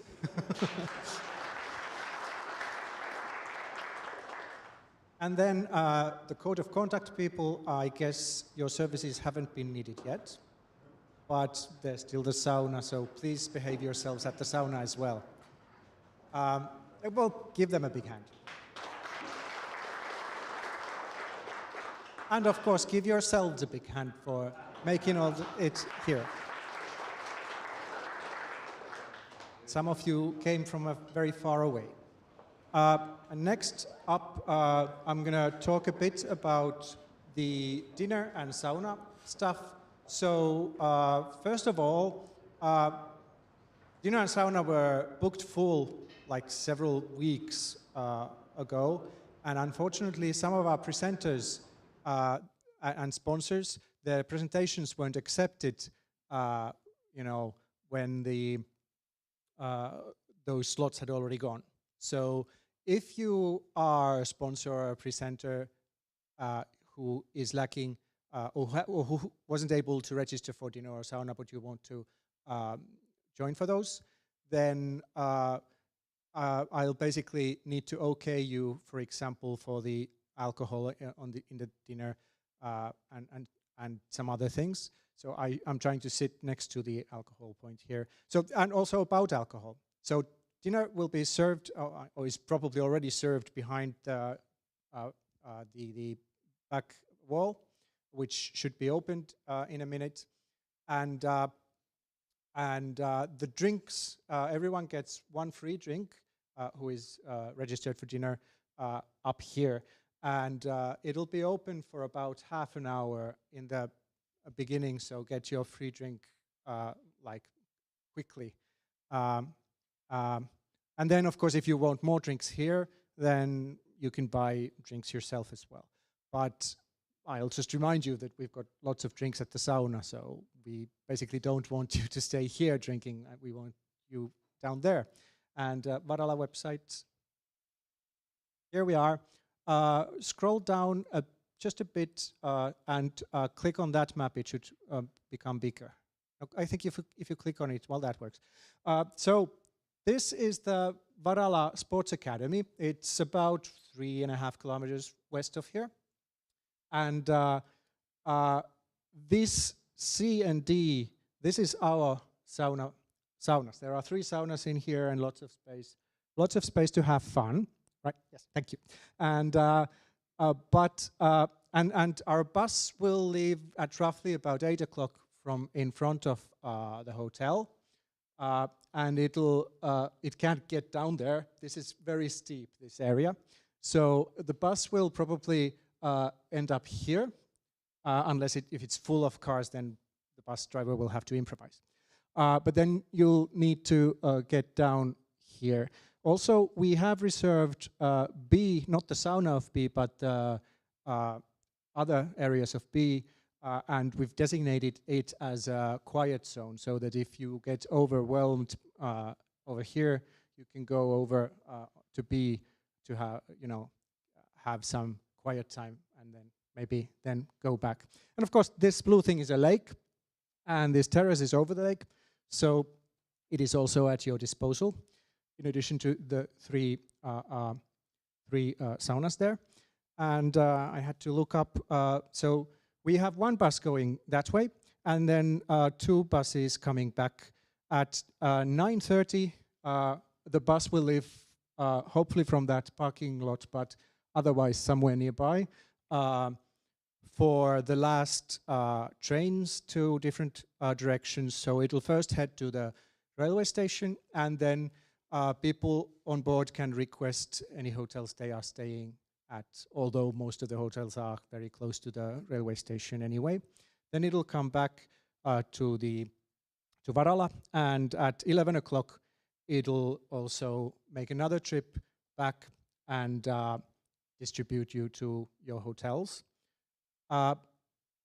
If you happen to miss either direction, the local bus number 10 in front of the hotel goes also to the sauna, and you can pay with your credit card, so you don't need any apps or local cards or anything. Just tap in. And at this hour, it goes about every 20 minutes. And if you want to use it to get back after midnight, the last one goes at around midnight. And at that hour, the frequency is half hourly, so 2 per hour. I'm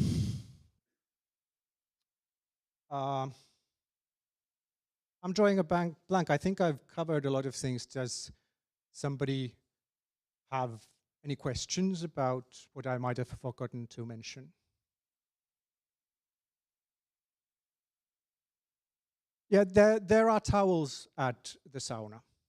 But if you did bring your own physics or Trex towel, then of course, by all means, show your colors.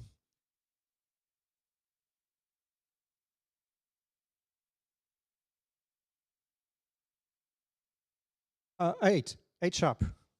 The bus that way is 8 sharp. Although I am going to instruct the bus driver to wait until it is roughly full, so it doesn't leave. 2 hours for dinner. Huh? You said the first bus was going at 8:30, so... No, what? 8 sharp from here to there. 8 sharp, okay. 8 sharp. Okay, so we have 2 hour, so we have 2 hours for dinner. Roughly. Yeah, a little, okay. A little under. Yeah. Okay, good. And then 9:30 is the first bus back. But of course, there are the public buses every 20 minutes around that time. If you need to have a different time schedule. Yeah, if there are no other questions, then let's start. So the people are going to maybe reorder tables a bit and take the wall out and stuff like that. But so I guess it's good if you go outside. There might still be some cheese or something in the buffet as well. So yeah. See you next year if you're not staying for dinner, and see you later if you are staying for dinner.